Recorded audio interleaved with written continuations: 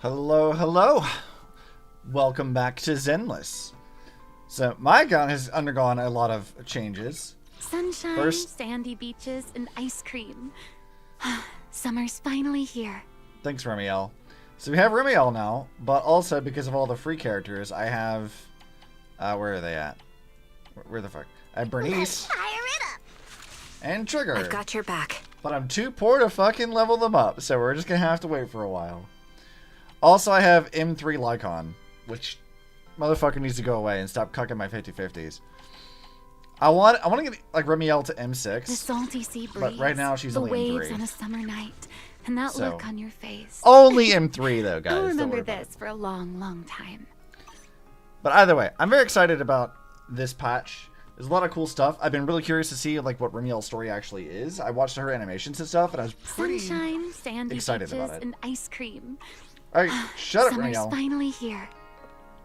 All right, let's go see what Wise wants. All right. What's up, nerd? What you want? Good morning, Belle. How'd you sleep last night? I slept like 12 hours. Since you're already up, come grab some breakfast with us. Why is there an echo on his voice for this? This is not so, like, empty of a room that he needs an echo. Alright, fine. Let's go eat some breakfast. Yes, I'm aware that this is going to lock me into the story. It's fine. Having breakfast together with you guys every morning like this, I don't know, it just feels like... It makes even my daily maintenance feel more like a special ritual, you know? Why are you getting all sentimental, Billy? Yeah, and ever since we came to Roscalifer, Belle and I have gotten into a much healthier routine. Oh, Belle, want another fried egg? I've got an extra. Couldn't be me. My routine sucks.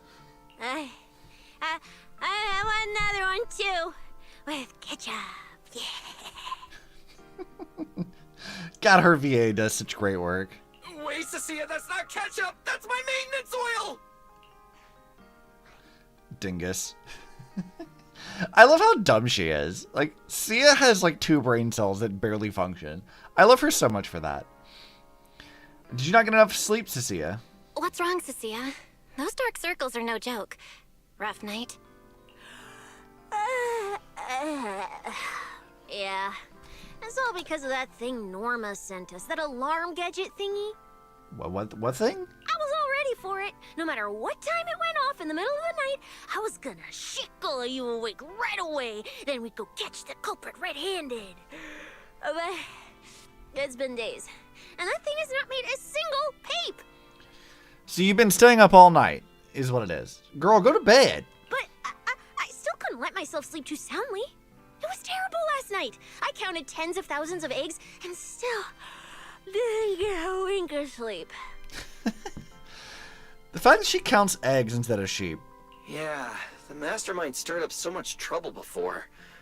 Why would they suddenly disappear these past few days? Mastermind? I'm trying to remember, like, okay, what exactly happened last patch?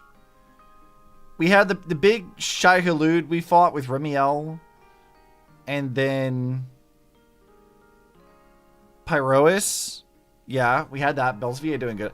I kind of forgot what happened, honestly. Wait. Don't tell me our secret operation's already been compromised. Oh god, I have to grab some coffee in a minute. Maybe it's something else. I don't think so. The truth behind the Bamboo corruption incidents was never made public. As far as I know, the only people who really know what happened are Lady Dracena and us. Okay, yeah, that makes sense. But from the culprit's perspective, now would be the perfect time to make a move. We still haven't figured everything out, and we're all being thrown off by those false leads. They seem to have vanished into thin air. Or maybe they're just waiting for the right moment? If we're talking about recent major events in Roscalifer, then the arrival of all those outsiders would be the obvious one. Sure. Yeah. That really cool Sunbringer lady did mention something like that. Wait, this culprit. They're not planning to use the crowd and all the confusion to launch an ambush, are they? I mean, I don't know, Billy, maybe. Probably not, right? I heard today's welcome tea party is being hosted by the ESD. Valina and Norma will both be there, plus all 3 Sunbringers. How dumb would this guy have to be to try anything right under their noses? Depends on how strong they think they are. Fair point. But something still doesn't add up. I guess we'll just have to play it by ear for now. Yeah, I was gonna say, Wise, like, you don't have much of a choice. Like, you guys don't really know who is behind the corruption incidents necessarily, so... Oh, Belle, what about Toby? The bamboo we saved with Valina's security key. Has his memory data been restored yet? Oh, yeah! I forgot about that. Oh, right! Norma said before that he might have a key clue about the culprit. So, okay, there's a thing that I've been, like, wondering about a little bit, right? So, the ethereals that we ran into last time, like the big scorpion thing and stuff, right? They existed outside of the hollow, but that usually only happens because of, like, the area directly around the hollow is able to warp space-time, I guess, so they can exist sort of on a, like, limited basis with, like, those weird portal things. How was it able to infiltrate Rose Califer directly? Like, the implication of that is that there's sort of like a weird distortion field around all of Rose Califer in and of itself, or around specific people that allow it to exist. So I don't know. I'm wondering how that was even able to work at all. Because surely it can't just be like if an ethereal is strong enough it can exist outside of a hollow. It just seems like if that were the case, then like Nineveh or something would have already been outside of Hollow Zero. So I don't think it's really anything as simple as all that. I don't know. I wonder if they'll talk about that this patch. I haven't heard nothing. Actually, I'm not too sure either. All I know is that ever since the vaccine plugin was completed, Norma's been completely swamped. She hasn't replied to any of my messages these past few days. Aw, man. She's already that busy, and Valina still called her to the tea party to help with the guests. Sheesh. Poor Norma. I don't know. Norma seems like she's always kind of working on a bunch of projects and stuff. Why do I get the feeling any guest who ends up dealing with a certain super cranky chief technician is gonna have it even worse? I mean, Norma won't do anything with Valina there. Well, breakfast is just about over. Billy, Cecilia, we should get going and pick up a few everyday essentials. Sounds good. Ready anytime. I'll stock up on motor oil while the sale's on. Okay. Pudding! And my pudding! Half-price pudding! I'm buying a whole case and stashing it in the fridge! She's just like me. I had to resist the urge today to like buy a bunch of like flan for myself, but I did not resist the urge to buy like cheesecake and other snacks and stuff. I bought a bunch of junk food, like just before stream, just so it sits in my cabinet so I can eat a bunch of it at once. Because, yeah. Bill, you're really not coming with us? There's some data I need to process with the HDD. Something just came up. I mean, there's something I need to take care of with the HDD, and it's kind of urgent. You guys go on ahead. Yeah, Belle already gave me her shopping list, so let's go ahead without her this time. Feels like Wise is covering for us. Well then, I'll leave things on that end to you, Belle. Huh? Why do I get the feeling you two are hiding something from us? Don't worry about it, Cecilia. Nothing's happening. You're overthinking it. More importantly, if we don't hurry, your pudding might sell out. Huh? Right! I almost forgot. Let's go! Any later, we Easy. really will make it. Got her. Dude, Cecilia's so easy to mislead. The three of them leave in a noisy bustle. Think about what to do next. Finally, I have Amber Hall all to myself. It's almost time. That girl. She does have quite the knack for making things difficult. I assume you're referring to Remielle. But it's broad daylight. How's she planning to get here? Don't tell me she's going to climb through the window in the middle of the day. Maybe I should wait upstairs. Yeah, let's go see what Remi wants. Just then, Amber Hall's doorbell rings. Huh, someone's here. Huh? Someone's here? Who could it be? And of all the times... Please tell me she just strolls through the front door. Fine. I'll see who it is first, then figure out how to get rid of them. Please tell Wonder who me it could it's be. just Remielle. What the fuck is that? Why is Mr. Roar here? Hello! Your food delivery is here! Rawr! Uh-huh. Remielle, are you really in a fursuit? Wait, that voice. Food delivery? We weren't expecting any... wait, that voice? It's you? Where did you even find this, Remielle? Oh my! You recognized my voice right away. And I could have sworn I sounded pretty convincing. Girl, where the fuck did you find this? Even Bella has no idea how to respond. Come on, don't just stand there in silence. Give me a hand. I mean, I guess if you wanted to hide yourself in your very distinct appearance, this would be the way to do it. Huh? With what exactly? So, the head is a little smaller on the inside than it looks, which means, Alright, I accidentally got stuck in it. Could you help me? Remielle. What do you mean? Badass Void Hunter, like 100+ years old, like hag maxing. Love her for that. Get stuck in a fucking fursuit. Remielle, you are so fucking unserious. What are you doing? Whew. What a relief. I had no idea it would be so stuffy inside that costume. I nearly suffocated. She is fucking ridiculous. Why are you like this? Right.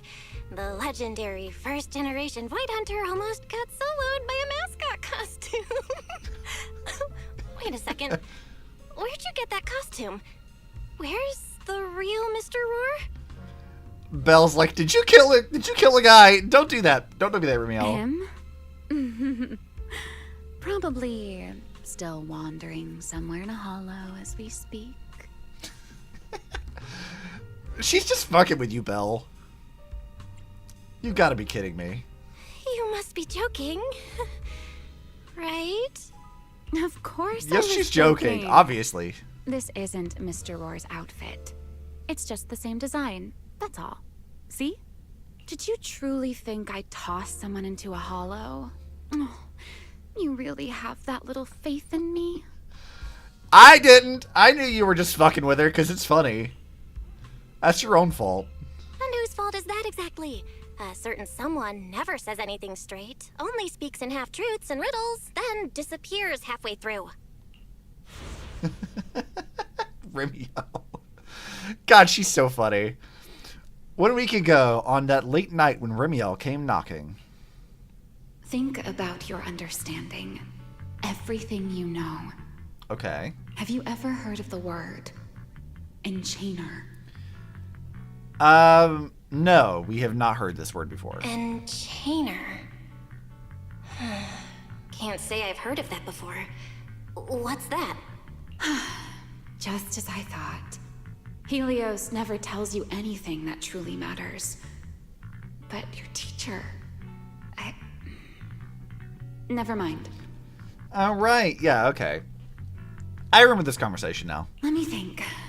Where should I begin? To put it simply, think of them as emissaries of the Creator. Or rather, the true rulers of the Great Hollows. Oh, so they're Hershers. Okay. Yeah, that makes sense. Okay, cool. So we're introduced to the concept of not Hershers, but Hershers. Got it. Okay. Emissaries of the Creator? I say that because, like, when you go back and look at old, like, Honkai Impact 3rd stuff, the way that describe, like, Hershers is, like, the big bosses of evil kind of thing. They're the vanguards of the Will of Honkai, in a sense. So if we were to equate the creator to the Will of Honkai, then Enchainers, I guess, would be Hershers. That would make sense.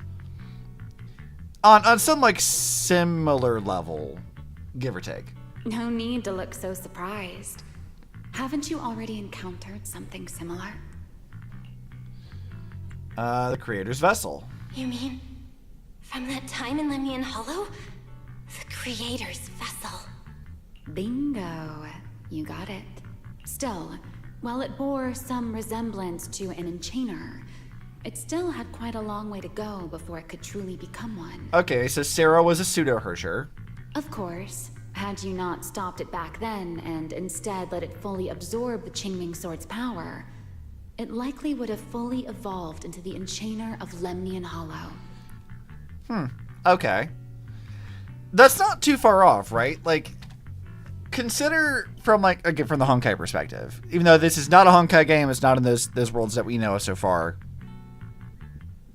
Yes, they're doing a Star Rail collab, but put that aside for now. When you consider how, like, Hersher cores work in Impact Third, they start as, like, little, like, small cores of, like, concentrated Honkai energy that works like a singularity between that and the imaginary tree to some extent. And they can absorb more Honkai energy to gain more strength and to ascend into a proper Hersher. So you have, like, pseudo-Hershers that are, like, sort of, like, either not... They're not really, like, comparable to an actual Hersher. They're, like, significantly weaker, all things considered, but they do wield some degree of that power in some way. They're like partially awakened, as it were.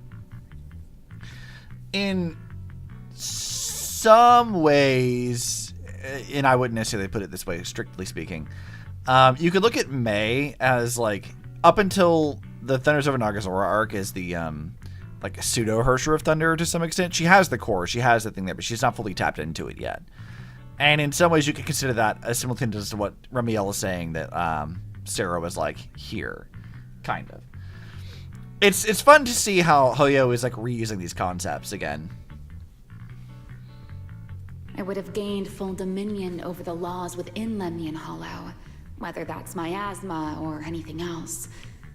Just thinking about it, that would have been a tough battle. Yeah, this would make sense. Wait, I think I just got sidetracked. Enchainers? Qingming Sword? Hang on, how did we end up talking about all this? Weren't we talking about Gerta Blulu? Right, yeah, the worm. We are, aren't we? This is a topic related to Gerta Blulu.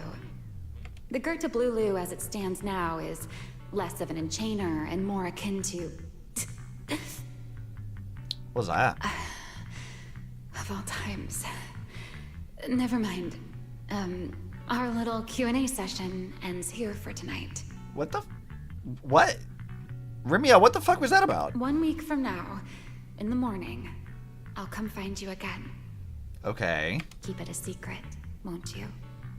Imagine if anyone found out that Miss Transfer Student is actually a partner in crime to Miss Fugitive. Just thinking about the trouble that would cause gives me a headache. Yeah, no shit. Can you imagine, like, being drawn into, like, a court against, like, all the Sunbringers for, like, harboring a fugitive? Feels like that'd be a problem. Huh? Wait! Remielle, don't go! At least finish what you were saying! I mean, Bella, I understand your frustration, but it does seem like it's not entirely her fault here. Something else was going on.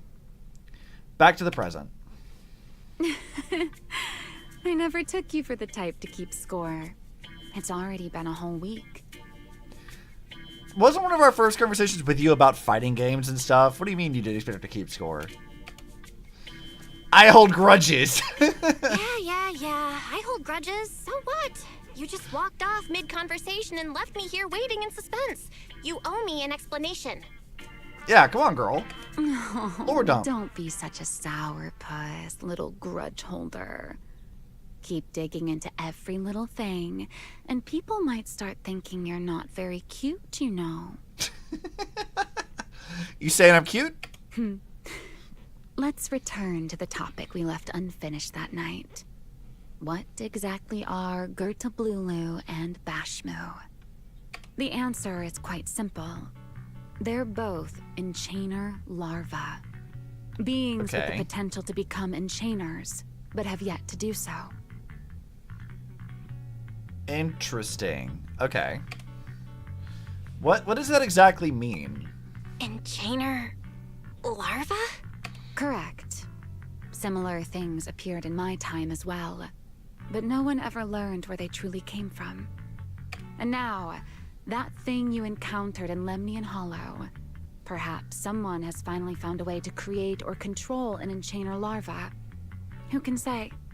As for the key to whether the larva can become an enchainer, I imagine you have already guessed the answer. Oh. But why though? Could it be a Void Hunter weapon? Uh-huh. You're half right. Okay, explain. Half right? What do you mean? There's something else besides a Void Hunter weapon? Now that's a whole new question, Miss Rulebreaker. It's my turn to ask one. Okay. Ask away, girly. That ability you tapped into when you faced Gertablulu. The one that lets you interfere with singularity leakage. How has that been progressing? Can you use it reliably now? No. Sorry. I haven't been able to do anything like that since then. Honestly, I don't even know how I pulled it off in the first place. I actually wanted to ask Lady Dracaena about that, but she hasn't shown up for the last few treatment sessions. I never got another chance. That's tricky. And here I was thinking... Thinking what exactly? that you might help me find Gertablulu. I'm looking for it too, you see. Will you help me out? Why? What do you care about an enchainer larva? She's looking for Gertablulu too? Why? No, wait, before that. Why did she come to Rose Califer in the first place? All excellent questions, Belle. If you have a question, just ask. It's written all over your face. Belle is easy to read, to be fair. Okay. You probably already know about this. The Airspace Patrol's been searching everywhere for Gertablulu and Bashmu, and they still haven't found a thing. Right. And you, the wanted fugitive who attempted to assassinate Lady Sunbringer, are also one of their targets. Is this you trying to draw a line between us? Maybe. I don't know. No. I was just wondering if those two things... Belle, wife, are you in? Whomst the fuck is this? Valina, girl, we're having a conversation. Was that Valina? What's she doing here? Uh-oh. Remielle, hurry up and... Please, pardon me. It's about something urgent, so I let myself in. Well, this is a problem. Hi. Good evening. Good morning, Valina. Not suspicious at all, Belle. Good morning. Are you having breakfast with Mr. Roar? Girl, why did you get into that immediately? Huh? Mr. Roar? Oh, right. Mr. Roar and I are, Uh-huh. No, Lady Valina. I only stopped by to confirm this lovely young lady's order. God, she is so unserious. Order? right.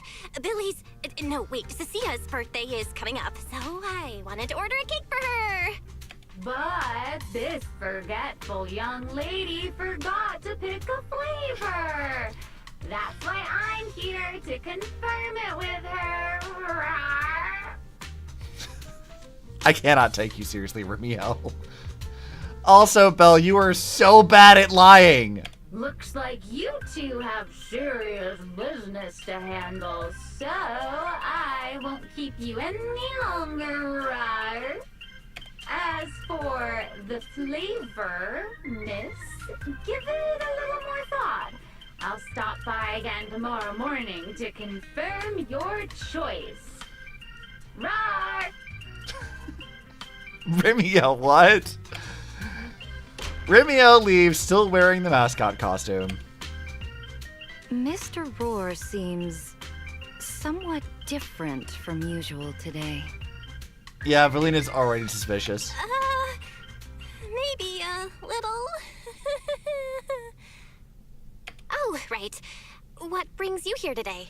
Yeah, what the fuck's going on? Yes, I do have a rather audacious request. Belle, I would like you to accompany me to today's tea party. Oh, with the 3 Sunbringers, okay. Why? You want me to go to a tea party with you? Yes, you must have heard already. Guests from New Eridu will be arriving today. I have reserved Cup a moment and prepared a welcome tea party for everyone.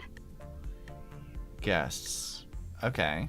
Originally, Norma was supposed to attend as the technical expert, but Toby's memory restoration has reached a critical stage, and she simply can't step away right now. Yeah, I suppose that's fair. Alright, I'm Norma. Wait, are you saying you want me to pretend to be Norma? Not quite like that. Okay, so what exactly then? Belle, I would like you and Wise to attend with me as the collaborators recommended by Mayor Mayflower. On top of that, since you arrived on our island a little earlier, I believe sharing your experience here with the guests at the tea party would help everyone settle in a bit faster. Sure. Sounds easy enough. I'm sure nothing will go wrong. Wise went shopping with Billy and Cecilia earlier, but I can go with you. Oh, thank you for understanding, Belle. Let's go. There'll be a lot of important people at the tea party, right? I would hazard a There's guess. no need to be Yes. nervous. It isn't a formal occasion. You say that, and yet I'm pretty sure that it kinda is. Alright, who are these guests anyway? Lady Linvern, thank you for inviting us. Eldrada was the one who The view here is really nice. What?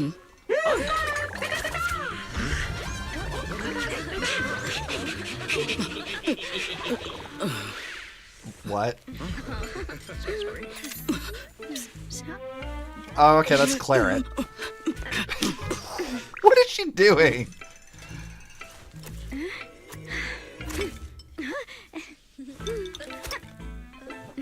What? Little tippy taps from Lindbergh.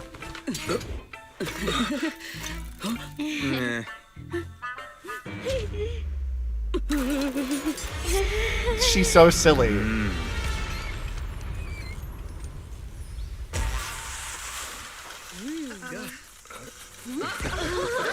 Wow, sure is lively.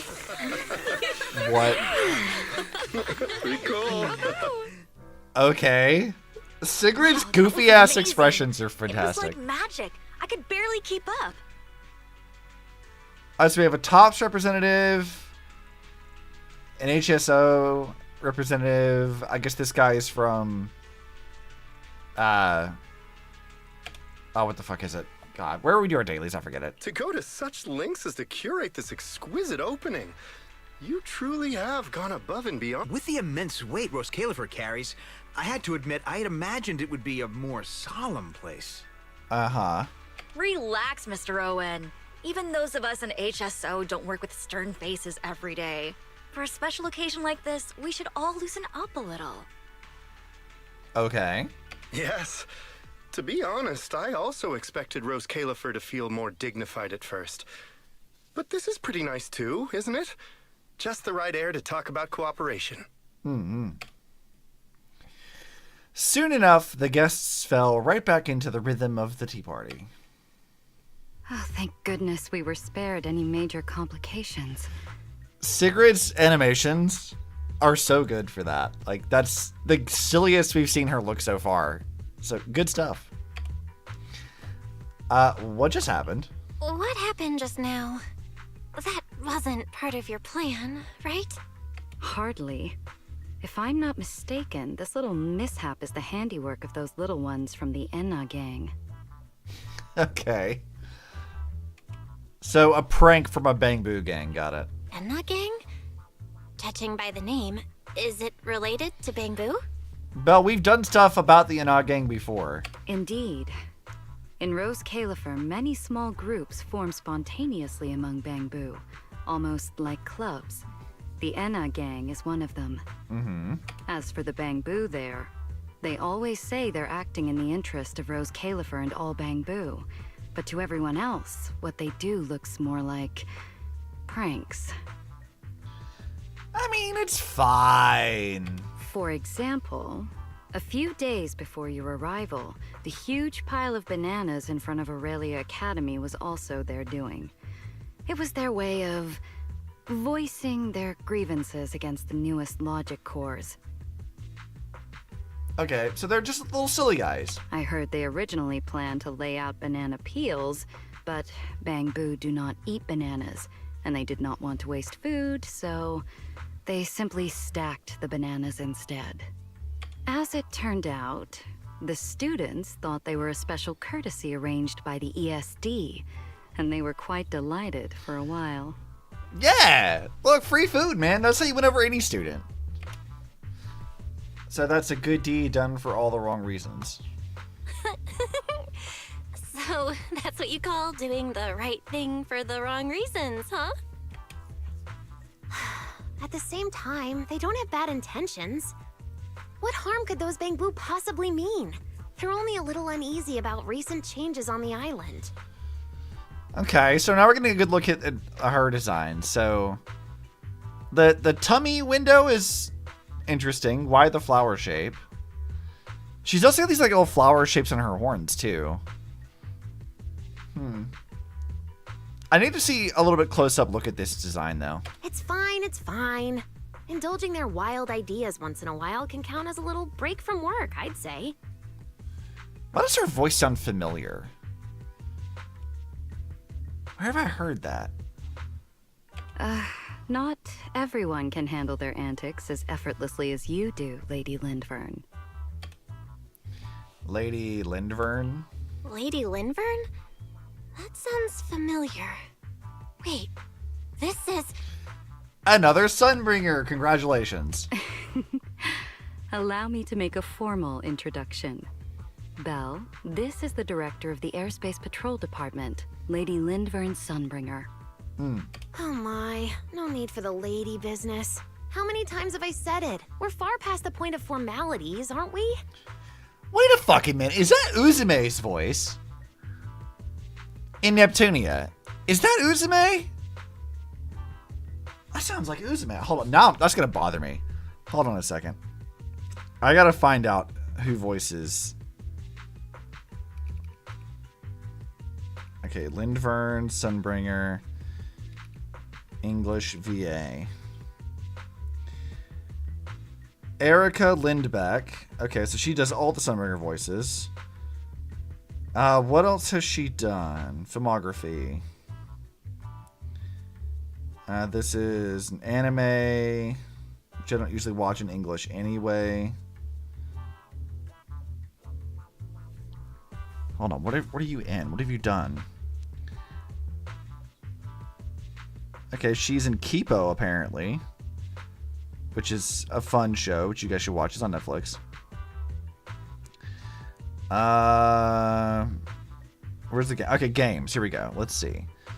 She's in Danganronpa, Smite, Dragon Ball Xenoverse, Persona 5, Street Fighter 5.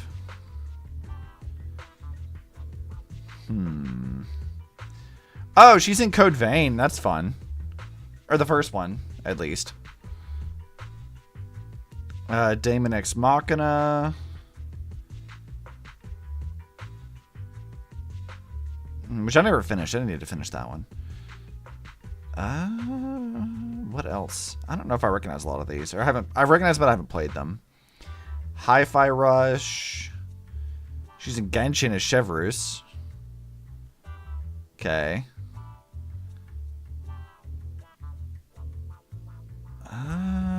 Demon Slayer, Zenless, Sunbringer, obviously. I guess she's not. Oh, she's Kit in Gamerverse.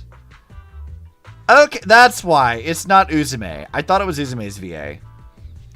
Okay, she's Kit in Gamerverse. That makes. I'm like, why does this name sound familiar to me? That's why. Okay.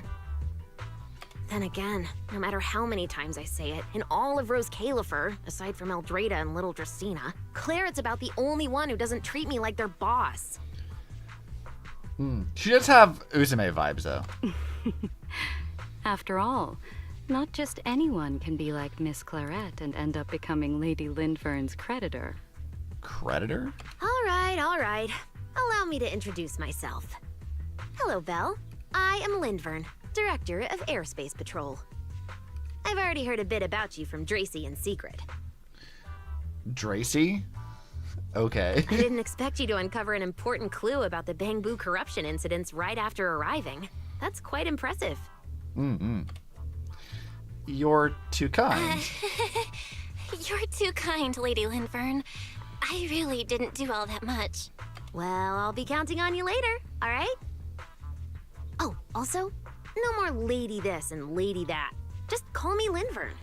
I like her casualness. It's fun. Okay, I'll try to get used to it. Wait, later? What are we doing later? What else? The troublesome parts of the tea party, of course. I'm terrible at occasions like this. All that stiff etiquette, the small talk, having to smile the whole time. Me too, girl. I feel that. Eldrada or Dracy should have attended, but Eldrada's been busy with who knows what lately, and Dracy's tied up with the CCD's singularity leakage. So I had no choice but to make an appearance. Dealing with all that formality, just thinking about it is exhausting. So, I spoke with Valina. Uh-huh. Well, actually, Lady Lindvern was the one who insisted on asking you to come. Wait, so we were personally requested, huh? Nice. So you haven't told her yet, Valina? Oh well, no matter. You look like the type who's good at socializing. I'll leave it to you, all right?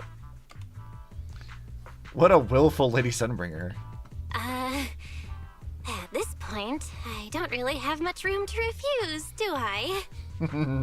No, The too bad. third Sunbringer, Lindvern of Airspace Patrol. I didn't expect her to be like this at all.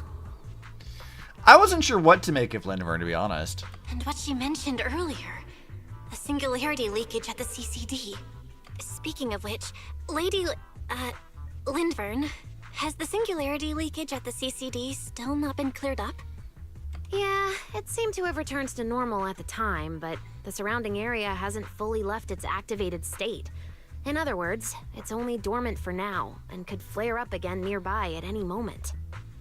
Okay, so it's still a problem. Got it. I've already sent people to help handle it, but Dracy will probably be busy for a while yet.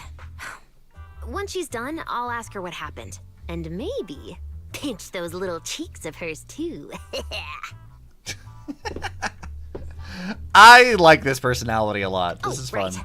Speaking of talking to people, don't forget to say hello to Claret later. Yeah, Claret? Claret? That girl over there. See her? The blonde one with the expression that says, "You owe me 200 million dennies, so pay up before you even talk." Okay, what is with all the Rose Killer for people being so unserious? She's the director of Flint Workshop and the current heir to the Flint family. Okay. All the porcelain used during your treatment was produced at the workshop in Virium. I only returned from there with her yesterday. In a sense, she's your benefactor. Interesting. Okay. So the moment has finally come. Good luck, Belle. I believe you can survive this trial. What the fuck does that mean? My proxy sense is tingling. Wait, why do I feel like it's getting more dangerous by the second? Nothing terrifying's about to happen, right? I wouldn't be so sure. No, Claret isn't that frightening. She's just a little earnest, that's all. Uh-huh. If you're really worried, I'll teach you a little trick. Compliment her. Anything will do. Flattery does wonders. Okay. I am very curious what kind of personality Claret's gonna have. Also, before we talk to her, let's go look at Linvern's design. So we're back to doing this like skirt thing again. With the flower motifs, but more exaggerated than Dracine's. Or whatever. Stuff. They have the dreaded exposed shoulders. I know everyone's getting pissy about that. So I did notice that like they gave her like the Cinderella twin tails. But she doesn't seem to have that personality just yet, but we haven't really went into enough to find out for sure if that's her personality. This was not what I was expecting, though. Alright, what does she have to say? A broccoli ambush hiding among these snacks. How devious. If only a loyal retainer were here to shoulder this burden for me. Broccoli, you say? Yet for Lady Linvern's sake, I must face this terrifying food. Ah, Miss Bell. Sigrid, your expression. Sigrid's eyes are saying, could this noble soul be my savior? Am I right? How did you see right through me again? As I said before, a person's gaze always betrays what's on their mind. Besides, Sigrid is simply terrible at hiding what she's thinking. How about I eat it for you? You pick up one of the little snacks that two of them were so desperate to avoid and pop it in your mouth. It does not taste nearly as bad as she made it sound. In fact, you kind of want another one. Miss Bell!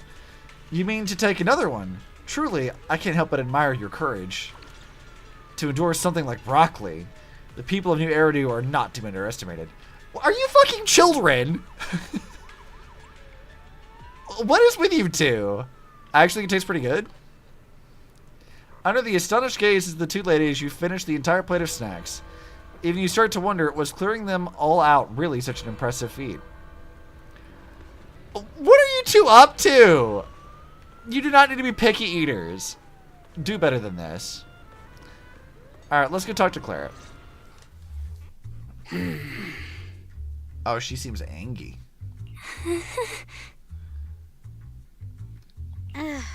So, who are you? Another outsider? You've been staring at me for quite a while. Got something to say? Or is this some kind of new Eridu etiquette? Why does she sound familiar, too? Sorry, Miss Claret. I was just thinking how I should properly express my gratitude to you. Gratitude? Are you sure you've got the right person? Did I help you with something? Her sleeves are so weird. I don't hate them, but like, that's such an odd design for a sleeve. Oh, wait, I get it. So you're the one Dracena and the others are trying to save. Oh, she's got little, like, wings on her cuffs, too? That's fun. Yes, that's me. Thank you very much for your help during my treatment. Oh, I forgot to introduce myself. I'm Val. Nice to meet you, Miss Claret. Okay. Help? Funny, I don't remember doing anything like that. Sure. So wait, did Linvern set us up? She's like, oh yeah, she's her benefactor, and she doesn't seem to give a fuck about this. So I'm like, Linvern, did you set us up? All I remember is someone sweet-talking me into investing in some ridiculous long-term treatment project, then burning through at least 3 days' worth of my workshop's porcelain output in a single day. Okay, but to be fair, it was a special situation, Claret. As for how that turned out, that has nothing to do with you or that byproduct inside you. I'll go have a nice little chat with that innocent-faced little liar myself. You know what, though? Like, she is directing her anger at the correct people. So, she really doesn't hold back. Wow. She really doesn't pull any punches. I don't know, I respect it. Maybe I should try complimenting her just like Linvern suggested. Might lighten the air a little. Is there anything else? Express gratitude and compliments. How will this go? I'm truly sorry. I never imagined my treatment would require so much porcelain. I know this is an incredibly rare and valuable material that only Flint Workshop can produce. I'll repay your kindness somehow, and I'll never forget what you've done for me. Good. At least you understand. Hey, wait, don't just bow all of a sudden. You don't need to be that formal just to thank me. Everyone's watching. There we go. Embarrassing her a little bit. Honestly, Fine, I'll let it slide since you're at least being reasonable about it. Drop by my workshop sometime. I'll personally take a look at that etheric other situation of yours. I ought to know what my family's porcelain ended up being used for, shouldn't I? I mean, she doesn't seem unreasonable. Please don't worry, Miss Claret. I'll try my best to make up for your losses and prove your investment was worth it. All right. Save the pleasantries. Dracaena and Lindfern say the exact same thing every time they're trying to squeeze more porcelain out of me. I've heard it all before. Miss Claret, you're so kind. Don't suddenly say things like Oh, that. so she's the tsundere. Wrong idea. Okay, she's the tsundere. Got it. Anyway, I won't hold the porcelain thing against you today. I mean, none of this was your fault to begin with. In a few days, I'm gonna track down Dracaena and settle this properly. This time, I won't let her bat her eyelashes and worm her way out of it. Somehow, my impression of Lady Dracaena just changed a little. Fair. That's when you see Valina and Sigrid waving at you from a distance. Valina, Sigrid, what's wrong? What happened? No need to be so tense, Belle.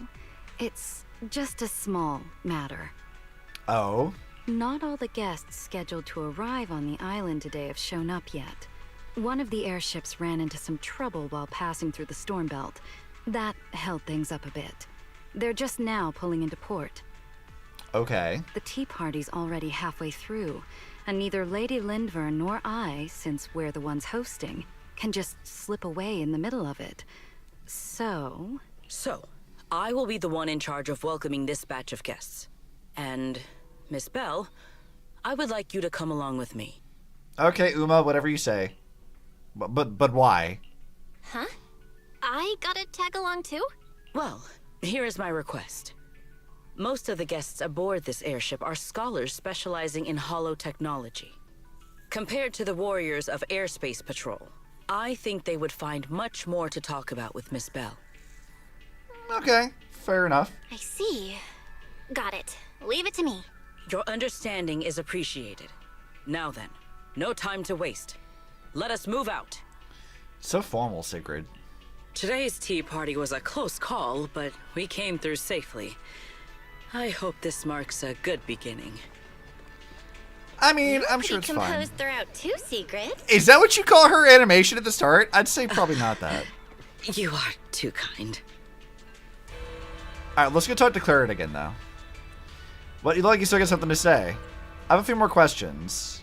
Fine, what do you want to know? Just so we're clear, I don't have all day.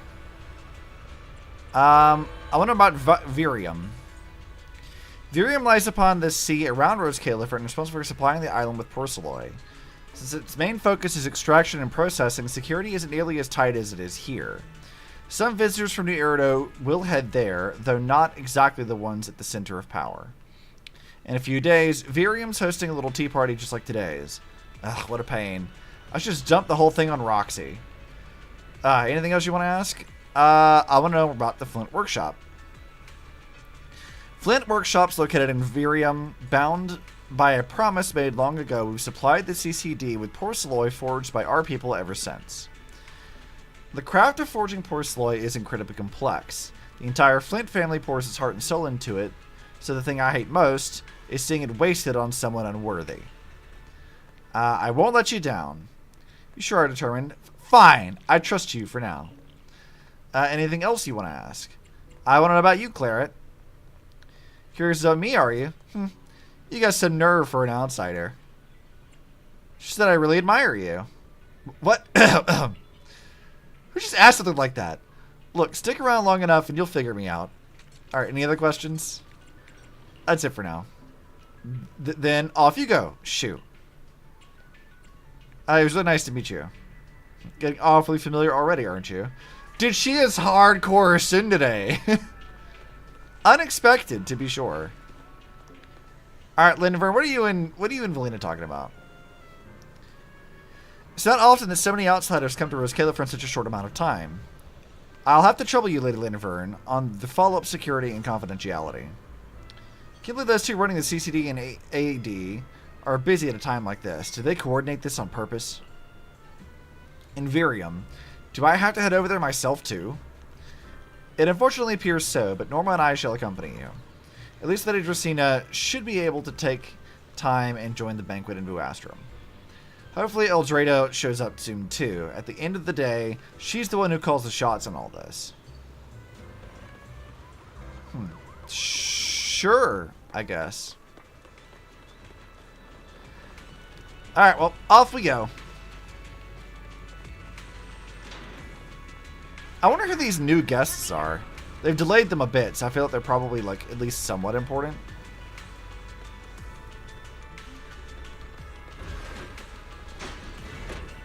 Alright, let's go. This place is pretty cool. I like the aesthetics of Rose Califer quite a bit.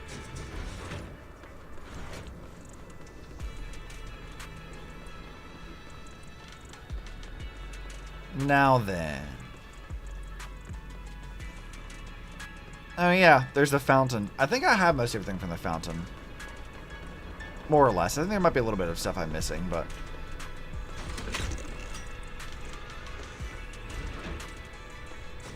Let me up!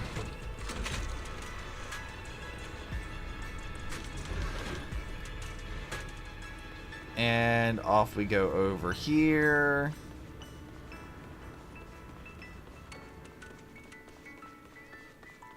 The guests should be leaving the station soon. Let us wait here for a moment. Sure.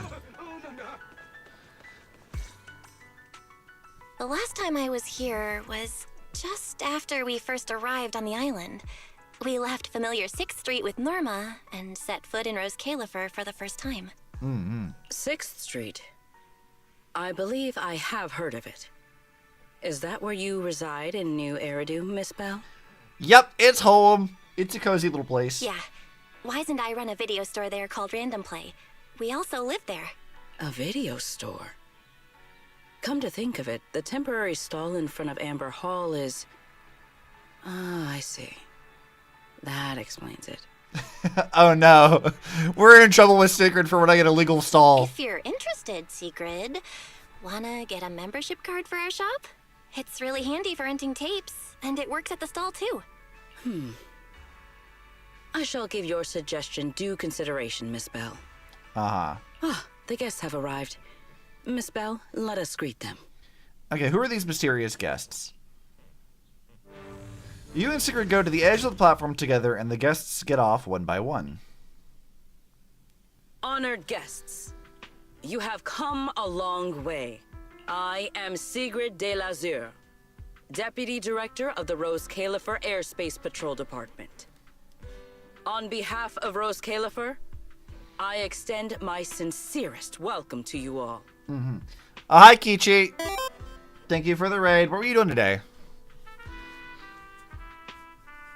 What was happening on your side of stuff? This is Miss Bell, a holo navigation specialist referred to us by New Eridu City Administration. She has previously worked with the External Strategy Department and the Central Computing Department. You're playing Denshitak. I don't think I've heard of that one. Also liking, or was also talking about the real places in Japan levels are based on. Ooh. Fun. What does that look like? I've never heard of it, so this could be an interesting thing to look into. Let's see. Let me pull it up. I'm assuming that's on Steam, yeah? Denshitak. It is on Steam. Oh, this is giving like Jet Set Radio and Hi-Fi Rush vibes. I'm kind of digging the art direction. Imagine turning a pro skater, but instead of skateboard, you have a train. Okay, yeah, all right. I'm fucking with this. This is looking pretty good. I'm digging the art direction. I'll add that to my wish list. Very Jet Set Radio vibes? Yeah! Dude, that looks fun. That looks like a great time. Well, I've had a good stream playing that because it looks like it'd be fun. We're doing the new story in Zenless right now. We like just started like an hour ago, but we're not like that far into it yet. You're too kind. I only arrived a few days before everyone else, but I hope I can offer a few useful pointers for your time in Rose Califer. Basically, every level is based on real places in Japan. Ooh, fun. Greetings. I am Salvi, the interim leader of this expedition and a member of the White Star Institute. My research mainly focuses on ethereal ecology. Please allow me to introduce the other guests traveling with me. Oh, you guys should go talk to Elysia. She knows all about ethereal ecology. Even though she's not, strictly speaking, a scientist or expert, but don't worry about that. It's irrelevant. The first level after tutorials is based on where you lived in the Miyazaki Prefecture, featuring 3 extremely recognizable locations I've been. Ooh. That's super neat, though. This is like somewhat of a tangent. So when I played, which one's Horizon Zero Dawn? Okay, when they added the DLC expansion, where you go like a little bit further north, part of the areas you go to is what used to be Old Faithful here in the U.S. And I was wandering around and I was like, holy shit, I've been here. I recognize some of these buildings. Like they sci-fi'd it up a bit, but I was like, no, yeah, I've been here. I know this place. And it was super interesting. Like, there's places with, like, Horizon Zero Dawn and Forbidden West where I've, like, physically been to some of these locations. I'm like, oh, yeah. I was like, I know this stuff. I've been there. I know what that is. The mark from your hometown, which is recognizable enough that you knew it on sight. That's so fun, though. See, if there was ever a game that, like, included parts of my hometown, nobody would recognize anything in it because it's a fucking podunk middle of nowhere place with nothing of any value in it. So there would be no landmarks of any value at all there. I was not raised in like a particularly like fancy or well-known place at all. So it would be kind of like, oh, random small town A. But it is what it is. Either way, though, that's really fun. This is Professor Oakley from Metis Academy. And this is Miss Lawton, a peer of mine at the White Star Institute. Both are scholars who have spent years studying the fundamental properties of hollows. Right. And this is Miss Truvia, daughter of Mr. Mossiant, the head of High Ambitions Corp. Like you, she is also a specialist in hollow navigation. Oh, a proxy? Huh? No. It can't be. What, Belle, do you know something we don't? She really is. What did I tell ya? Oh, shit! Icarus 2 points, Phaethon 0. It's our old classmate! Oh, shit! You're still alive? Okay. That's a hell of a reveal. You live in the Denver area, so the Metal Ring, Devil's Grief, and Red Echoes are places in that. Oh, that's so fun, though. That's super neat. Yo, what the fuck? We're meeting Belle's like childhood friends, and not Serpico because he's dead. That's only twice. Nothing to brag about. Not satisfied? Fine then. Let's run it back tomorrow. Bring it on! We've got all the time in the world. I could go head-to-head with you for a lifetime. Looks like someone's gonna be losing for the rest of their life, huh? Truvia, what did you just say? Okay, this is shit we didn't know before. Okay, I'm super excited. I'm locked in. Let's go. I'm saying, what's that got to do with me? We only know of her. We've not actually met her yet, so... Truvia, why?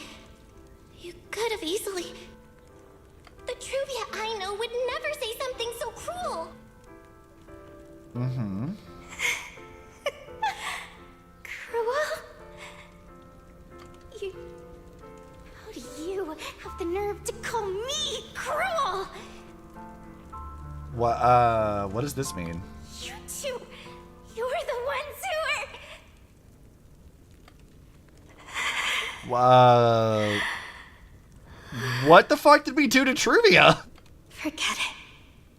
Let's just say goodbye here, Phaethon.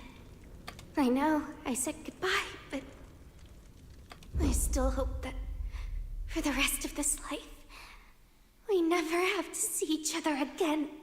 What the hell did we do to her? What the fuck? That really is Truvia. Why? Why is she here in Rose Califer? Did she already know Wise and I are here?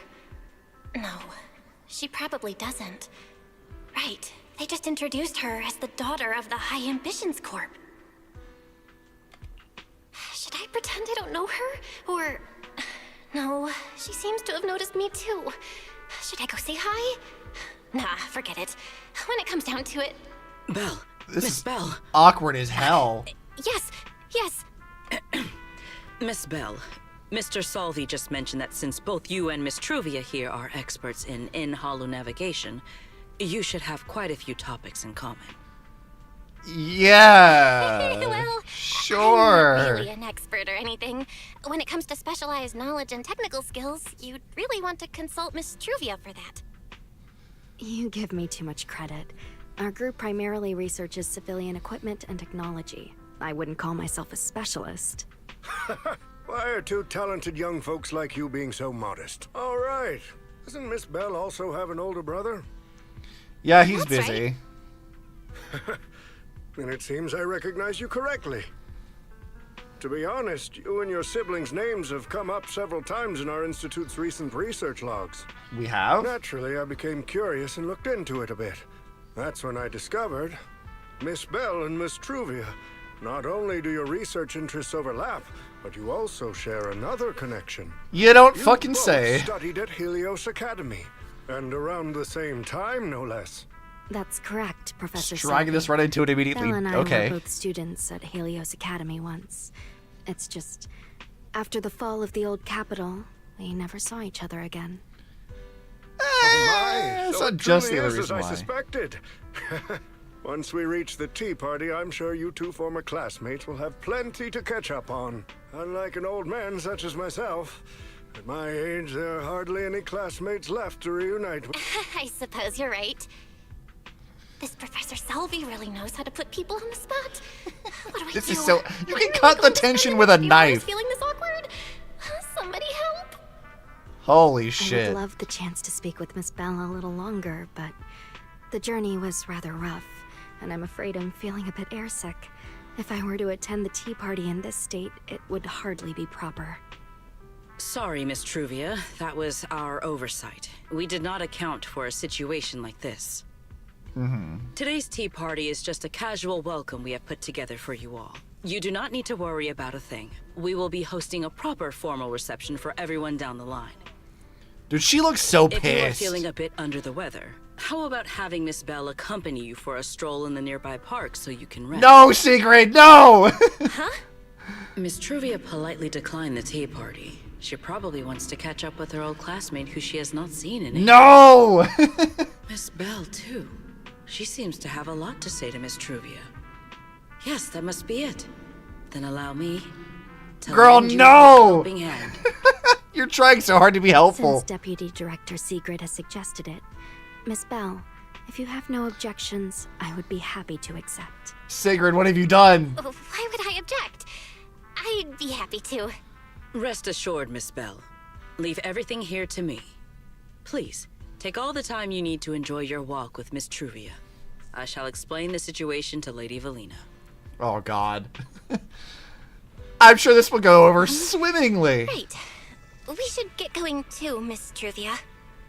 We don't need to be so formal with each other, do we? Right. Of course. Well, this is surely not going to cause any problems at all. I kind of figured, like, somebody we would know was going to be here, but, like, not this level of, like, what the fuck. We have Lynn Vernon here. We can collect all the stuff. Do we have anything else in here? Okay, they put Truvia in the same category with Remielle, because I guess she's, like, an outsider. And we don't have too many of the other ones here.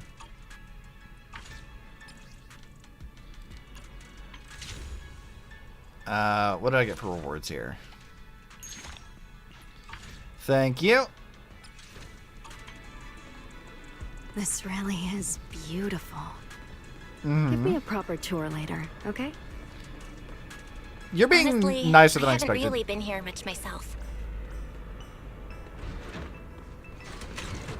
Why? Okay, if the last thing Belle remembers is her being like really pissed at us, why is she being so nice now? Maybe, I mean, I suppose like on the one hand, it's probably a good idea not to Silver tree. pick a fight in the middle It's not of made it. of But porcelain, is it?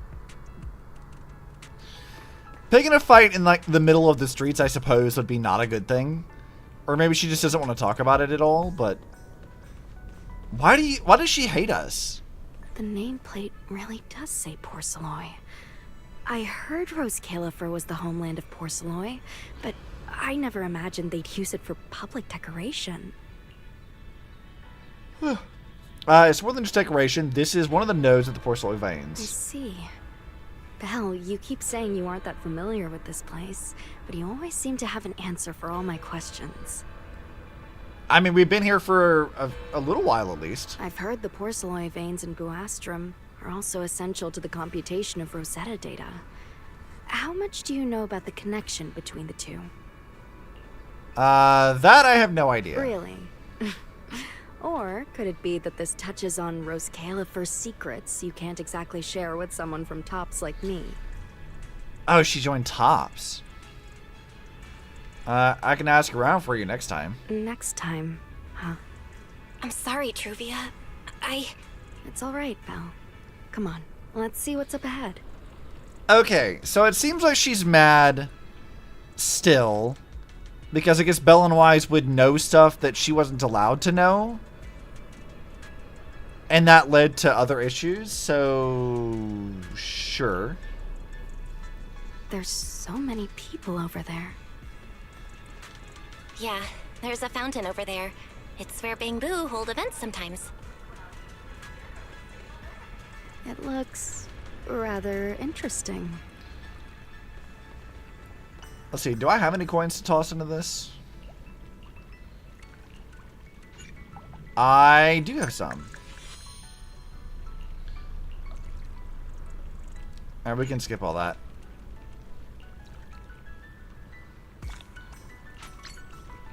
Nice. Oh, hey, I got an achievement for that. Wait, was that the last one I needed? Toss a total of 8 bottle caps into the wishing fountain. Nice. I'll take that, thank you. It's so cool here, and the breeze is nice. Mm-hmm. How are you feeling now? Thank you. I'm feeling much better now. This flight was way longer than expected, and I ran out of motion sickness medicine halfway through. Oh, that sucks. I don't get motion sickness from like flying and stuff, but I do know some people who do, and it's unpleasant. Your health wasn't that great to begin with. It's much better than it was back then. Otherwise, Father never would have allowed me to come to Rose Califer. Mr. Monsant, he... Thank you for your concern. My father may be getting on in years, but he's in good health. He still handles many matters personally. Mm-hmm. That wasn't really what I meant. Masiant has always had high expectations for Truvia and the others, but he's also strict, especially after that incident. If I remember correctly, that was around the time Truvia started to... I wonder whether things between her and her father have improved since then. What's wrong, Belle? What's got you thinking so hard? Girl, surely you know. It's nothing. All right, then. Let's keep going. I'm waiting for the shoe to drop, kind of a thing. There seems to be a large structure up ahead. Is that a chessboard? Yes. Kinda. Yesn't. Oh, it really is a chessboard. I feel like it's been ages since I last played a game of chess. Same here. Same here. I actually have no idea how to play chess, not in real life. I still remember. Back then, we were both really into chess. Whenever exams weren't looming over us, we'd always be going head-to-head on the board. Yeah, it's my fault. I was pretty clueless. Always ticking you off without even realizing it. Picking fights over the dumbest little things. Belle picking fights? Shocker. It's fine, Belle. That was a long time ago. Oh, right. How have you been all these years? And your brother, Wise, is he doing all right? Talk about the two of you running the video store together. We're both doing great. My brother, he hasn't really changed at all. Still fussing over every little thing like a total worrywart. A few years back, we opened a video store called Random Play on 6th Street in Janus Quarter. The business has been decent, I guess. If my brother didn't keep ordering all those weird documentaries on a whim, business wouldn't be so bad. If you ever have some free time, Truvia, you should totally swing by. I'll have a word with Wise. We'll hook you up with a top-tier membership card, the permanent free kind. You can rent whatever videotape you want. I love how, like, at least in the last few patches, Belle has taken every opportunity to sell a membership to Random Play to every person she talks to. Well then, let me thank you two managers in advance. What about you? How have you been all these years? What about you, Truvia? All these years. Have you been doing well? I guess I'm doing all right. Okay. Over the years, with my father's assistance, I've continued my research on holo communication and navigation. Back in the day, as one of the primary investors behind Helios Academy, High Ambitions actually retained a small portion of the related research materials. Okay, that makes sense. My father plans to adapt the technology for commercial civilian use. Fortunately, that's something I can help with. So does that mean High Ambitions is also continuing to research the HDD? What Truvia means is High Ambitions Corp. They've been conducting research related to the HDD this whole time? Interesting. Does she go in and out of hollows as much as I do? If so, what's the condition of her ocular implants? Moscient, High Ambitions Corp. Do they even know that Helios never actually resolved the hidden dangers behind this power back then? No, I need to make things clear with Truvia, even if it means... Truvia, Truvia, are you still using the ocular implants Helios Academy put in us? Oh, yep, just gotta go right into it then. As fellow holo navigation specialists, I think we both already know the answer to that question, don't we? Of course, I'm not trying to point fingers, and I have no intention of judging the choices you've made. But for me, I don't want this power to go to waste, and I don't want the memories tied to it to be forgotten along with it. A fair stance, I suppose. Truvia, you've got it all wrong. Truvia, you've got it wrong. That's not what I meant. That incident back then, Helios Academy never fully resolved it. And not long ago, my ocular implants started acting up again. Enough. Okay, here we go. Now she's mad.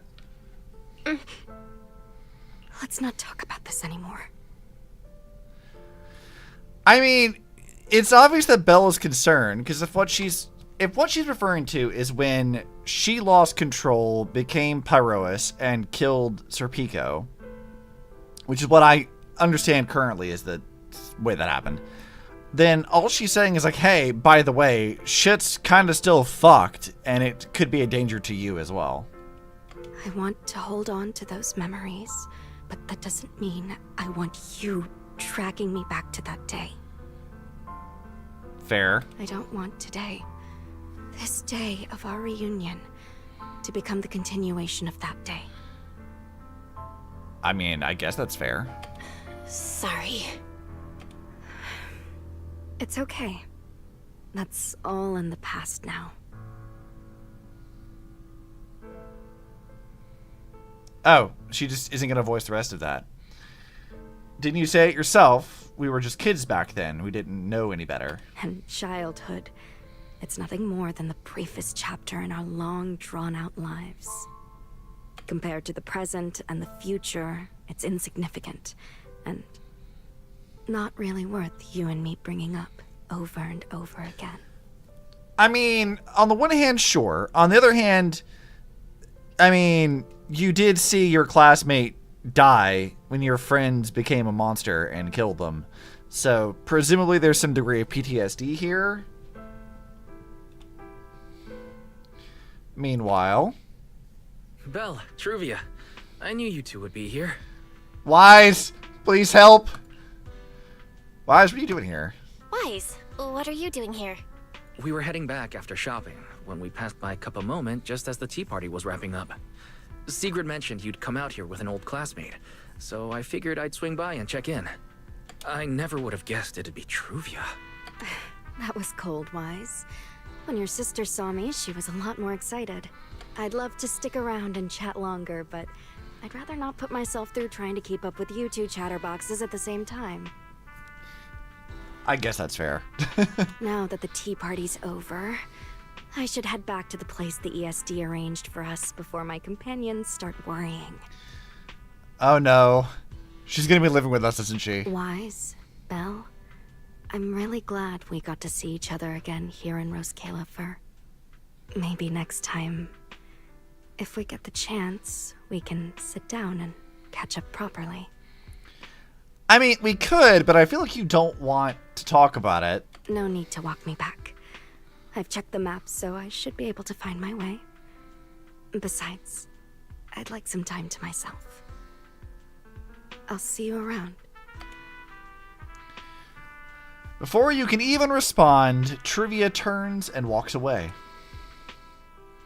Did something happen? When I got here, things felt a little off. You give Wise a quick rundown of everything that happened since this morning. I didn't expect things to turn out like this. I got ahead of myself. Sorry, Wise. I got ahead of myself. I should have thought it through before bringing up the ocular implants with her. It's okay. You meant well. Don't overthink it. The power inside us. We don't know how much Truvia understands it. But if anything goes wrong, we're going to have a serious problem. But there's no way to talk about this without bringing up Sir Pico. We need to find the right way to tell her. Right. Just then, Wise's phone chimes with a notification. Oh, it's a message from Norma. Toby's made some progress. She said all of Toby's memory data has been fully restored, and there's something important she wants to show us. She's telling us to get to the academy ASAP. Mm-hmm. All right, let's head over there now. Yeah, Norma, save us from the awkwardness. Might be a clue to the real culprit. Come on, let's hurry and find Norma. Alright, I can just teleport over there. I don't need to, like, walk the whole way.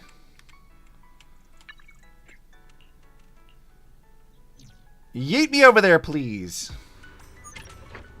Alright, Norma, what do you have to say?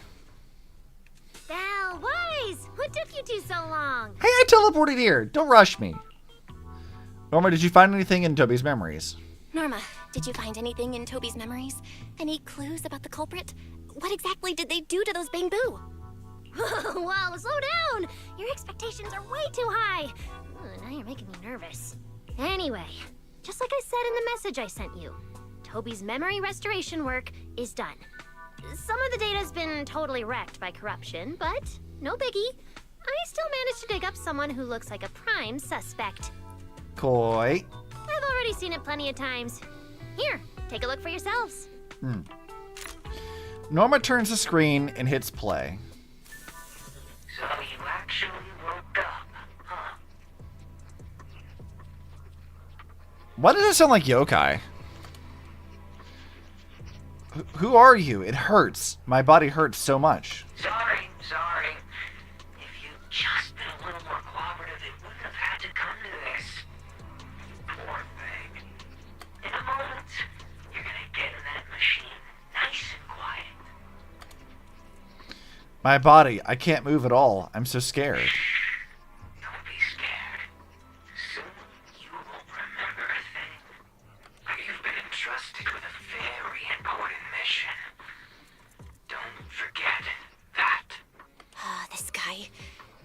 Who is he? Based on what he said, he's gotta be the culprit. Exactly. That's what I think too. Unfortunately, though, Toby had already completely lost the ability to move by that point. He never got a look at the culprit's face. He sort of dresses a little bit like a Venturine, doesn't he? Even though we've confirmed there is a culprit, we don't have a lot of clues beyond that. Wait, the culprit mentioned something about getting Toby into some kind of machine. If we can find that machine, we might be able to track him down. I mean, sure, Wise, but you have no idea what kind of machine you're even looking for anyway. Wise, that's it. If we can find that machine, we can follow the trail straight to the culprit. But where do we even start looking? Huh? Norma, over here. On the wall behind him. Looks like there's something there. Can you zoom in on it? Well, it's like Bang Boo graffiti, but sure. Huh. It looks like graffiti, but not the random kind. It seems more like some kind of symbol. Let me guess, it's related to the Yana gang? Wait, isn't that the symbol of the Enna gang? Yep. The Enna gang? I didn't expect this to be Enna gang turf. Wise, Belle, do you know anything about them? Sorta. We ran into them today. I ran into them at the welcome tea party today. Thankfully, it was just a few harmless pranks. Nothing serious. Oh, again? Those little guys sure have energy to burn. But how did they end up getting involved with the culprit? Maybe the culprits happen to be on their turf. It's also possible that I've heard the Enna Gang is an organization that really cares about Bangbu rights. They shouldn't be colluding with humans who intend to harm Bangbu. I mean, they are also easily tricked, so... Looks like the only way to find out is to check out the Enna Gang's turf ourselves. Norma, do you know where we should start looking? I don't know the exact location. I just heard they sometimes meet up near the Clink Market on Gear Street to swap bottle caps they've scavenged. Okay, where is that? Clink Market? Bottle caps? Mm-hmm. The Bangbu have their own little market, right on Gear Street. Oh, right, they've been doing road work around there for a while. Probably haven't been there yet, huh? Okay, so new area. Got it. Gear Street is where the Bangbu hang out. It's packed with facilities catering specifically to them, and Bangbu loves settling down there. Some people even call it Bangbu Street. Same place, different names.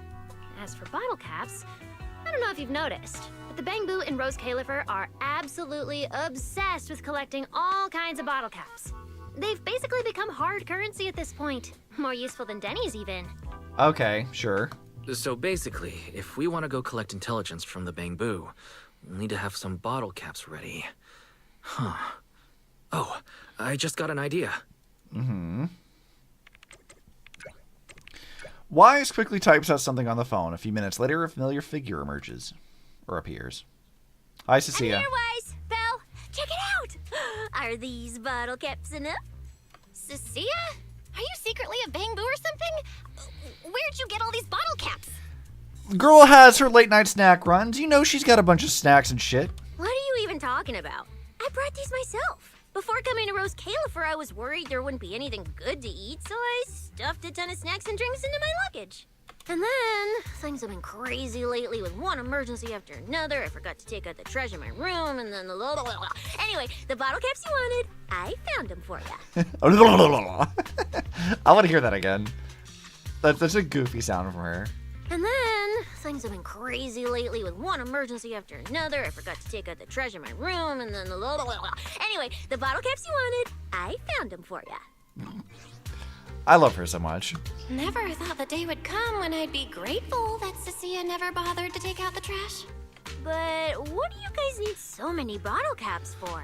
Feeding your Bangbu? They don't eat that. Together with Norma, you give Cecilia a quick explanation of the plan to find the Yana gang. Oh, I see. And what are we waiting for? Let's get moving. I'll sit this one out. With someone from the ESD tagging along, I doubt you'd get anyone to talk. Here, I've marked Gear Street on the map for you. The road there should have been fixed up yesterday, so you can head straight over. But hey, don't go telling anyone I'm the one who tipped you off. You know, there's something very interesting about having a character say, hey, I marked this on your map for you. That feels like such an old, like, PS1 to PS3 era kind of thing that you don't really see much of anymore. It feels very nostalgic in its own way. All right, let's go. We'll catch you later, Norma. Clink Market seems to be located on Gear Street. I have planned a route for you, Master. Well, we can run over there. It's fine.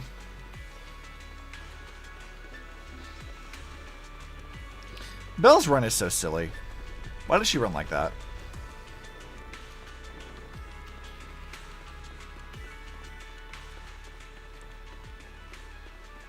I do feel like their run should be slightly faster, but so far, not really.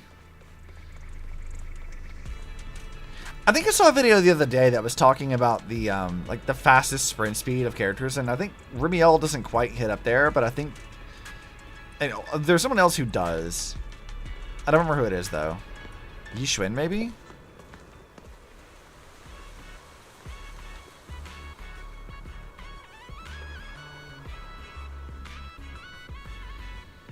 Master, we have arrived at the target location, Gear Street. So this is Gear Street.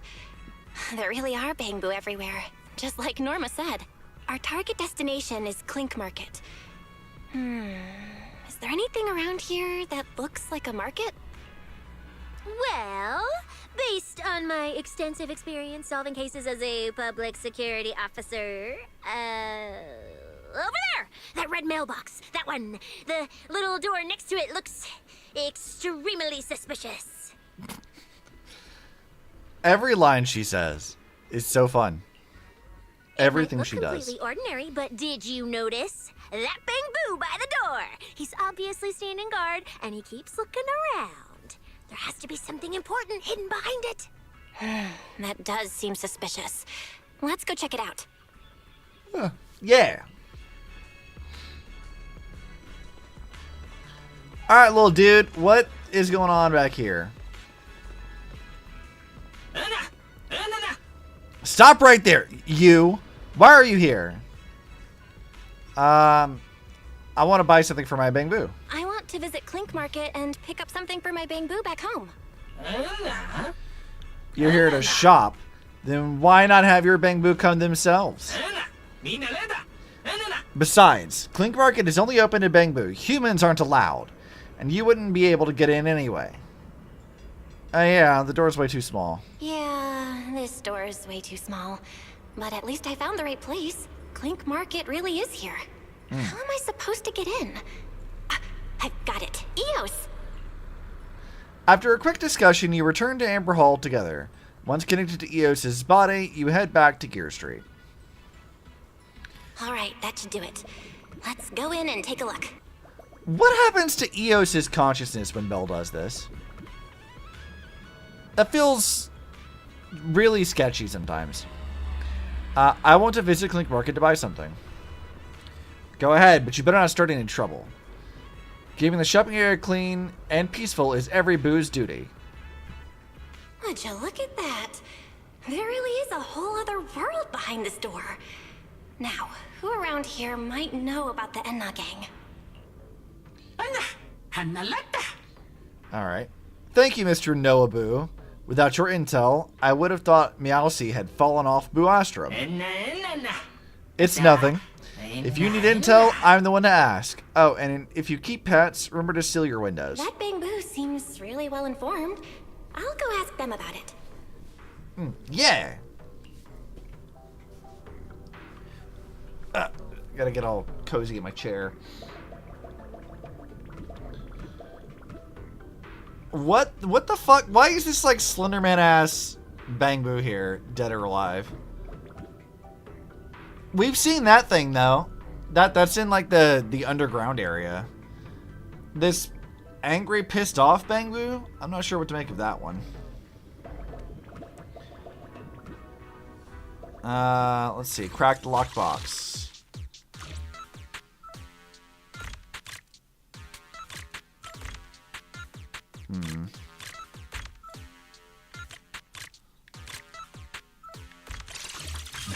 Well, that was decidedly very easy. We can't really go anywhere else, so... Alright, well, what say you, ma'am? Excuse me, are you Mr. Noabu? May I ask, are you Mr. Noabu? No response. What's going on? Is something wrong with Eos's language module? Wait, unless... Take out the bottle cap Cecilia gave you.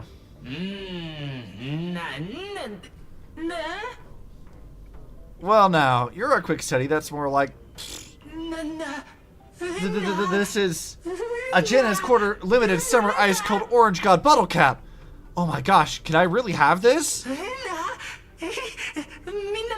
Dear customer, my most sincere apologies. Ask me anything. Nobu will tell you everything. Do you know the Bengbu from the Yana gang? The Yana gang, huh? Dear customer, do you see that strange little door over there? The one guarding is from the Yana gang. If I may ask, what business do you have with the Yana gang? I might be able to help you out. You're chilling with that title? What? Yes, a little bit. What? You know what? Actually, Charlie, let me explain to you what my thought process was today a little bit. Okay, also, I didn't post this when I meant to. Let me show you what my thought process was today.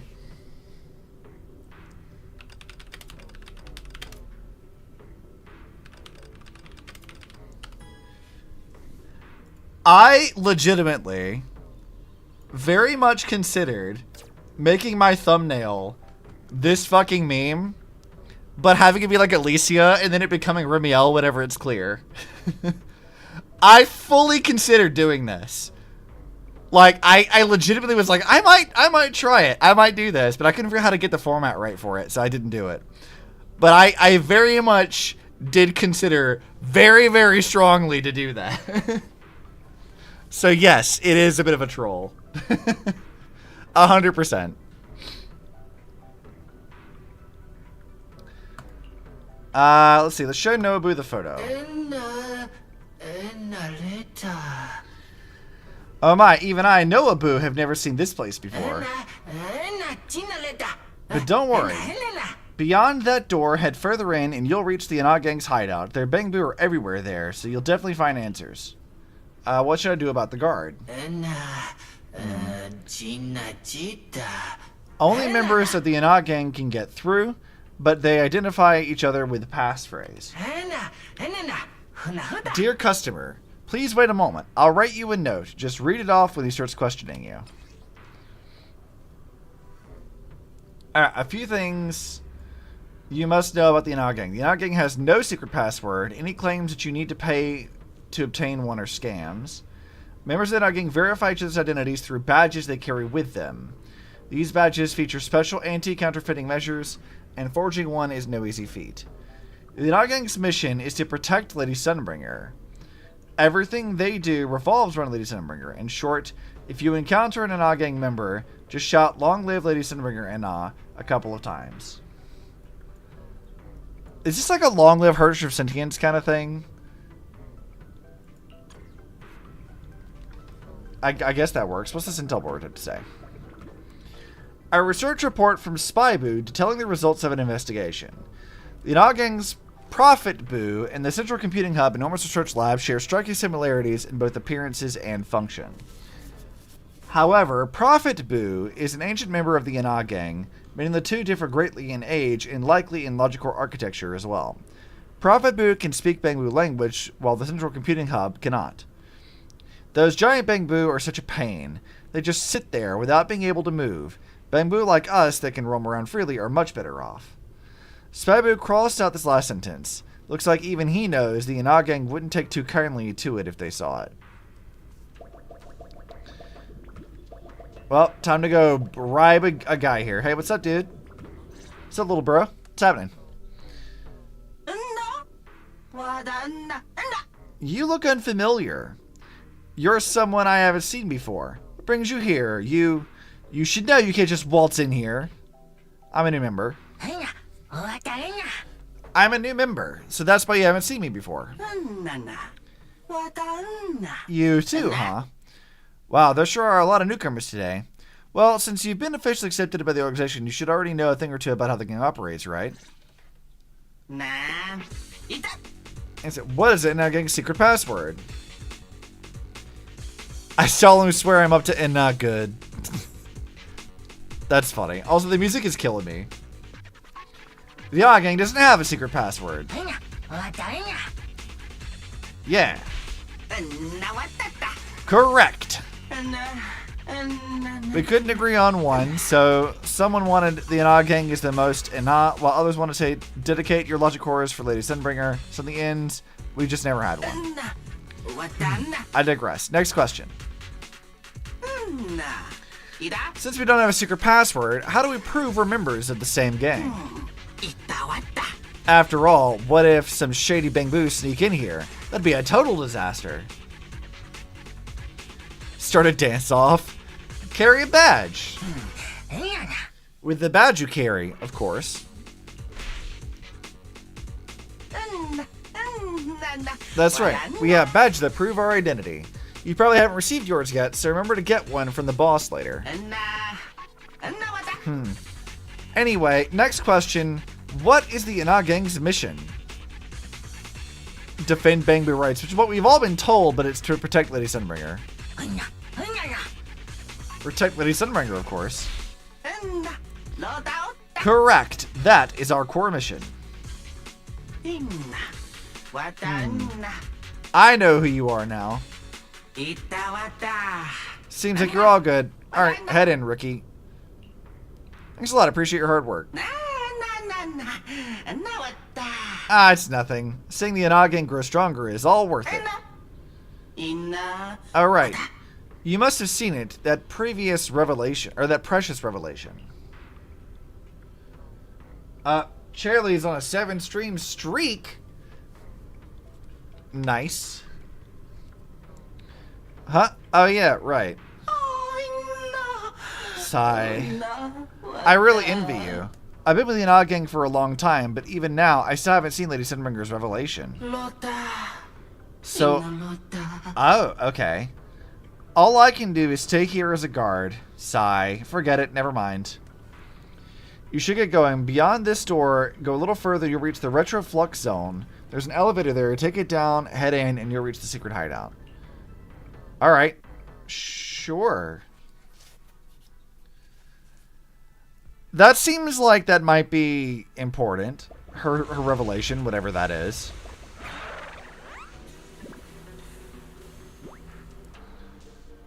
Whoa. I never expected such a huge space beneath Buastrum. So this is the Retroflux zone. From the structure and the name, this has to be Buastrum's water circulation system. Sure. According to the guard, if we keep going a little further, we should see an elevator that goes down to the Elysia gang's hideout. All right, let's go. Master, I suggest taking the elevator ahead to reach your destination. So, something kind of funny is I was doing, since I got Trigger and Bernice the other day, I was doing the, affection quest for it. And, Trigger is, blind to some extent. So, we were like, hey, Trigger, what do you, picture us as? What's our aura? And she's like, oh, you're, small, round, and bouncy. And we're like, that's Eos. So, when Trigger thinks of us, she just sees Eos. Which is very, very funny. Who would have thought there were still Bangbu living beneath the city? Along with a secret gang. He's a map vendor? A new face. First time in Retroflux Zone. Need a map? What does the map show? The entire Retroflux Zone. This place is a maze, so this map is worth every denny. I explored and mapped every corner myself. Guaranteed. Just 500 dennies. Interested? Is this map even genuine? Of course. I make maps for a living. Why would I sell you a fake? Just so we're clear, you pay, I hand it over, no exceptions. Let me see the map first. No way. You're just messing with me now, aren't you? So you buying or what? Let me check it first. No, forget it. I'm not selling to you. Get out of here. Yeah, why would I need a map, dude? There's, nowhere to go. It's just, a straight line. Oh, look at this little guy. He's fun. I don't really want to talk to him, though.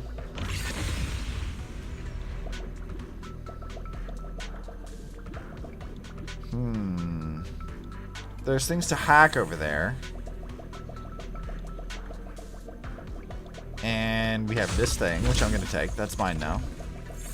Also, this music kind of reminds me of the like Marcel group, like Bamboo stages.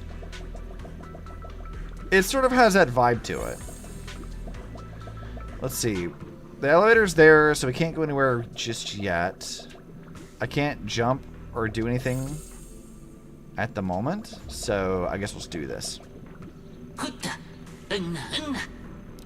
Hey, you there. You're a new member of the Gna gang too, right?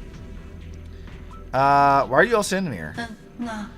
We're gonna take the elevator to the secret hideout, but when we press the button, nothing happened. Could this be another test for joining the Gna gang? I thought I had seen the revelation, so I was sure I would be accepted. Once you've seen the revelation, you must believe in your sacred mission and overcome whatever difficulty stands before you. Revelation, sacred, overcome. By the way, friend, you don't look like a data boo. That's pretty rare. How'd you receive the revelation? Why are they all looking at me? I'm still trying to figure out what they were mumbling about. Guess I'll have to wing it for now. Well, it's fine. I didn't really understand it, but I was stunned. True. Saying something like that so suddenly would leave any Bamboo at a loss. Revelation, stunned, at a loss. Every time a new Bamboo shows up, we talk about the revelation, but the elevator problem never gets solved. Let's hurry up and figure out how to reach the secret hideout. Let's check the area. The elevator's broken. Let's look around. Maybe there's another way to reach the Gna gang's hideout. Oh, the interacting glowy things that I saw earlier? Wild. I can hack into those robots. I never would have guessed.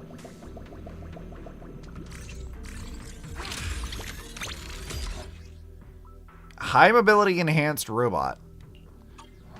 Yo, what the fuck is this? Transform to a sphere and move quickly. Okay. It worked. I had a feeling it would. Let's go down this side path and take a look. Yo, look at this little unit. This Jimothy looking ass motherfucker. He's so big. I don't see a switch for the drawbridge. Guess I'll just try ramming it. Dude, I love this little thing. This is hilarious.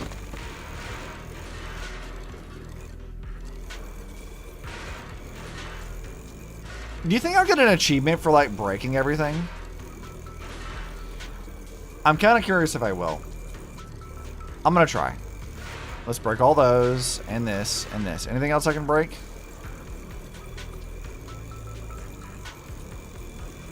Okay, while we could go do plot stuff, I want to go this way. Oh, that's so funny. Alright. Let's do cracked lockbox.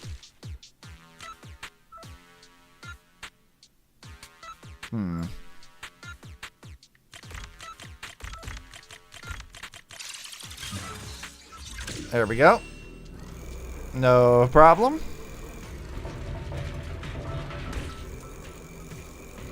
This is kind of Metroid-y in a more way. agile than I thought. Look at all these narrow pipes.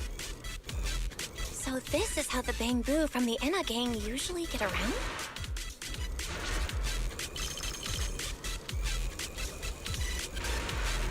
Oh, dude, that's so satisfying. Whoa! Am I supposed to go down like this? But it's actually pretty fast. Dude, that's actually kind of fun. Please tell me you have like racing tracks or something to do with this.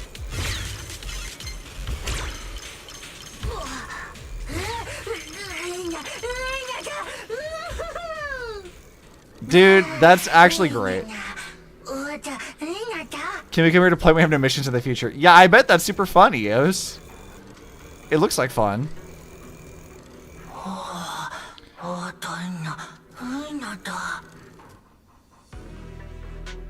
Yeah, okay. I put it together. You don't have to show me. I know how to solve the puzzle already. It should open if I can hit that switch.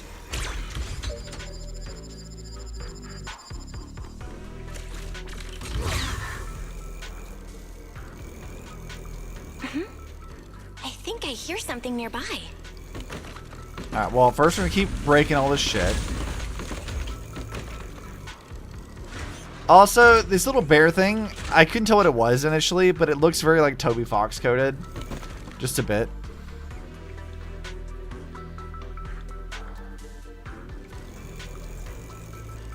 Let's see, got this little dude. Anything else I can break or look at? This should open up later, it looks like, so. Whoa, this circuit box. If no one fixes it, it's gonna catch fire. No wonder the elevator broke down. Let's try fixing it. We might need to come back later, and I really don't want to crawl through the pipes again. Oh yeah, we got this.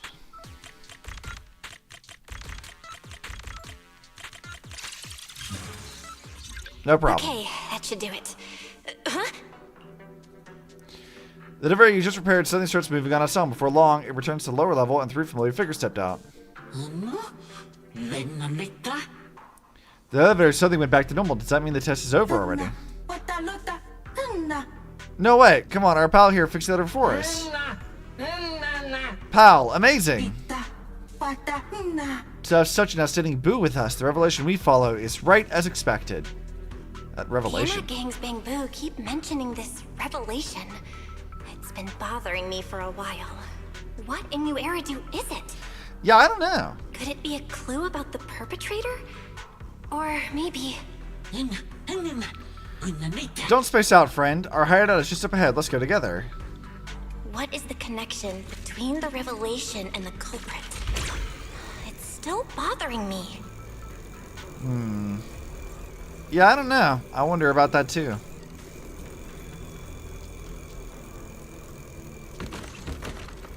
But I suppose we'll find out in due time. Alright, cracking the lockbox. We have to activate both things.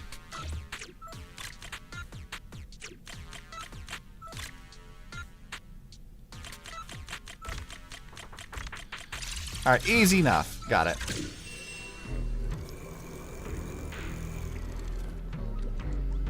Alright, we have a serious builder boos working on stuff here.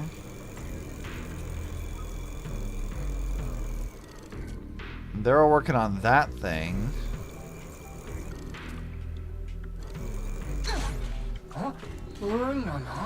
Huh? Where's the path gone this time?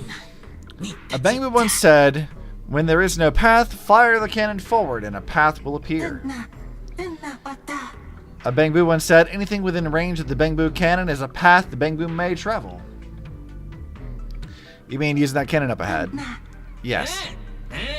Bangbu cannon, get in, fire! It's too late to turn back now. Don't worry, this is the final test. Let's all do our best. Master, based on a rough calculation, the probability of this vehicle safely delivering EOS to the destination is 98.732%. That's way too precise. And how does this even count as a vehicle? Fine. It's not like there's another way. Let's try it. Let's go! Yeet the Bangbu!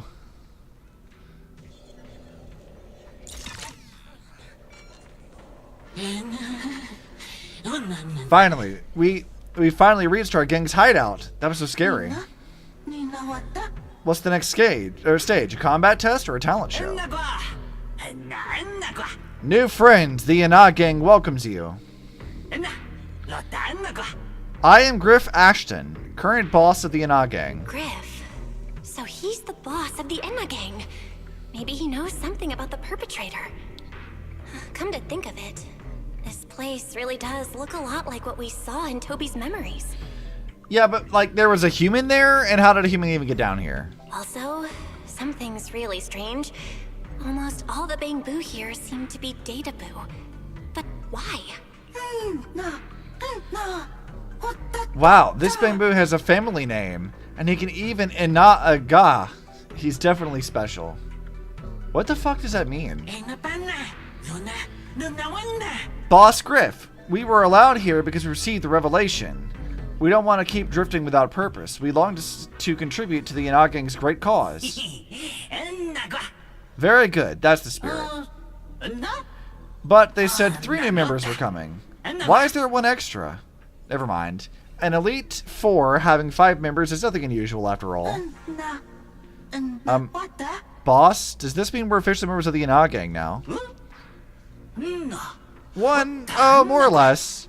Once you've got the Great Prophet's approval, you're in. He's the oldest member of the Ina gang, and the first large data boo to receive the revelation. Every new member must earn his approval before joining. Alright, follow me. I see. Mildly confused, but I'm sure it's fine, right?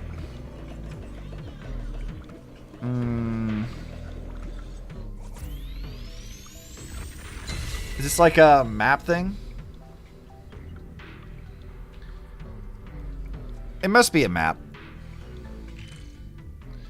Oh, it is a map. Okay.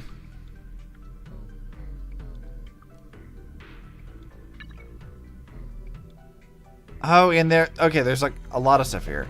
I sort of like the extra stages specifically for like traveling with Eos. I kind of like that. We don't really get many of those, like at all. Where does this go? Oh no, there's a chest back there and it won't let me get to it. Rude.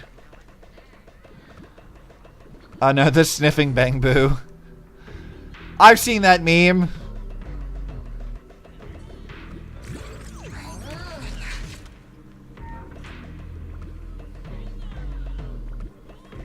Well, how do I take it over again?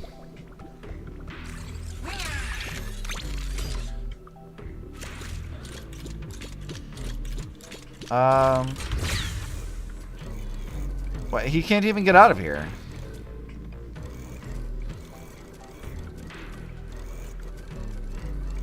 Why would I do this?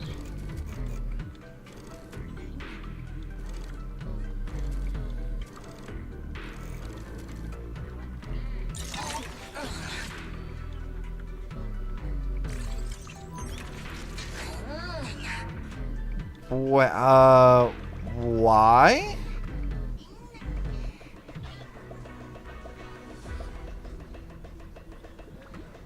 Huh. How odd. I wonder what the point of that is. Oh, he's large. Oh, great prophet. I have brought 4 new members who have received the revelation. Oh. More new disciples. Good, good. The Ina gang grows stronger. One day, all Bangbus shall see the truth. So this is Prophet Boo, the oldest Bangbu of the Ina gang. Come, children. Tell me what kind of revelation each of you received. Which of you would like to go first? Boss, great prophet, on such an important occasion, I propose that the most outstanding boo among us speak first. Oh no, they're gonna put us on the spot! Me? He is a kind and dependable Bangbu. If it weren't for his help, we might not have ever made it here. No, you go first, I insist. My friends, you're far too humble. It only makes this Bangbu feel even more ashamed. I also propose that this outstanding boo go first. The Mahdi is too humble to admit that he is the Mahdi. All the more reason that he is. Outstanding boo goes first. Well. Alright, enough. Since your companions all agree, you go first. I never should have fixed that elevator. How was I supposed to know it'd end up like this? This revelation thing, I don't even know what it is. What am I supposed to say? Apologies, Master. No relevant data found regarding the Ina gang's revelation. Suggestion: respond vaguely and attempt to bluff your way through. Well, that was kind of the plan, though. I mean, just a little bit. Also, I need to mute my phone. What are my options? Follow Fairy's advice.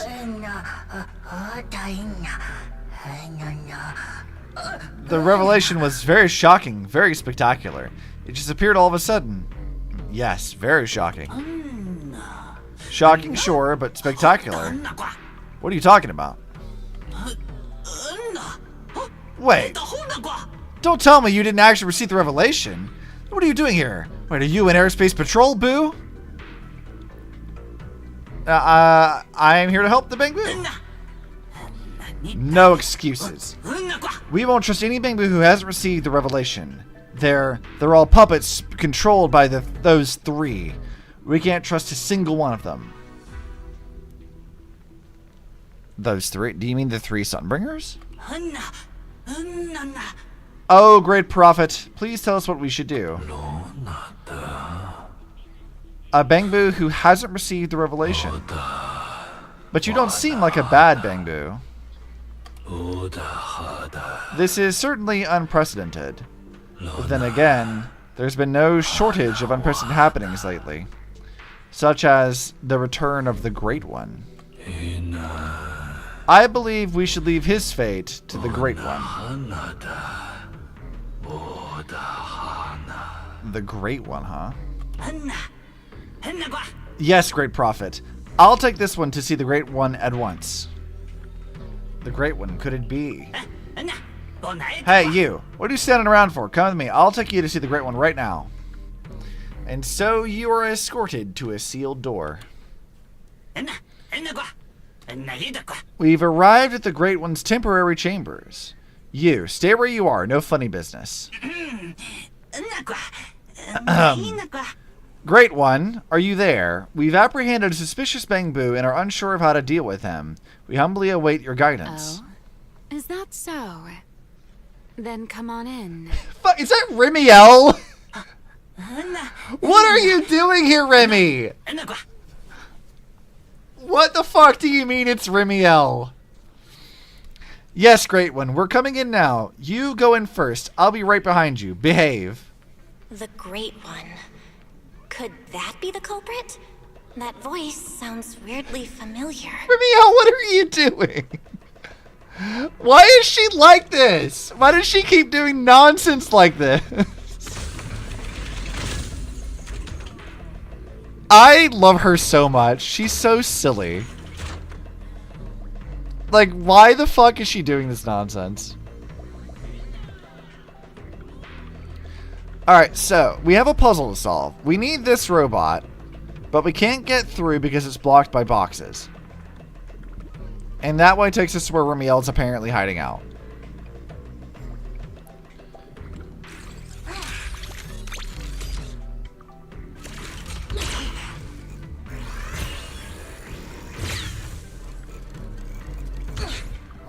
How the fuck do I get out of here?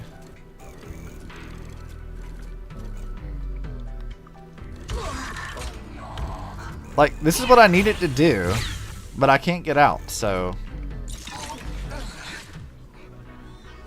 How do I free him?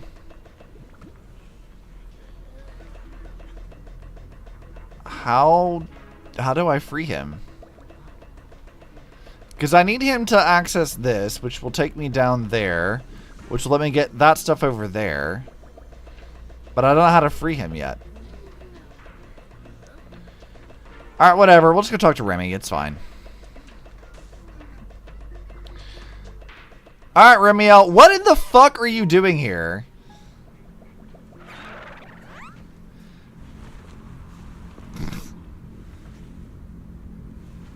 Why are you even here? Remielle? Why are you here? A human voice came from this Bangbu body. Lady Remielle, be careful. This one's definitely up to no good. Oh yeah, she's up to no good. She is the partner in crime of a fugitive like me, after all.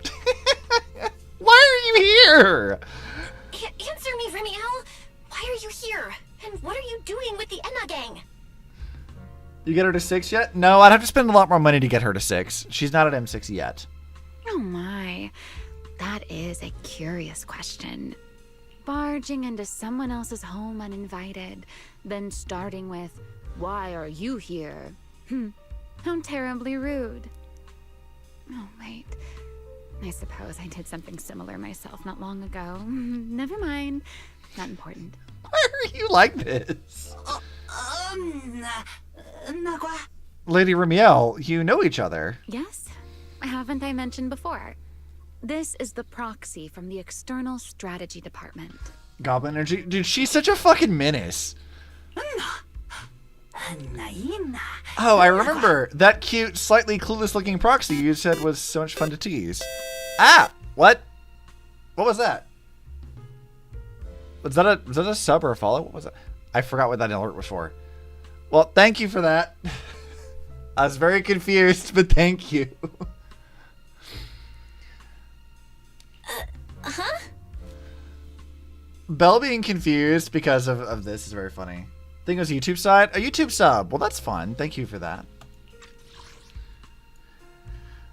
I love how, like, Remielle apparently described us to the NA gang as that cute, slightly clueless looking proxy that you said was so much fun to tease.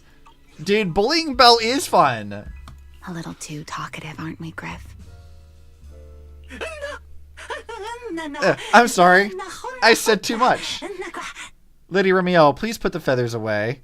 There's no need to use that on a bangbu. I'm leaving right now. You two, please continue. What's a geologist? I mean, someone who studies rocks. But hello, first-time chatter. Welcome. Griff quickly bolts out of the room and slams the door behind him. Well then, it's just the two of us now, my charming little bangbu. I must say, I didn't expect you to have such a practical, yet rather adorable, little skill. Remielle. You haven't used this, little trick for anything mischievous, have you? What is that supposed to mean? I feel like you're imagining something really weird. Wait, how did you manage to get me off track again? If I remember correctly, in our Q&A game, it's my turn to ask the questions. I love how every time we talk to Remielle, it's always back to this Q&A game, and she keeps throwing Belle off balance. That's great. Sure. What would you like to know this time? Why are you here? Explain. Why are you on the Enna Gang's turf? And why do all the bangbu here seem to respect you so much? My, you really should listen when people are talking, Miss Impatient. Didn't I already tell you? This is my home. What's strange about finding me in my own home? Never seen someone who's over 100 years old act such a gooberish way. Dude, she's such a menace, and I love her for it. She's so silly. So, you're the real leader of the Enna Gang? What are you talking about? The leader of the Enna Gang is Griff, the one who brought you in just now. Me?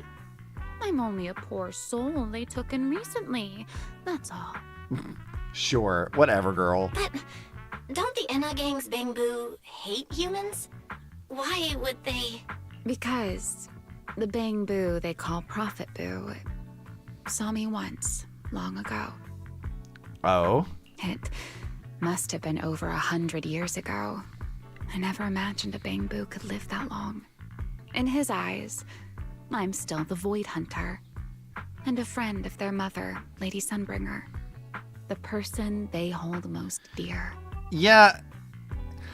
You know what's weird about that, though, is like, okay, so if they still view her as, like, a friend of Sunbringer, surely anyone from the Enna Gang has seen all of the, like, you know, wanted posters for Remielle all around Buastrom. Like, it's everywhere. Like, surely someone has seen that, and that raises some questions, yes?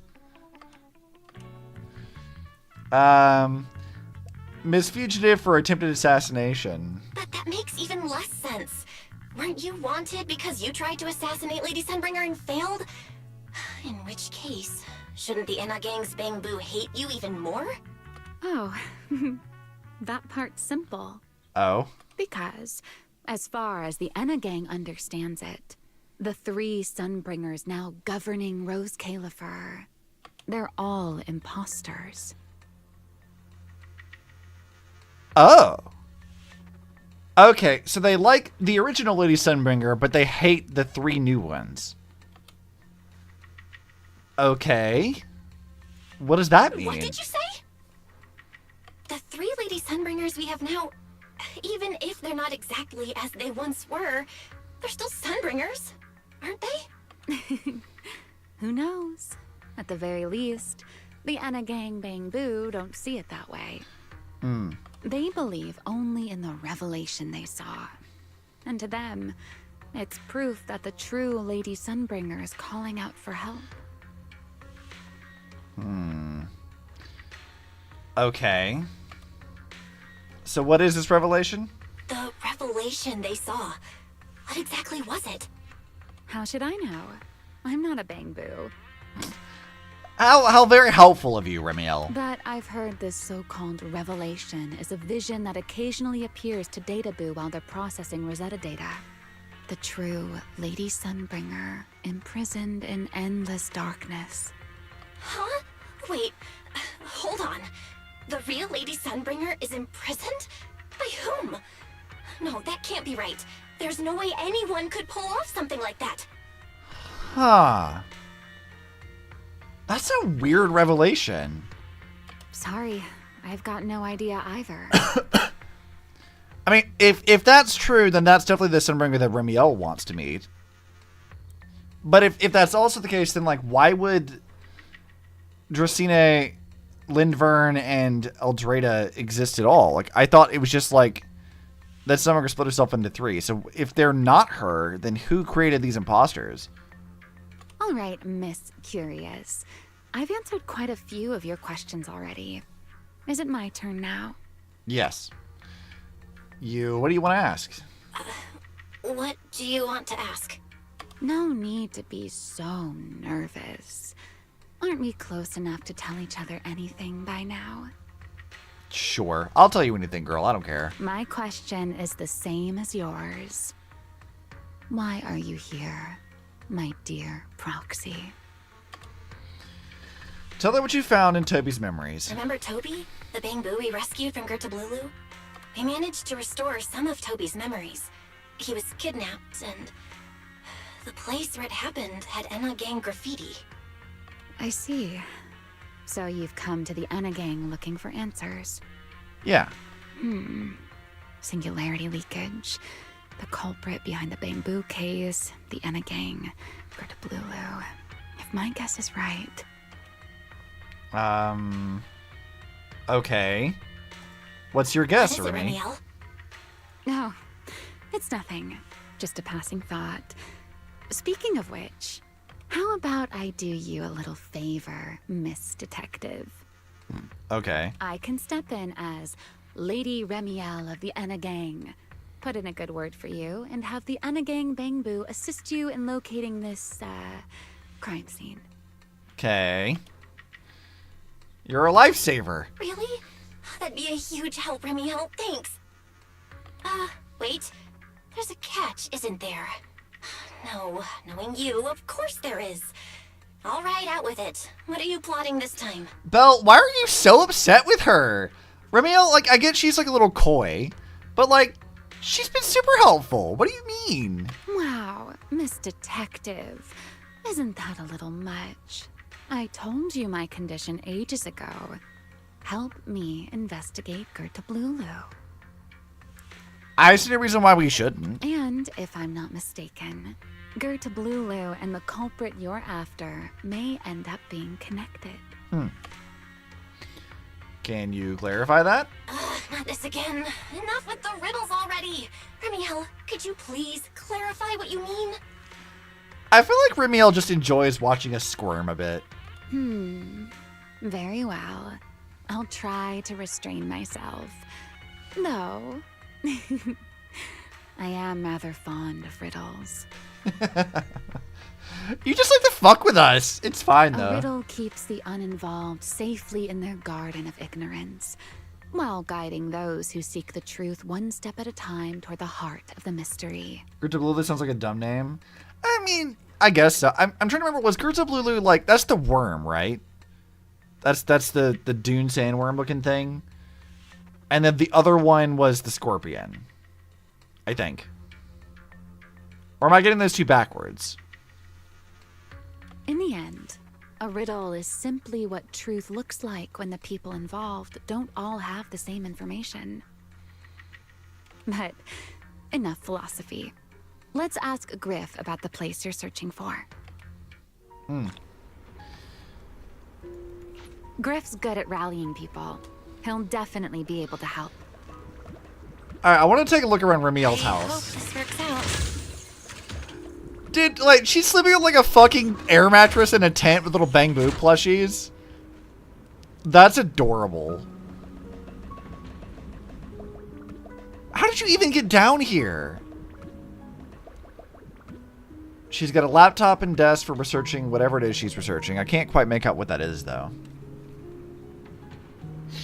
She flew? Yeah, I guess that's the obvious answer, isn't it?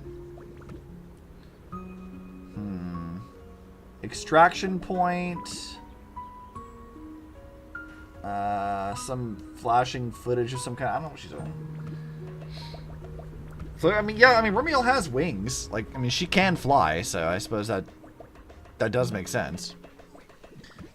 Which, on that note, like, I don't know if you guys were, like, looking at, like, the promotional material, but they specified that Remielle is a winged Thyran, which I guess is also the same kind of thing that, like, Nangong is supposed to be. So I'm like kind of intrigued just why they didn't call them like angel Thyrans. But yeah, she's a winged Thyran.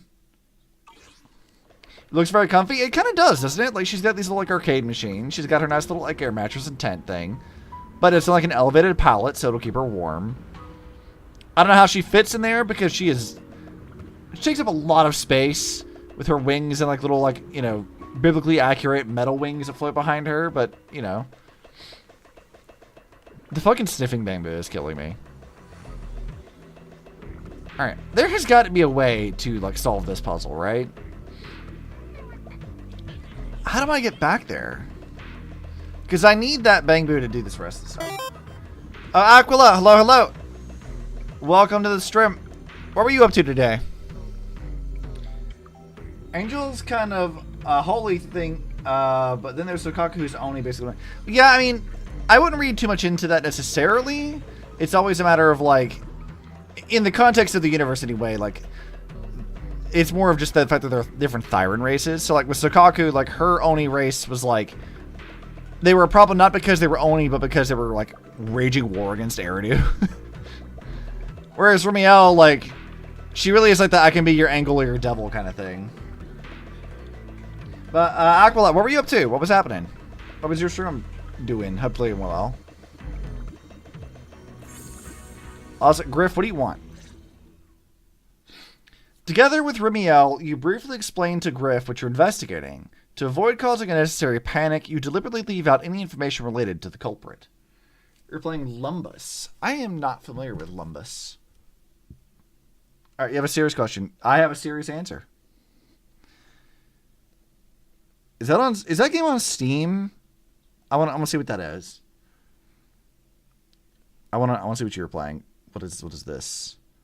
Lumbus Company? Is that what it is? What is this? Oh, okay. I don't think I've ever seen this, but I kind of like the art direction of this. That looks fun. I don't dislike this. This looks kind of cool. It's a gacha game. So that's the only catch for me is like I don't need another gacha game in my life. I don't need a second one. Or not a second one. I'm already playing this and I'm playing Star Rail and Impact Third. I don't need another gacha in this. I did the beta for Nexus Anima and I'm like, as easy as it does feel like to get into, I feel like I don't need another one in my life. Very good game story. Good. Also, yeah. Can a Thyrans of different races mix? Or that shit doesn't work at all?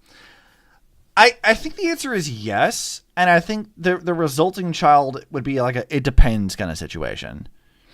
They've never really like specified where Thyrans come from or like how Thyran genetics operates. We do know, like, as far as parenters that we've seen like Yahari's parents who are both octopus Thyrans, but their hair were octopi and they did not have tentacles like she does.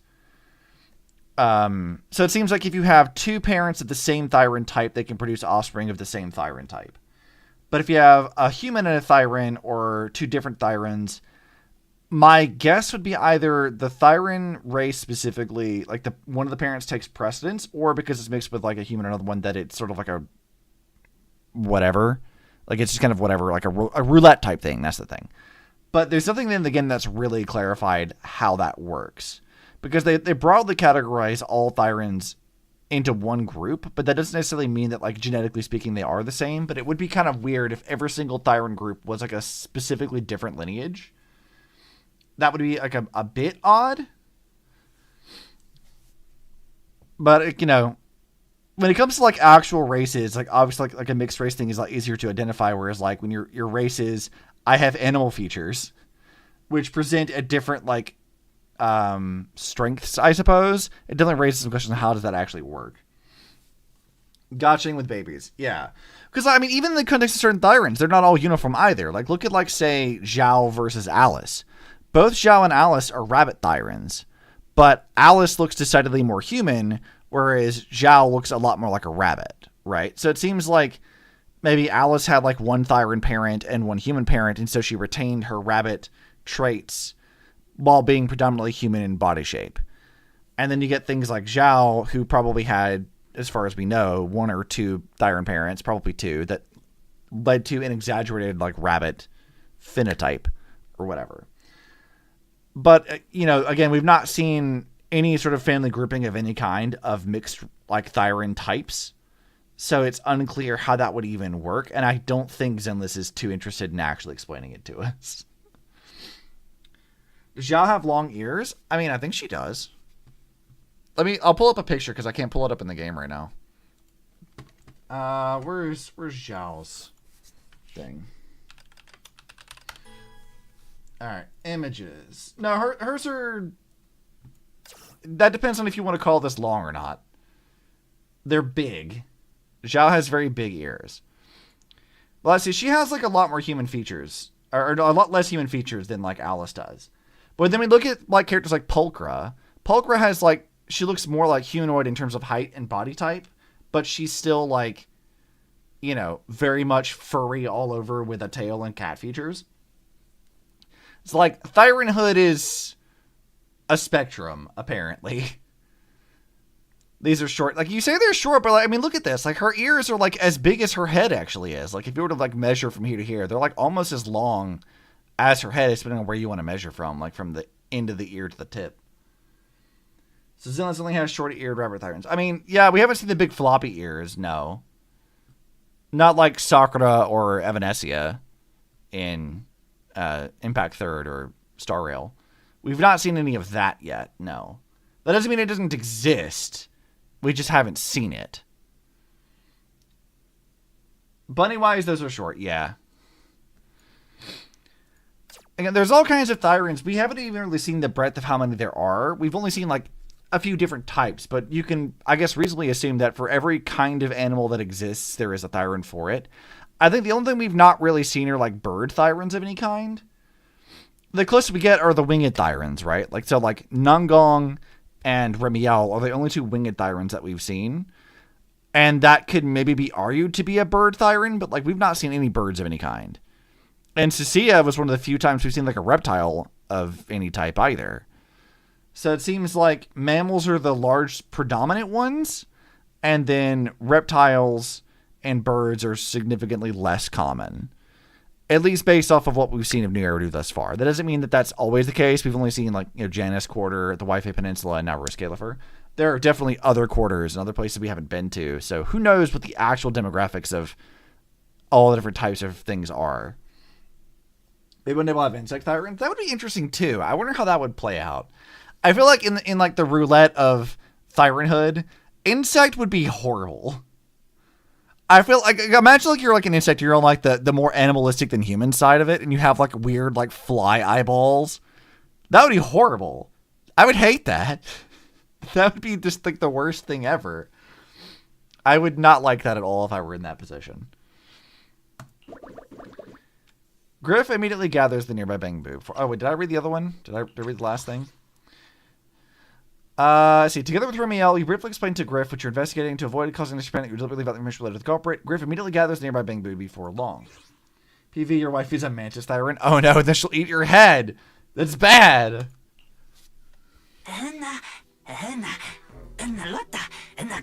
Lady Remielle, Master Proxy, sorry to keep you both waiting.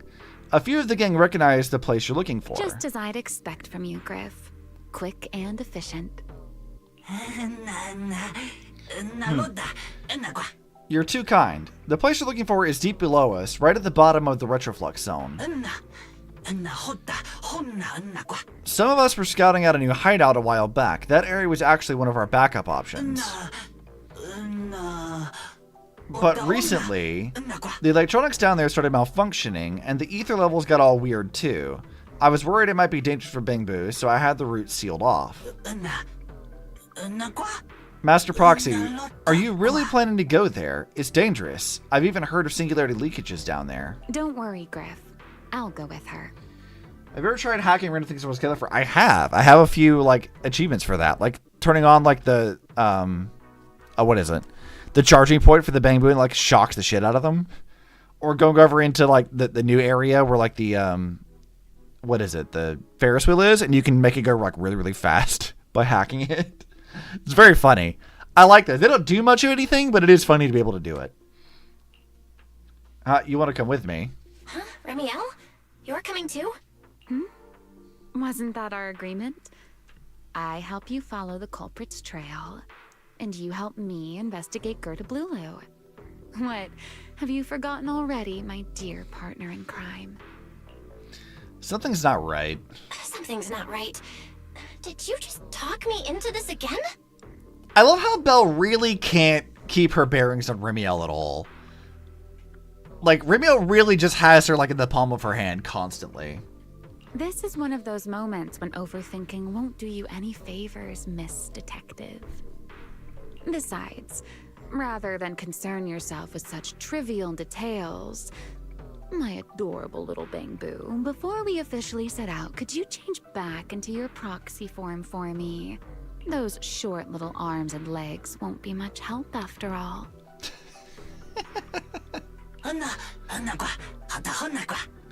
Master Proxy, we actually have another hidden entrance. It's inside the phone booth in Beckford Street. Wait, the phone booth really was the secret entrance?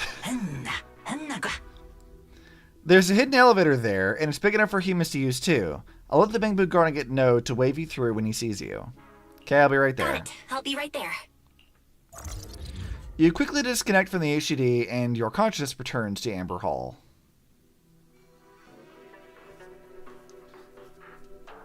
Fun seeing the little mechanic Bangboo scoot over to fix it. Yeah. I like the little, like, interactions. Like, it makes the world feel, like, a little bit more lively and lived in, you know? While taking a short break, you fill Wise in on what happened in the retroflux zone. So, we've confirmed that the place where Toby was kidnapped is indeed at the very bottom of the retroflux zone. But I still can't shake the feeling that Remielle's keeping something from us. Probably. Like she said, in a Q&A game, the one answering can't lie. But that doesn't mean they have to tell the whole truth. For starters, we still don't know why she tried to assassinate Lady Sunbringer, or what her real objective is. That's true. Yeah. Back in the retroflux zone, I actually thought about asking her why she tried to assassinate Lady Sunbringer. But somehow, I had a feeling she'd just dodge the question. As for what she's really after, well, at least the part she's willing to tell us is pretty clear. She wants to use mine and Pyros' ability to manipulate the singularity leakage to track down Gerta Blulu. Okay, I mean, yeah, that seems pretty straightforward. Toby's kidnapping, the recurring singularity leakages, Gerta Blulu. I have a feeling there's a connection between all of them that we're still missing.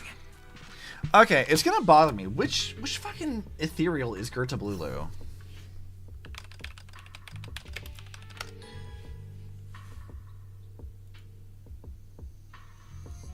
Okay, it's the scorpion thing. Got it. Okay. It was a scorpion boss. Got you. Alright, she said something similar. Yeah. Remielle said something similar too. Looks like the only way we're getting any real answers is by finding that crime scene at the bottom of the Retroflix zone. Billy and Cecilia should both be resting in their rooms. Do you want me to ask them to go with you? It's fine. We have Remielle. No need. I can handle it myself. Too many people might tip them off, and it could make the Enna gang Bangbu nervous too. Besides, with Pyrois and Remielle there, I think we'll be alright. Yeah, I'm sure we're fine. Okay. Stay alert. Fairy and I will support you remotely. Target located. Optimal route planned. Thanks, Fairy. Alright, let's move. Also, I guess I have more stuff here. Oh, we get new glasses this time. That's actually fun. That's like our next level. We're just getting more stuff. This is the very last one. Okay, cool. Oh, hold on. Nope. There we go. Forget your troubles. Excuse me, people. We have plot to go investigate. Approaching the target location. Sigrid, why are you here? No! Wow. Amber Hall was this close? No wonder Remielle can get there so easily. Wait. Is that Sigrid? Sigrid, why are you here? Pardon me. Is something troubling you? You have been circling this phone booth for quite some time now. Well, what phone booth? Never heard of it. Nope, never heard of any phone booth at all. Huh? But it is behind you. Sigrid, what's going on? Sigrid? Didn't expect to see you here. What's going on? Greetings, Miss Bell. While on patrol, I came across this Bangbu citizen. He appeared to be in some distress, so I stopped to inquire about his situation. I don't need any help from you Airspace Patrol folks. I'm just waiting for someone. That's all, just waiting for someone. Waiting for someone? And who might that be? I can't say, but I am waiting for someone, and that someone will be here any minute now. That's gotta be the Enna gang Bangbu. This Bangbu. Is he the one Griff mentioned that's guarding the phone booth? Oh, he's way too nervous. Sigrid's already starting to get suspicious. I've gotta think of something before he gives himself away. I'm the one he's been waiting for. Sigrid, actually. The person he's waiting for is, I see. Citizen, the one you await is Mr. Gaboo. Is that right? Gaboo? Who the heck is that? Mr. Gaboo? Who the heck is that? I do not know. But we must stay here. We must wait for Mr. Gaboo. What the fuck is any of that mean, Sigrid? Perhaps today. Perhaps tomorrow. But one day, we shall wait no longer. For Mr. Gaboo will finally arrive. Is this like Bangbu Jesus? What are you talking about? Huh? Oh, it's a line from the famous play, Awaiting Gaboo. Did I get that right, Mr. Actor? Sigrid, do you like keep up with Bangbu plays?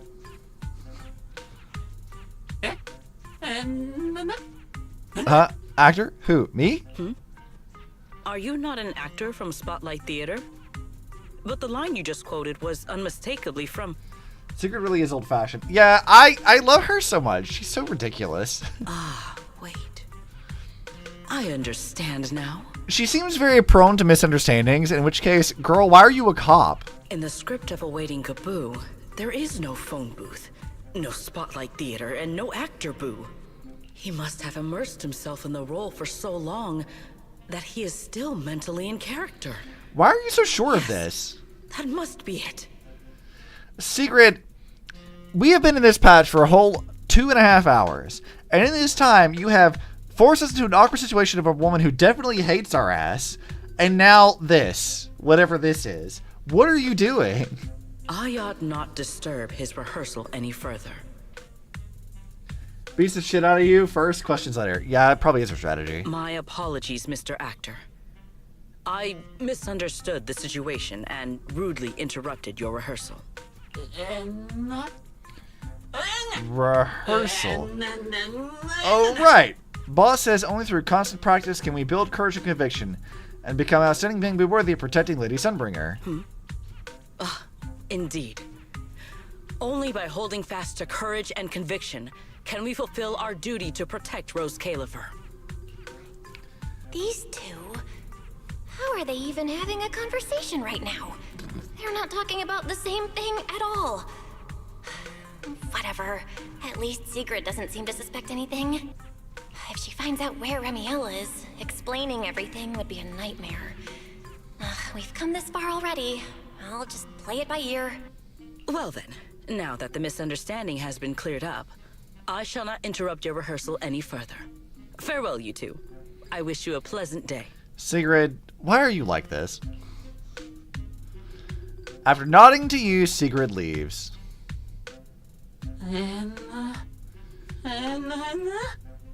Did I hear that right? Lady Sigrid was actually cheering us on? Could it be Lady Sigrid is secretly one of the Yana gang? No way. Absolutely impossible. No. Absolutely not. You've got the wrong idea. A very, very wrong idea. After quite a bit of explaining, you finally convinced the Bangbu in front of you to drop the absurd idea. With the Bangbu leading the way, you take the hidden elevator inside the phone booth back to the Retroflux zone. Sigrid, why? Just why? Why do you do this?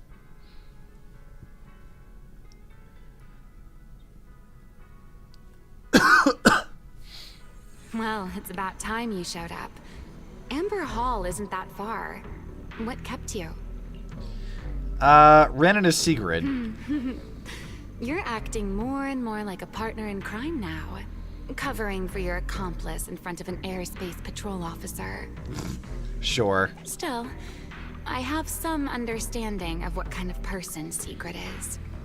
Rigid, earnest, and her intuition is unnervingly sharp. She's certainly difficult to deal with. Sigrid's intuition, hard to say if it's really that accurate. Fair enough. That's the nature of intuition. Sometimes it's right, sometimes it isn't. All right, enough of that. We should head off to the crime scene on the lower level of the Retroflux zone. Sure. The entrance is this way. Griff is already waiting for us.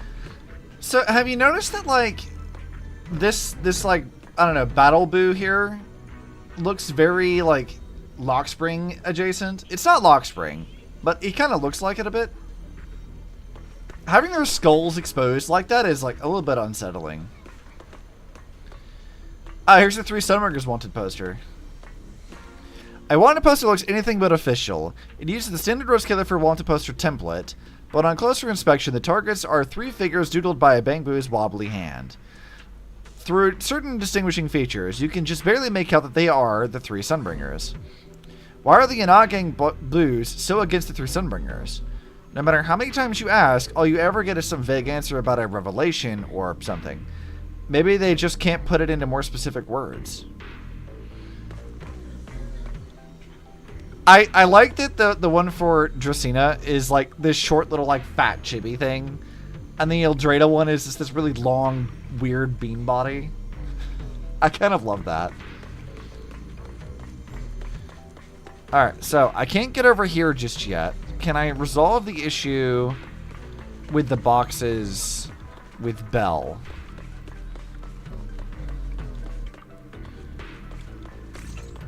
It seems like no. What do I even do here then? Alright, Griff, let's talk. Wow, so this is what the Master Proxy looks like. So full of life, so charming. All right, Griff. That's enough flattery.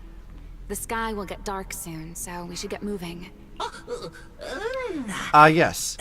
Honored guests, look, I've already cleared away the barricades around the elevator ahead. It goes straight down to the bottom of the Retroflux zone. You'll be there in no time.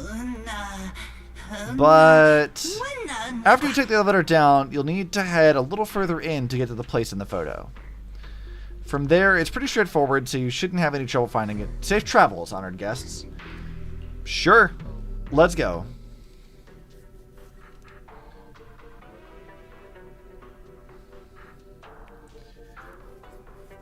Now, what will we find? You kind of need to bring the Mechaboo all the way back here again. Is that what you have to do with that? That's really annoying. I'll deal with that later. Together with Remielle, you take the elevator to the bottom floor of the Retroflux zone. Here we are. The bottom floor of the Retroflux zone. Just like the energy hub I visited before. The lingering ether here isn't normal either. The concentration and activity levels are way off.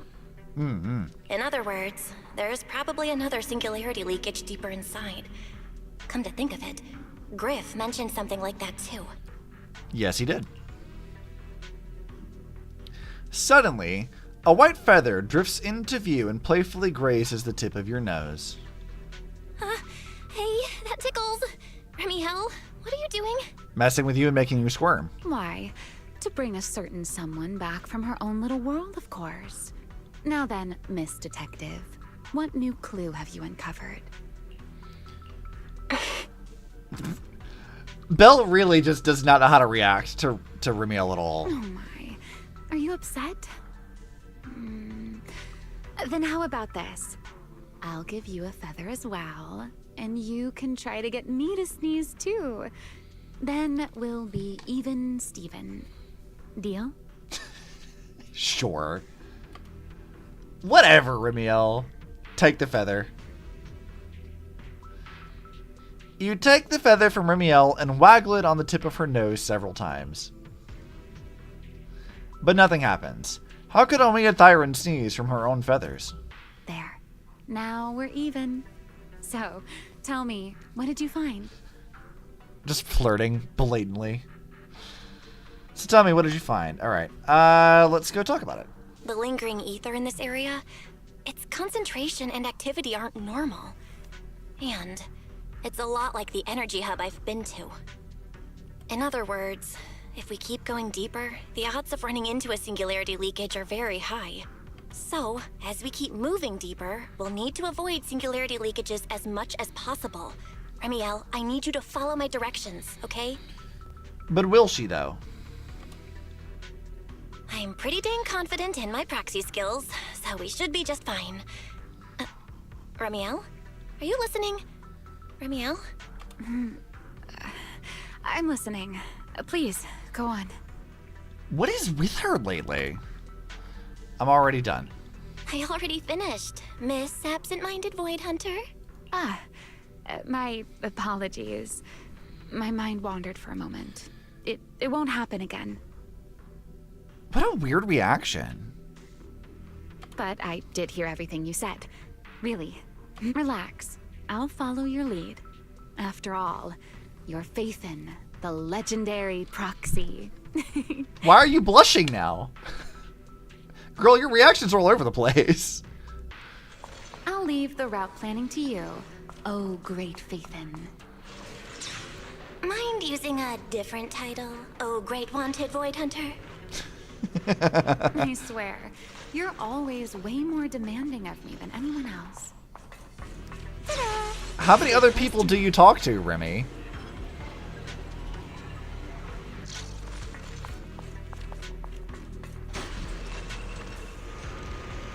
So how does this, like the mechanical wings thing work, right?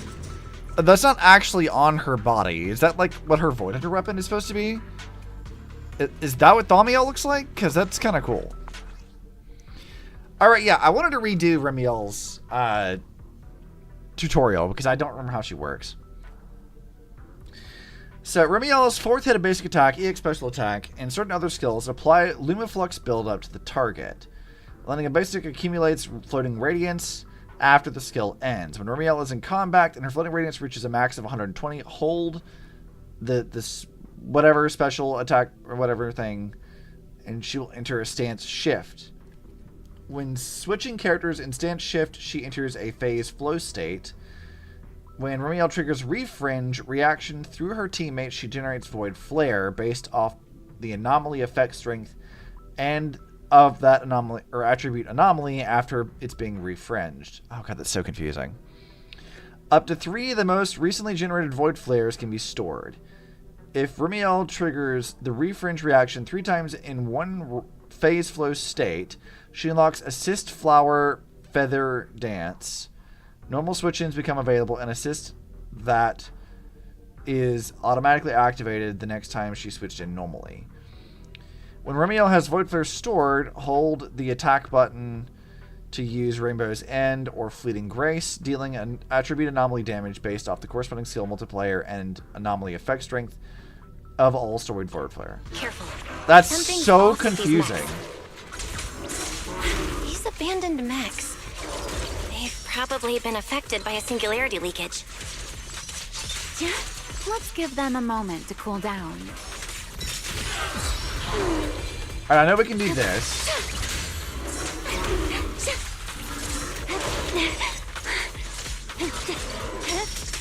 Okay, so... Oh, fuck. I never used Pyrois. I don't remember how Pyrois works. And I don't have Valina yet.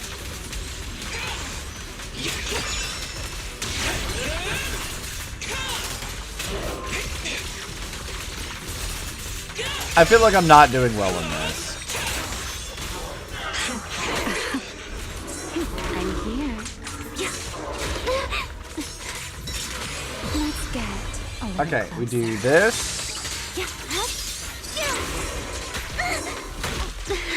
Okay, I don't feel like I understand how she works.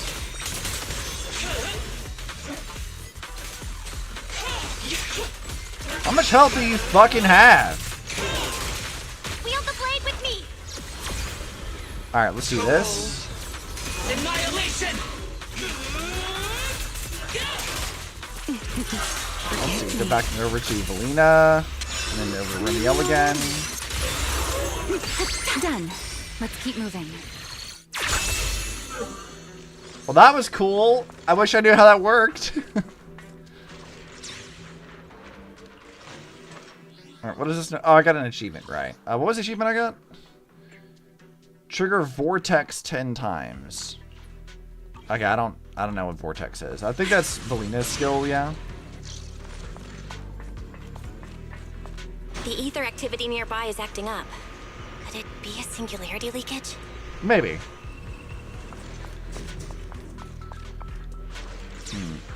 Anything of note to collect?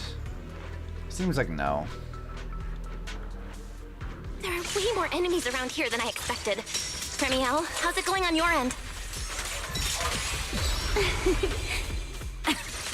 Alright, choose that. These enemies are far too strong. I couldn't possibly defeat them. Abandoned mech beats first generation Void Hunter. Yeah, that'd make a pretty wild headline. Speaking of which, your combat skills are improving rather slowly, aren't they? Pushing down right. Hey, I'm doing pretty good for someone who's always been the brains of the party. Belle is so not having the sass. Pyrois, I heard that. Even Pyrois is making fun of her. That's so funny. Poor Belle.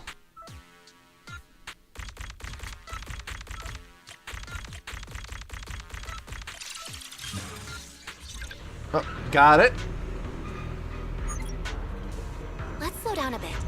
The area's data still hasn't full. Well. Remi, Oh well. wait, don't! Well, unfortunate. Look at this weird thing. Great. We still ended up in the singularity leakage. So since we're here, let's finish this quickly. All right, let's go, Pyrois.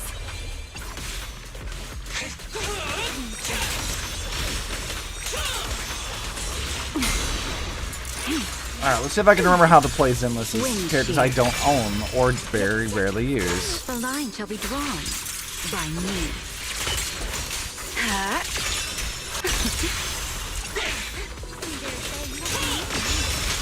Everlasting flames! Let's do this one actually. To the blade!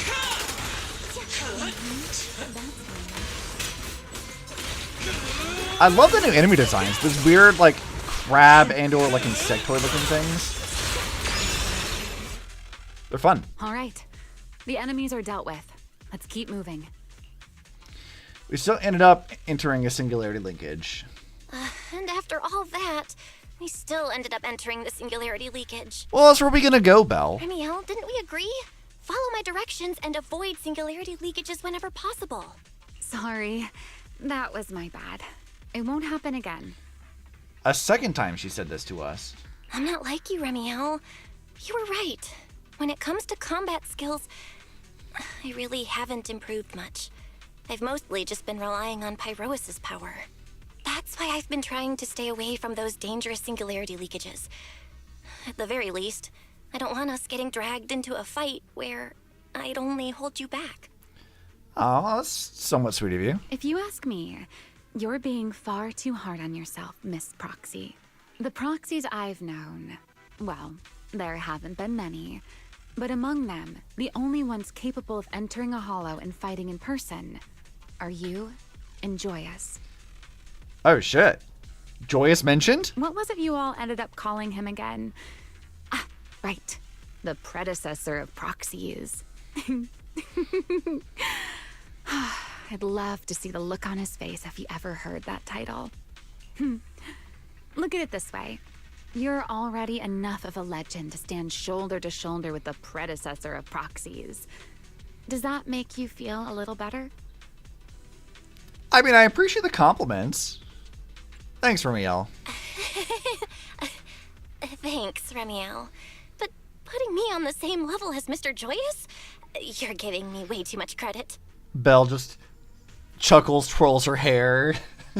It's not such a stretch. If you ask me, his combat skills may actually be worse than yours. He's your complete opposite. Always convinced he can handle anything. Yet the moment a real fight begins, he's the first one flat on the ground. Joyous slander, let's go. And you're the sort of person who's already doing well, yet still quietly tells themselves it isn't enough. For a beginner, your combat skills have improved remarkably quickly. I know many of your friends excel in combat, but there's no need to measure yourself against them. Imagine your measurement of success is comparing yourself to Miyabi. It's like, let's maybe not do that. Don't forget, you're Proxy. You always have been, and you still are. There are many things only you can do. As for the things you can't do alone, I believe your friends will be right beside you to accomplish them together. Remielle, that chronic Riddler syndrome of yours. Remielle, where did all that come from? And no riddles. Did your chronic Riddler syndrome finally clear up? Belle cannot take a compliment. Oh my, I thought you'd at least thank me first. Thank you for dragging us into a singularity leakage. For sharing a bit of old gossip about Joyous, of course. There aren't many people in this world who still remember what happened back then. Remielle. Now that you're feeling a little better, it's time we kept moving. The crime scene you're looking for should be just below us. I've probably said this many a times, but Belle really does have the look of a sad, kicked puppy. Just look at her. As for finding a way through the singularity leakage, I'll leave that to you, my stubborn Miss Proxy. Wait, who's being difficult here, Remielle? Yes, I wonder, who could it be? Dude, I like Remielle so much. Her personality is so silly. The coyness of it, just constantly being a bit of a obnoxious person. I'm here for it. She's got gremlin energy. Making her a bit of a brat, perfect decision. Put doubt aside. Let the stage be even more dazzling. I'll leave the fighting to you, Remielle. Wait, why the fuck did I just do an ultimate? As you say, Miss Proxy. I did not mean to do that. The person who carries 3 bobas on her boobas. That is still one of the silliest things. So, why did she do that?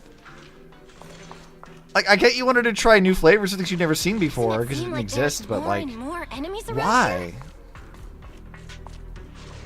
This hardly counts as a warm-up. Feels like we're really starting to get in sync, Miss Proxy.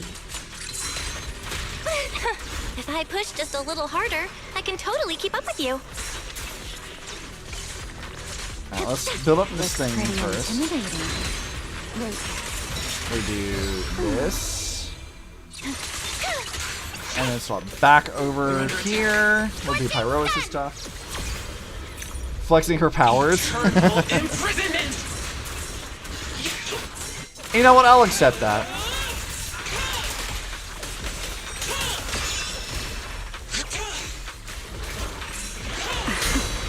My turn. The wind scatters the path. I really wish I'd gotten Elysia. That would have been very helpful. Please step back.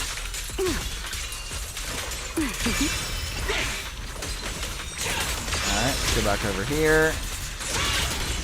Wield the blade with me. Let's do... I don't know which ult to actually do here. Watch me.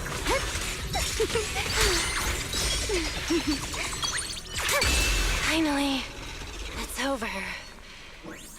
Come on, let's keep moving. Ended that in style. Your stamina is just short of a passing grade, Miss Proxy. Just short of one. Which is to say, Belle needs to get out and exercise more, because yeah, I believe that. There it is. That's the place from Toby's memory. Well, that seems like a problem. Whoa, that's a strong ether activity response. Master, I'm picking Remielle up ether has a floating activity radiance, so similar this to can that do of shit Toby. sense. So the culprit used this mech to hurt Toby. Remielle, you can't smash it to pieces. It has clues tied to the culprit. Why not? I want to smash You're it. asking a great deal. Fine. Understood.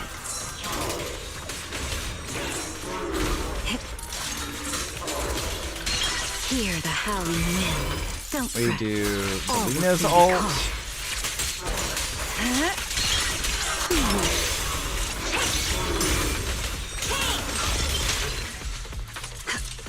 Take this. A dance. Alright, now, we need to do... Let's stir up some Let's trouble. do that. Let her do stuff.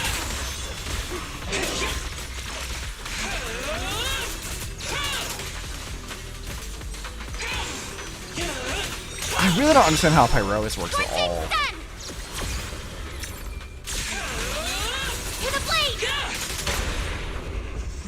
Alright, back to Valina. And then Remielle.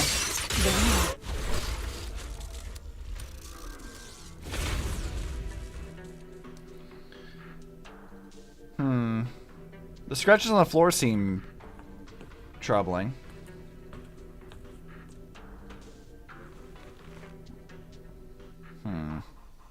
Data cross-reference complete.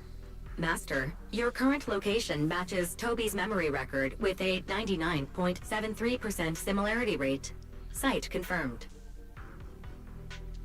Just pick the S ultimate? Okay. Looks like the culprit's long gone by now. Let's check out that weird mech first and see if we can find any clues. I need to go back and redo like Pyrosis's tutorials as well, because I don't use them. I don't have anything really attached to them to like make them useful. I haven't been building a team around them, so I need to do that. Then I'll rest nearby for a bit. Data analysis isn't exactly my specialty, so I'll leave that to you and your AI assistant. Sure, no problem. Leave it to me. With Fairy's help, you quickly retrieve and restore the mech's operational logs. Just as I thought. The culprit used this mech to implant potent ether into the Bangbu. And there's something else. I'm seeing traces of a virus inside the Bangbu. Was the culprit trying to control them remotely and make them commit crimes? Or maybe... Best be quick, Miss Proxy. I damaged that mech's ether battery during the fight, so there's no telling when it might explode. That would be a helpful information to have told us earlier, Remi. Huh? Why didn't you mention that sooner? Wait, what's this? A video? No. It looks like a photo. How is that possible? Okay, explain. Why is he here? No, that's not possible. He should have... Sir Pico? How could Sir Pico be here? Yeah, I thought we killed him. Also, why does his voice sound like yokai? Huh? That image that flashed by just now, what was it? The culprit's face? I feel like I've seen it somewhere before. I don't know. I'm not sure, but... this mech's data is way too corrupted. Fairy, can you recover that image from earlier? Understood, Master. Locating anomalous image data. Sir Pico? No, it can't be him. It's just someone who looks like him. I must be seeing things. It's probably because I saw Truvia earlier. That's why Sir Pico came to mind. I must have mistaken the culprit for him. Yeah, that has to be it. I mean, maybe, Belle, but we don't know what happened to Sir Pico. Like, at least us, the players, don't. You haven't told us shit. But what if? What if that really is Sir Pico? You look pale, Miss Proxy. What happened? If we've gathered enough information, let's head back for now. No need to continue analysis here. The culprit is clearly long gone. Miss Proxy? Belle? Are you listening? Interesting that, like, Belle had this reaction to Remi earlier, and now Remi's doing the same thing to her. Oh, I'm fine. Just give me a little bit. I want to confirm something. Just then, a rapid string of warnings blare from the broken mech. Belle, stay away from that mech. Explosive device. So close. Gotta figure this out. Please evacuate Wait! A clue! What did you do? What did you do? You have a death wish or something? Damn. Are you trying to get yourself killed? What, excuse? Also, angry Remielle? Wait. What is this? I don't think we've ever seen Remi pissed. She's only coy. That must have hit something close to home. Unfamiliar voices. And visions. Okay. They are the ones who once again defeated the enemy and brought new hope to Eridu. Oh, we get to see her doomed Yuri background. Let's go! Belly, this commendation ceremony has far too many steps. My legs are killing me from standing here. My back itches. Everyone is watching. Behave. If you're going to be so proper about it, then stop replying. She's so pouty. Next, please welcome Colonel Vike and Lieutenant Colonel Dan of the Guard of Staves to the stage for their commendation ceremony. Oh wait, why are you ahead of me, Belly? Shouldn't this be sorted by surname initials? Why are they using given names instead? Because it's sorted by rank. A colonel comes before a lieutenant colonel. That makes sense, doesn't it? These are Remielle's memories? But why am I seeing them? Not the not Ellie with the not May doomed Yuri. If I'm not mistaken, the person beside her is also one of the first generation Void Hunters. A colonel of the Guard of Staves, Peliora Vike. Huh? And this one is... Well, there's Sunbringer in the middle there. That is all I wish to add regarding the experiment. Professor Archie should have already gone over the rest with you. Relax, Sunbringer. It'll be fine. You and RK have already explained the experiment to us nearly 100 times, each in your own way. Then can you repeat it back to me, Remielle? Don't worry, Sunbringer. I've memorized everything for her. I'll be watching over her during the experiment as well. So, there shouldn't be any problems. What do you mean, shouldn't? Belly, you're supposed to say it'll definitely be fine. I kinda am a big fan of pouty Remi. The Karma Core sealed within the Void Hunter weapon. At the moment, most of our research remains entirely theoretical. Karma Core. Interesting. I have some thoughts, but don't put a pin in that for the moment. As for further resonating with it, Professor Archie's experimental plan remains only theoretically feasible.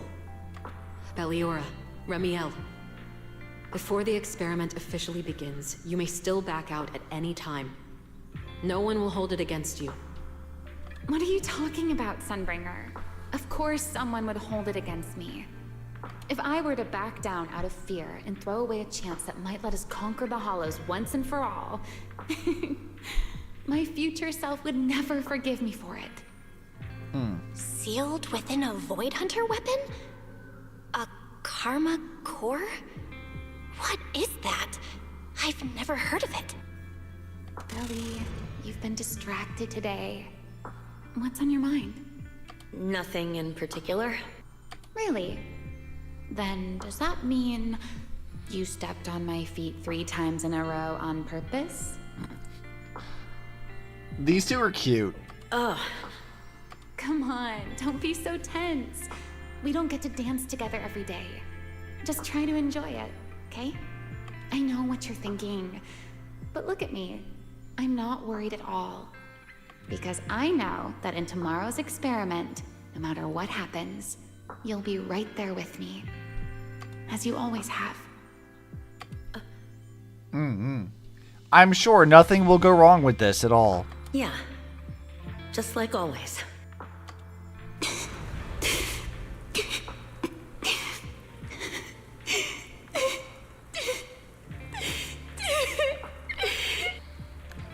The sobbing, it just means nothing, guys. Don't worry about it. I'm sorry. I should have noticed sooner.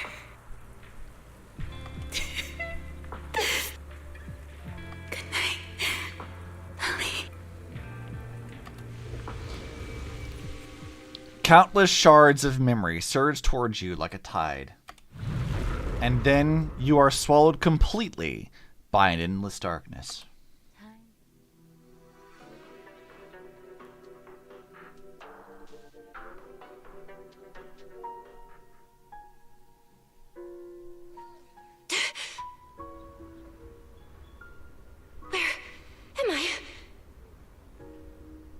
You're in someone else's home, sleeping in someone else's bed. Please tell me you don't drool in your sleep. I half expected thigh lap. Wait, is this the Enna Gang's hideout? Correct.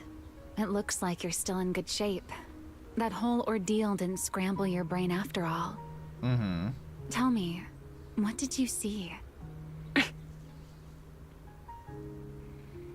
Now, don't go quiet on me, Miss Proxy. Unless, are you perhaps a little too bashful to speak up? Worried you might be mistaken for a peeping Tom? I'll go first then. I saw you, your brother, and those 2 classmates of yours. What were their names again? Truvia and... Serpico. Oh, right. Serpico. So that's what happened between you all. No wonder you were so shaken. Why? Why were we able to see each other's memories? That is not a question I can answer for you. After all, I have only experienced it twice myself. Does that include this time? Twice? The previous time was when I retrieved Remielle from within you. I was really caught off guard, too. I had no idea what was happening. It felt like a flood of memories that weren't my own poured into my mind all at once. Though it seems you have no recollection of it whatsoever. Maybe you were already on the verge of losing consciousness then, and felt nothing at all. All right. It seems I am the one who will be mistaken for a voyeur. For the record, I didn't mean to pry. So, can you tell me now? What exactly did you see? Dude, her eyes with the little flower petals is super Colonel cute. Vike, and Lady Sunbringer. I love the way her talking eyes about look. something called a karma core, and after that... Not long after that, Belly died. I killed her with my own hands. Remielle. I'm sorry, Belle. I know I was the one who brought this up, but I'd rather not talk about it anymore. It's getting late. Fair enough, I suppose. You should head back to Amber Hall. I mean, I don't blame her for not wanting to talk about her dead wife, so...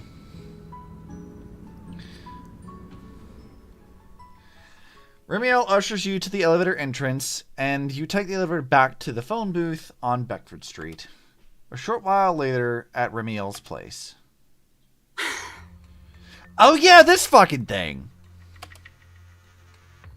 What even was this? I forgot all about this. What was this thing? Does everyone in that covenant of yours have this nasty habit of haunting people like restless ghosts? I'm simply concerned about your mental state, Remielle. Then this is the worst possible time to appear. I can at least pretend you don't exist if you just stay away. Sorry.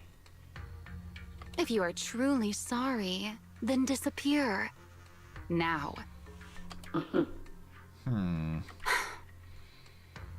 You knew all along that Faith and I would have that strange resonance, didn't you? I'll take your silence as a yes. Yes, I knew all along that she would have an anomalous resonance with you.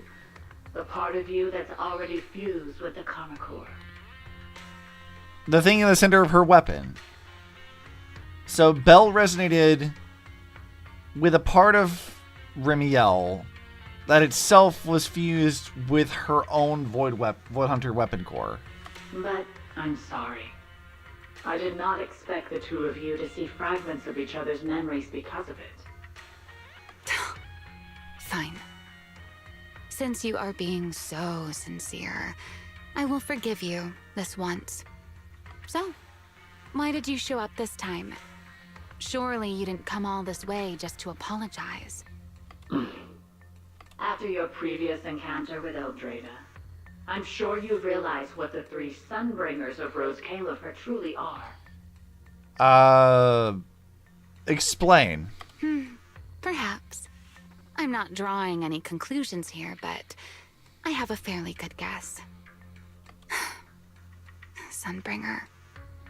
She always did have a habit of taking things too far. What's your plan then?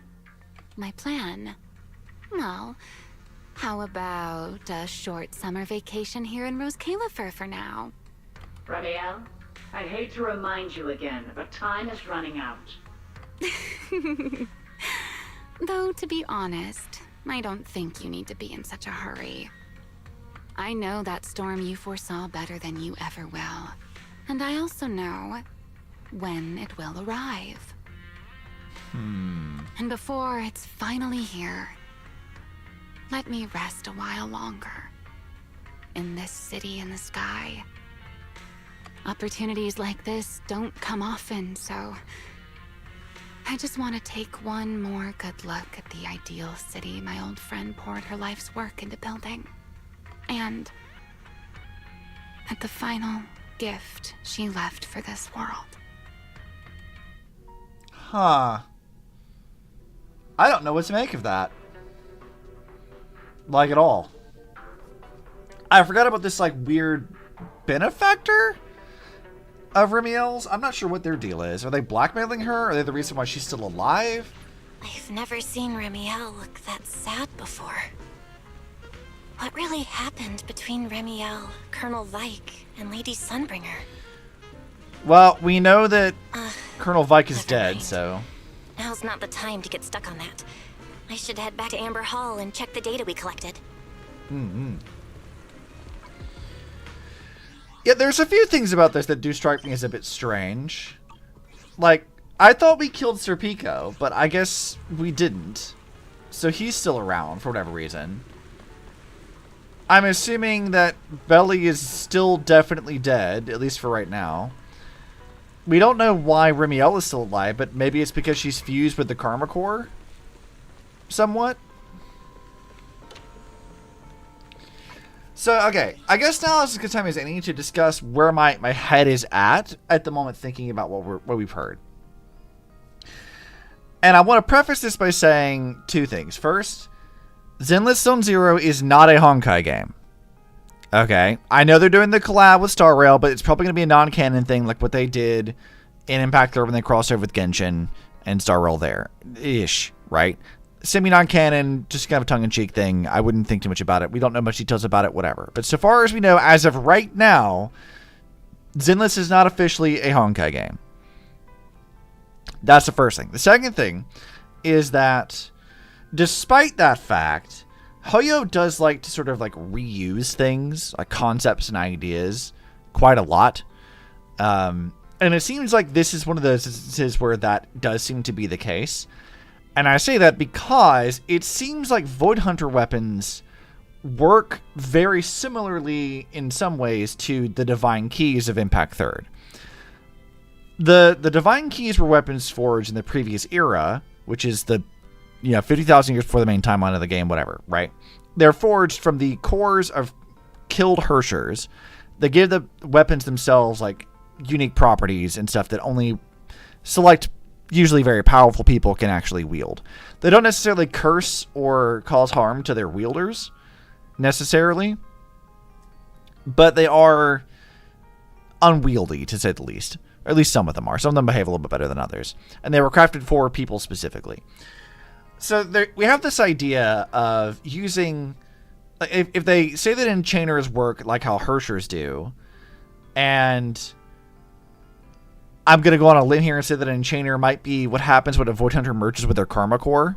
An enchainer being a Hersher, the Karma Core is like the center of the Hersher, in a sense, or the center of the enchainer. In which case, Void Hunter weapons are built from either things that would make enchainers or already slain enchainers, kind of a thing. Which I find very interesting. So that's how I think the Karma Core kind of works. The only other real issue here is that, like, if they're playing with these same ideas, Hersher cores are sort of like natural coagulations of Honkai energy, and they create Hershers, or in this case, would be the equivalency of an enchainer. But Hershers can kind of do whatever the fuck they want. They sort of control the laws of physics and stuff everywhere, where it seems like enchainers are sort of like locked to inside their hollows. I do wonder if we're going to see more of that. Of like, how does that exactly work? Like, is what I'm thinking Season 3 is going to do is play with the idea of like enchainers maintaining some of their humanity left. Is it going to be that there's other, like, every Void Hunter weapon is always made from a Karma Core of a slain enchainer or whatever a Karma Core ends up actually being? But also, like, Hersher Core's work is like singularities, right? They're sort of like points where energy from the magic tree flows into the core itself, which is what gives Hershers their power. If we were to take that concept in a different kind of way, hollows themselves sort of resemble superficially like black holes. And I wonder if, like, Karma Cores are, in some ways, singularities as well. They're, like, condensed energy or whatever to whatever creates hollows. And, like, in a sense, a Void Hunter is wielding the power of a hollow in their weapons. Which is what a Hersher Core would be doing, what a Divine Key would do in Impact 3rd. I wonder if that's how that works. Because it does seem like they are playing with these same concepts again. And Zenless is in many ways, I would say, a spiritual successor to Impact 3rd. So I could see that being how it works, but I suppose we won't really find out until later, if at all, during this patch. I don't know. I feel like maybe that's something too early to tell us right now, but I do wonder if that's how that works.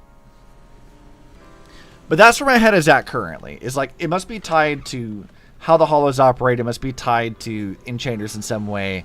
If it's the exact kind of relationship that Hersher Cores and Hershers operate, that's its own thing. But it seems like a very similar or adjacent concept. Belle, you're finally back. What's wrong? Huh? Wise, what's wrong? Why do you look so tense? How could I not be? You suddenly lost contact with Fairy down at the bottom of the retroflux zone.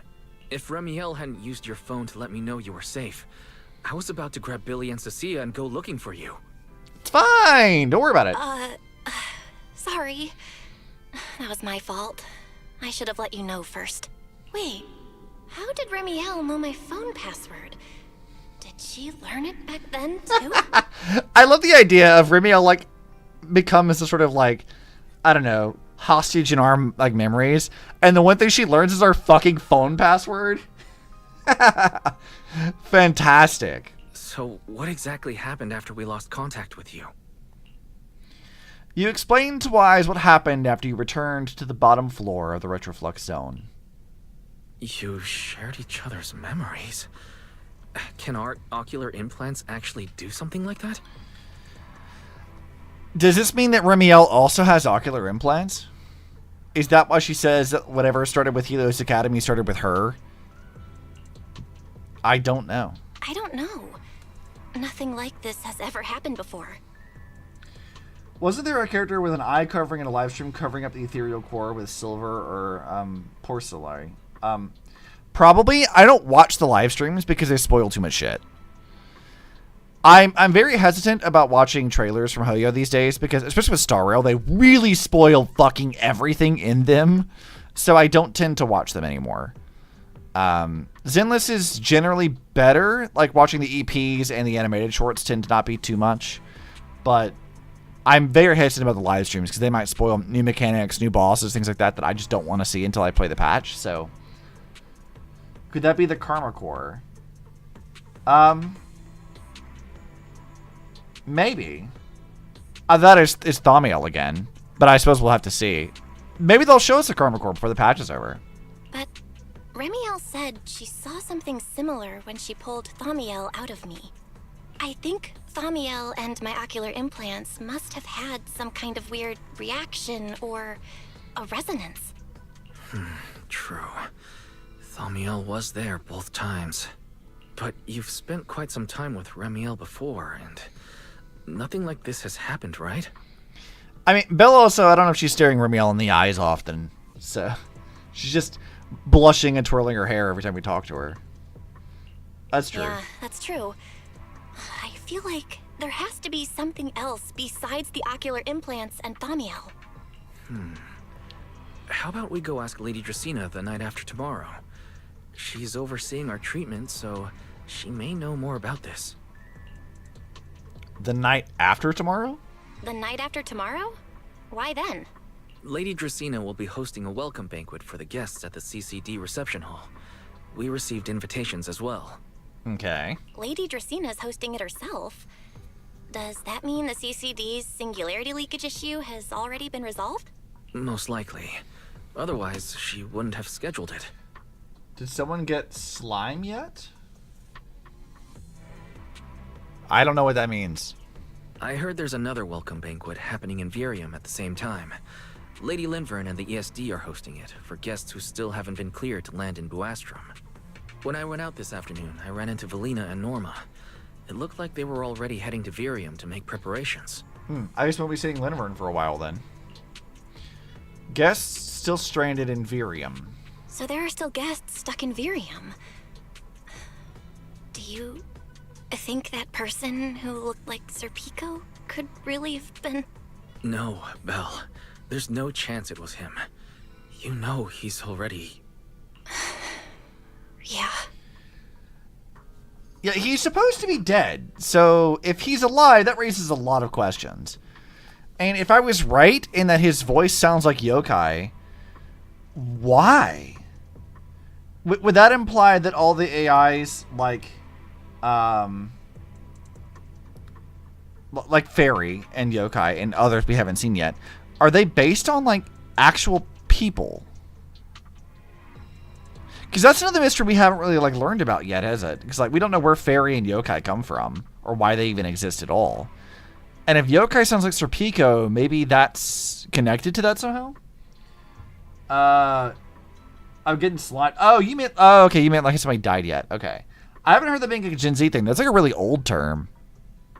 I remember seeing that in like old 80s movies. If someone like officially has died, not in like the current, like what's happening here, in the past when Belle and Wise were kids, Belle was overtaken by Pyrois' power, and allegedly she killed Serpico during that time. That's been the strong implication yet anyway. But it seems like maybe he didn't die, in which case why was that kept from her? And also, how did he not die from that? Because even people like Premia, Billy, and Cecilia were not able to do anything to Pyrois, so there's a lot of mystery about that. Like, Belle and Wise don't talk about their pasts very often, and clearly a lot of that's wrapped up in the mystery of this game, because like they know stuff we don't. And I am wondering, like, how were they stopped back then? How did that work? Why did they go berserk back then? Like, what was going on? We don't know anything about that at all. And I feel like Season 3 might be trying to explain some of that. Maybe? It's all right. I understand. Seeing Truvia again was bound to stir up old memories. But that's all in the past now. Serpico, Helios Academy. They're gone. Jeez, Wise. How come you look even more upset than I do? Come on. That's enough doom and gloom for one night. Time for bed. We worked way too hard to fix our sleep schedule. Let's not mess it up again. Imagine having your sleep schedule fixed. Couldn't be me. You're one to talk. Get some rest. And no playing phone games under the covers. Got it? Feel like that's very targeted, Wise. Before bed, maybe I should take another look at the data from the Retroflex zone. If I'm lucky, I might find something that tells me who the culprit really is. So it's really for to drop that lore. I gotta milk it a little longer. I mean, this is true. I mean, if it works how they handled, and this is, I'll go back and reference this again, because like with my introduction to Hoyo games started with Impact Third, right? And Impact Third handled its storytelling very similarly in a lot of ways. Of like, there were a lot of big mysteries seeded on pretty early, and they were sort of part of the ongoing plot that kind of kept it through all of Part 1. There was a huge mystery that they're sort of like ambitiously trying to get towards. And while we get bits and pieces of it here or there, even now, like, there's still some questions we don't have fully answered in Impact Third's lore. So it's like, I feel like Zenless is trying to do something very similar. Of they have a broad idea and some big mysteries they want to have be like the driving force of the plot of Zenless for a long time to come. I'm assuming maybe for another 3 to 4 years before they actually get to the end of whatever this is supposed to be. But I did notice some similarities here, and I do have to wonder how much influence Impact Third and by extension Evangelion, because Evangelion basically was the blueprint for Impact Third's plot in a lot of ways. I wonder how much a lot of that like influences this. You sit in front of the HDD and completely lose track of time. Late at night. Belle, your light's still on. Are you still working? Belle?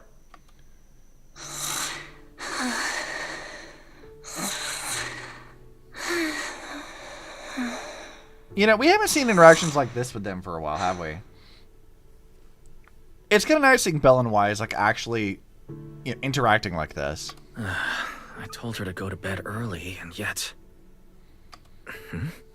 What are these papers scattered here? Notice, these are drafts Master used to analyze the culprit's intentions. Additional notice, Master has been asleep for approximately 30 minutes. Deep sleep is highly probable. Suggestion. Second Assistant, please refrain from any action that may wake Master.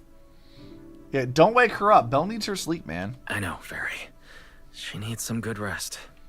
I'll handle it from here. That's what the Second Assistant is for. Negative. Correction. Second Assistant will complete it under Supreme Assistant's direction. I love the bickering between Fairy and Wise. All right. I'm counting on you then, Supreme Assistant. Fairy, give me a quick summary of everything we've established so far. Oh, we're going to get, like, Wise actually interacting with Fairy on his own without Belle's input? Understood. Displaying all current findings and analysis for Second Assistant. Finding 1. The culprit's victims share no common traits. Their identities are of limited use for further deduction. Finding 2. Whenever the culprit implanted potent ether into each Bangbu victim, he also set a specific activation time and activation location. So for the culprit, what matters is the time and location, not the victims' identities. Affirmative. Based on current information, the most meaningful data is the time and location of each singularity leakage. Fairy, can you pull up Airspace Patrol's recent records? Start from when singularity leakages began appearing frequently. I want to see when and where each occurred. Understood. Accessing Airspace Patrol's internal network. Wait, Fairy. Why are you hacking into Airspace Patrol's intranet? How do we even explain this if they catch us? Just stick to the public records. Too late, Second Assistant. Ha. Intrusion and search processes complete. Thanks, Fairy. A complete schematic has been generated for Second Assistant, with all singularity leakage times and locations marked. So these circles mark where each singularity leakage appeared, right? The energy hub, the retroflux zone, the CCD. Well, looking at the map, they appear to be randomly scattered around Buastrom. Oh, right. I remember now. Even after a singularity leakage disappears, there's still a window where it can be reactivated. Okay. Affirmative. Such events exist in archived records. Fairy, could you mark the locations of these reactivated singularity leakages as well? Understood. Corresponding locations have been added to the map for Second Assistant. Huh. The positions changed a lot. No wonder it took so long for Lady Dracena to deal with the CCD's singularity leakage problem. Fairy, what's the significance of these overlapping areas? Answer. These indicate multiple singularity leakages occurring in close proximity, both in time and location. Analysis. Under these conditions, multiple singularity leakages interact, causing the affected area in real space to expand accordingly. Alright. So what you're saying is, multiple singularity leakages that appear at the same time and place can overlap. Wait, does that mean... Fairy, can you reorganize this data again? I want to pinpoint when and where these singularity leakages came closest to overlapping. Understood. Generating new analysis results for Second Assistant.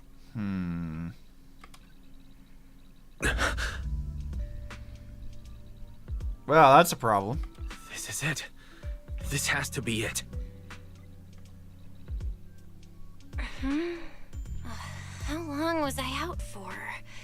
Fairy, I said wake me up after a bit. Wise? What are you doing here? Good reaction. That's not important. Fairy and I have figured out the culprit's true intent in creating singularity leakages. Come take a look.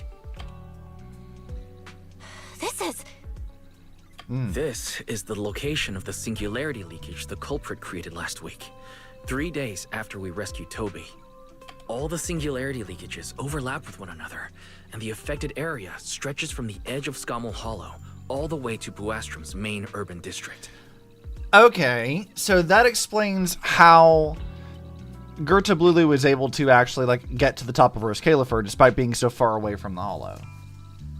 So, the culprit could use this method to move something from Scommel Hollow to Buastrom. Wait, Gerta Blulu? Interesting. Yeah, I think so too. The culprit's real objective is likely to move Gerta Blulu into Buastrom's urban district. Okay, but what does that do, though? When you encountered it, it was clearly attracted to singularity leakages. But what happens after that? But what happens after that? Once Gerta Blulu is inside Buastrom's urban district, then what? And besides, if it's really inside the singularity leakages in Buastrom right now, why hasn't anyone spotted it yet? Looks like we'll have to follow the trail of singularity leakages and investigate on site. Yeah, that makes sense. Yeah, I was thinking the same thing. Once it's daylight, Billy, Cecilia, and I will head to the energy hub. Maybe we can follow whatever traces are left and find a new lead. Callisto Pico's hair again? Orange? Yeah, he's a ginger. After saying goodnight to Wise, you rest for a few hours. Soon another morning arrives. I I don't think I slept very well. Whatever. I should head downstairs and find Billy and the others first. Oh yeah, I forgot. I set up the star projector in here, so everything looks all, like, sparkly. That's nice. Alright, well, let's talk to these guys. Belle! There you are! Wise already told us everything. Okay. Now that's our manager! You found a clue on the culprit in no time at all! Thanks for the support, Billy. Alright, next we investigate the site. Alright, time to investigate the site. We'll start at the energy hub and follow the singularity leakages one by one until we track down either the culprit or Gertablulu. Right. Fairy and I will stay here and provide remote support, as always. Belle, if you end up running into the culprit or Gertablulu, your safety comes first. Don't take any unnecessary risks. Don't worry, Wise. I'll be extra careful. Promise. So here's another thing I was thinking about, right? If I'm right that Serpico and or this culprit person and their voice is similar to yokai's in some ways, why wouldn't Belle and Wise have picked up on that earlier in Season 2? Because, like, we talked to yokai. They've heard what he sounds like. If he sounds like Serpico, I wonder why they didn't mention it back then. We'll protect the manager too! Yeah, don't worry, Wise. If anything goes wrong, I'll grab Belle and make a run for it. Oh, sorry, Billy. You're on your own, buddy. No problem! A Starlight Knight always protects their companions until their dying breath! Please don't die, Billy. Wow. Seriously? Come on, don't say stuff like that. It's bad luck. Anyway, it's getting late. Let's go. Yeah, don't jinx it, dude. You then head to the energy hub with Billy and Cecilia. Following the path where singularity leakages appeared, you make your way deeper into the energy hub. Eventually, you arrive in front of a strange fissure. This should be the end of the path. You carefully step inside, only to find yourselves facing... Belle, we're here. Stay sharp, and if things go south, just run. Must have been tunnel vision by the fact that Fairy was hijacked. Well, even before Fairy was hijacked, when we ran into yokai in the hollows before.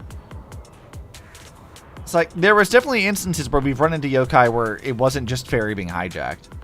So I wonder if that was the case. Like, they just didn't recognize it. Or maybe it was because they, like, where right now it is, where, like, they suspect that Serpico is supposed to be dead, so they wouldn't consider it a thing at all, really.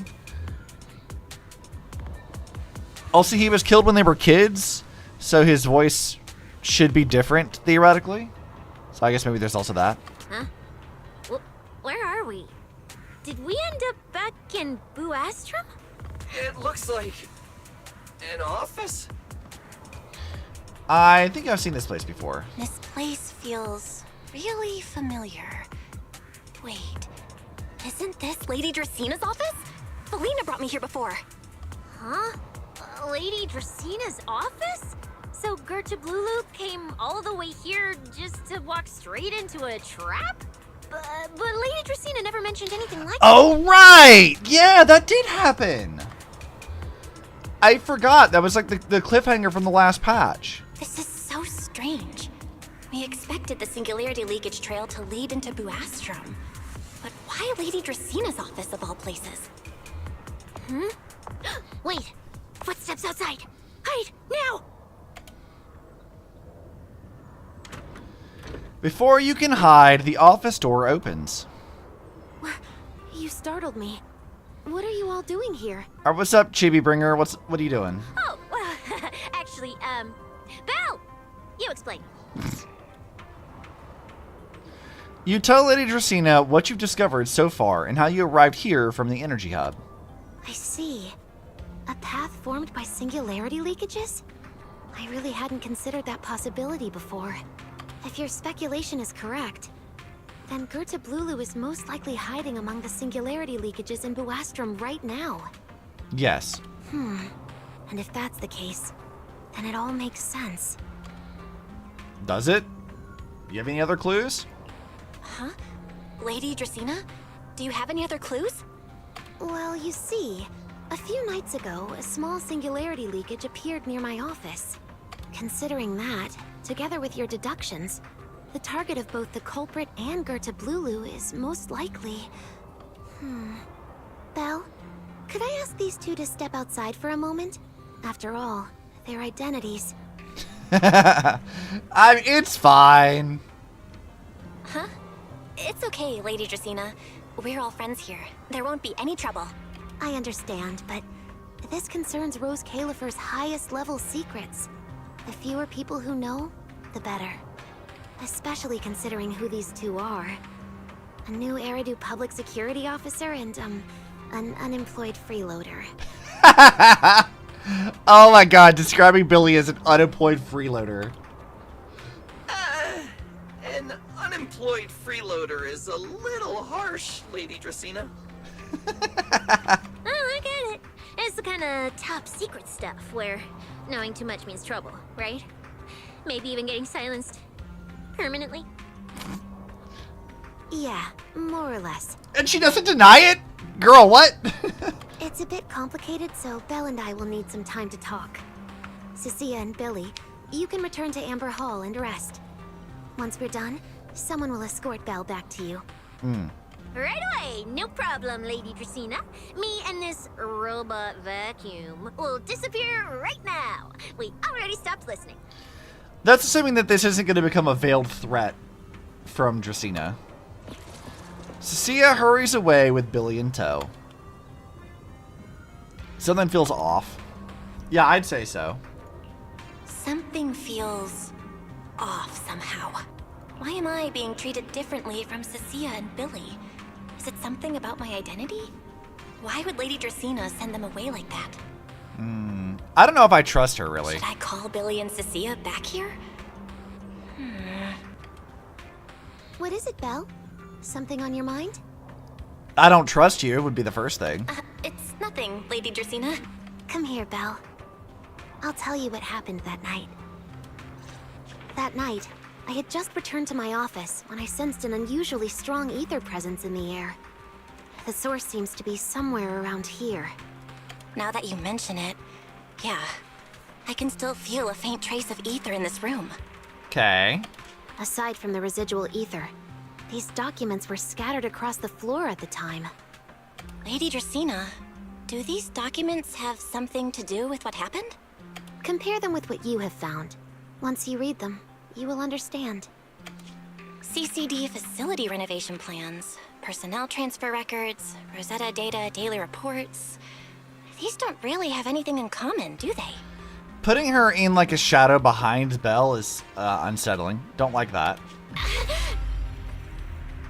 What's going on? My eyes just... Huh? Wait, that ethereal broke in here days ago. So why is there still ether residue? And the ether isn't coming from in front of me. It feels more like... Of course, Chibi Bringer's the bad one. Behind me.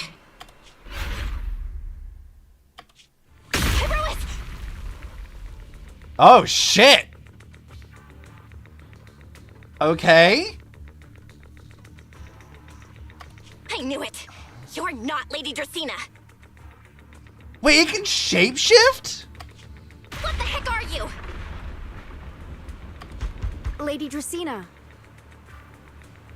Girl, you chose the wrong fucking I'm time. Truvia from High Ambitions Corp. I'm here for our appointment. Truvia, run! Huh? Holy shit! Well, so much for Truvia. What in the fuck is this? Truvia? No. No, no, no! Move, now!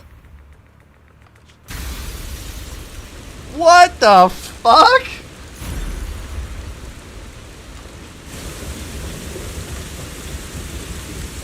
Excuse me? -1 cast, +1 character development arc. Yeah, apparently. Inside the CCD, a piercing alarm sounds again and again. Lady Dracena, are you unharmed? We received word that something inside the CCD... Is that... Miss Truvia? How did this... Okay, but like, is Dracena Gerta Lulu? Sigrid? Oh, thank goodness, just in time. Hurry, help me stop the bleeding. Yes, Lady Dracena. This is my fault. I shouldn't have left her here alone with Belle. Oh shit, she's blaming us for this shit. Girl, we didn't do this. Belle? Lady Dracena, forgive my boldness, but do you mean Miss Belle gravely wounded Miss Truvia? But why? What do you gain from this? Yes, that's what happened. What I mean is, I never realized there was such a deep animosity between Belle and Truvia. What the fuck? But I believe Belle must have acted on impulse. She would never do this otherwise. In any case, our first priority is to find Belle and get to the bottom of this. She just fled. Lindvern isn't here, so can I count on you to handle this, Sigrid? Sigrid, is something troubling you? My apologies, Lady Dracena. I will find Belle at once and bring her back to you. Good. I'll leave that to you, Sigrid. And about tonight? Keep it quiet for now. We don't want our guests who've just arrived to feel any unnecessary panic. Why? Yes, Lady Dracena.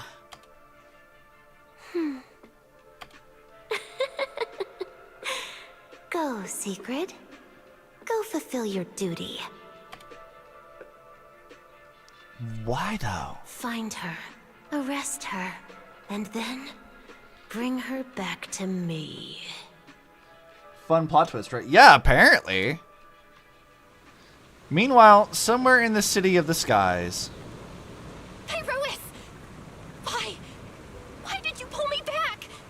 Truvia, she was right there. Why wouldn't you let me save her? Because she's beyond saving. Huh? Her wounds were clearly fatal. There was no way to save her. Damn. And that thing that appeared like Sunbringer, we cannot face it on our own. But aren't you powerful, Pyrois? You're supposed to be powerful, Pyrois! So why? Why didn't you use that power to save her? Are you sure? Do you really want to see the rest of Rose Califer buried alongside your old classmate? Damn, okay. Acting on impulse won't save her, and it won't help you either. Take some time to clear your head in the rain before that thing finds you. And then go do what only you can do. What you have to do. Thanks, Pyrois, for the pep talk. Something only I can do. But right now, I can't do anything. Dude, Belle's got it fucking rough. Like, Season 3 has not been kind to her.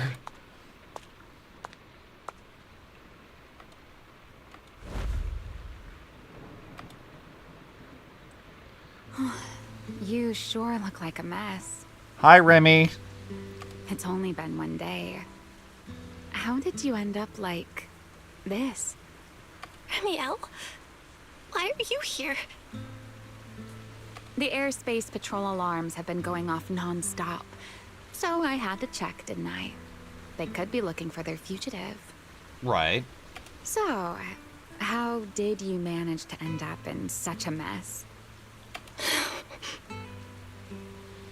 All right. If you don't want to talk, fine. But don't stand out here in the rain, okay? You'll catch a cold. Two punctured lungs, completely fucked spine, and no heart left. Yeah, no, she's good. She's done, dude. But when the writers treat the player's feelings like an emotional punching bag. I mean, yes.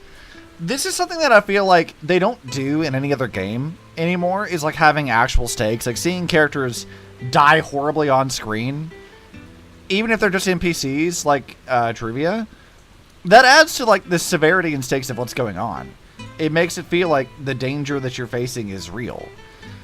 Star Rail and Genshin have killed off NPCs before, but never so brutally.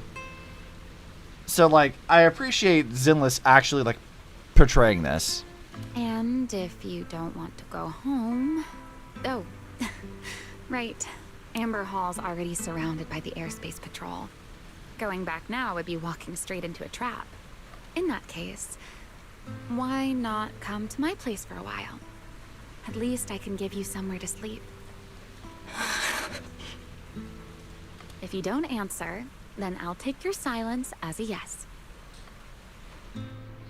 Still dazed, you let Remielle bring you back to her place at the Ina gang's hideout.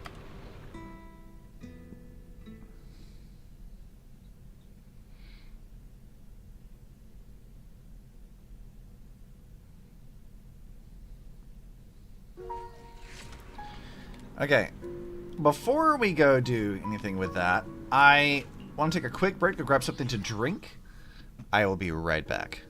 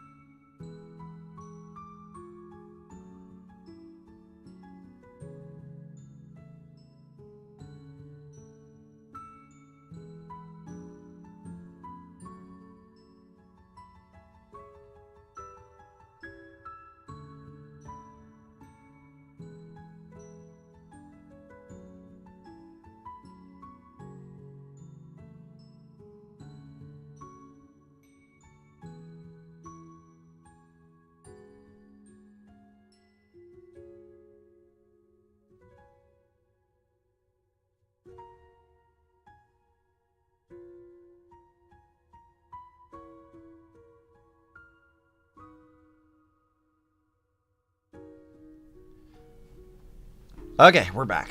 I had to take some ibuprofen as well. Been sleeping kind of wrong and my neck's all cricked and angry at me. So let's crack open a drink. There we go. And get back to the plot. Alright, Remi. Sit anywhere you like. Just, not the bed. Wet bedding is such a pain to deal with. I mean, you don't seem to have a dryer anywhere around here, so I'd imagine, yeah. Here's a towel. You should dry yourself off. If you've got the strength, you can take a hot shower, too.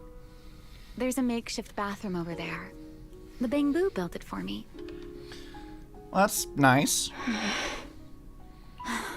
Okay, fine.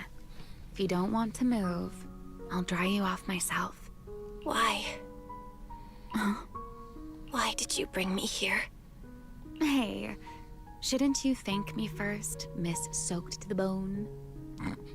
Thanks, Remielle. Since when did you become so obedient? That isn't like you at all. She's like, I like you better when you're a brat.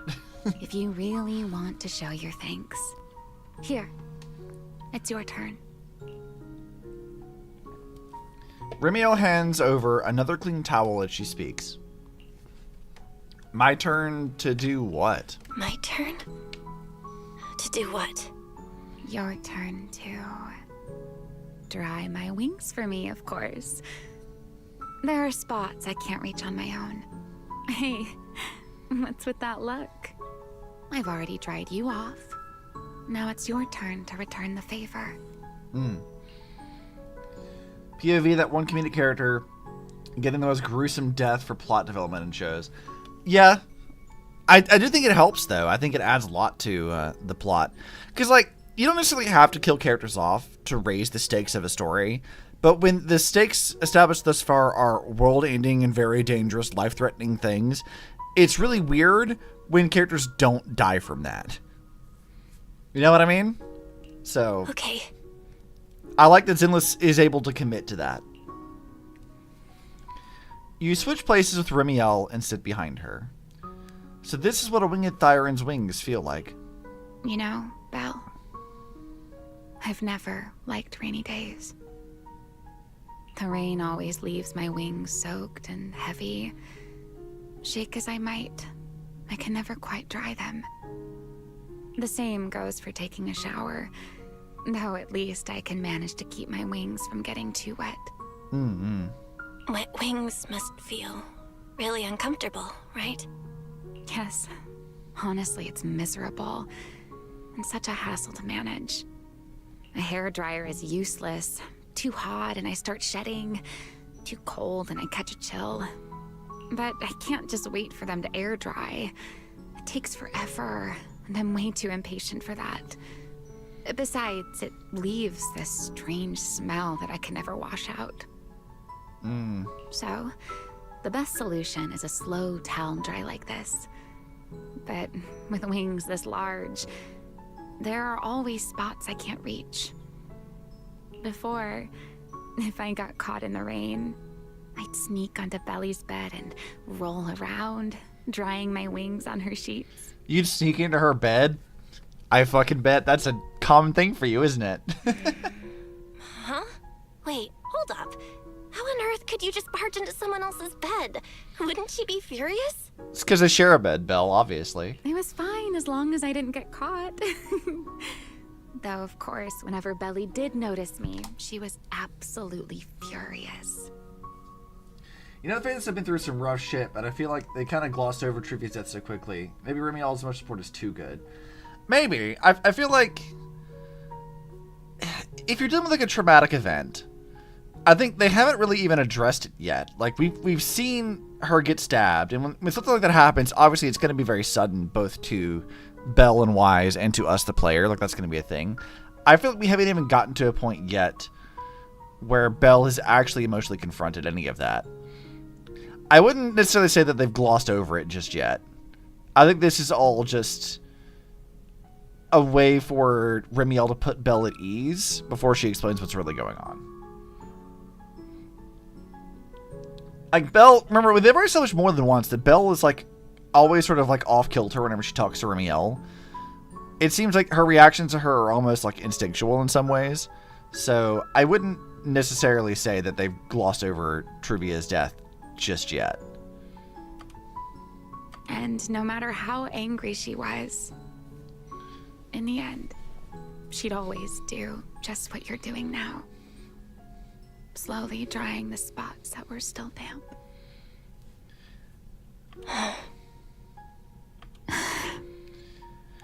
Also, the fact that Remielle is opening up about Belly, I think is really important here, because that was somebody who was, you know, at the very least, extremely important to her.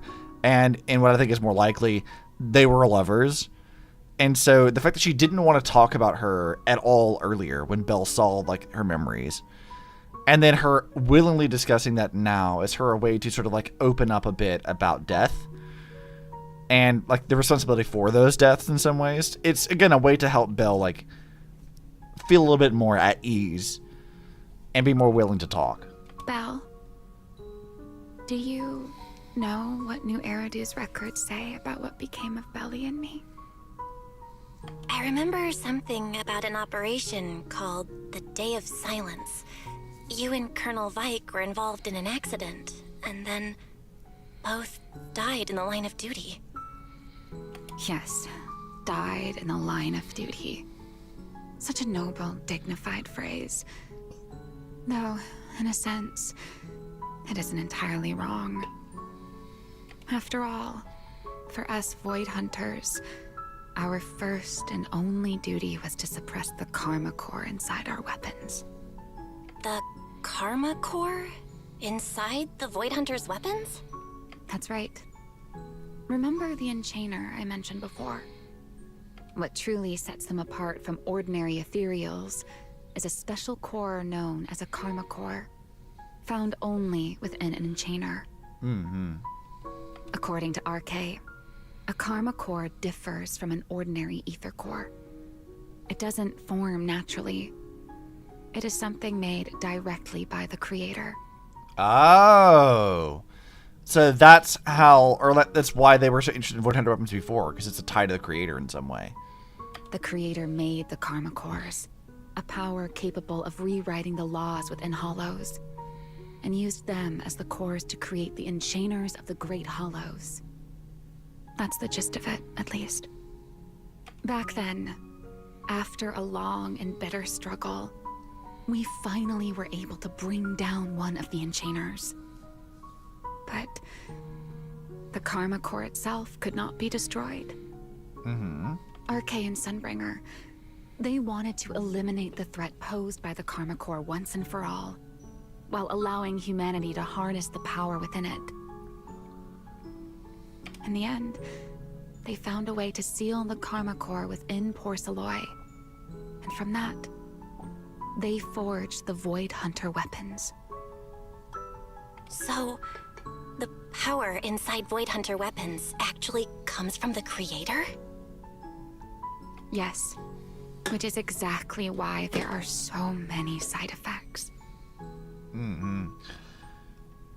You know what? I saw somebody talking a little bit about this on Twitter, and they were saying that it's very funny, like, after Miyabi, every Void Hunter we've seen has to have some sort of, like, discussion about their core or their weapons we've seen, right? Like, use it like Ye Guang is the example here, where like her weapon saps away parts of her life force and memories, and it seems like something is going on here with like other Void Hunters like Belly and Remi.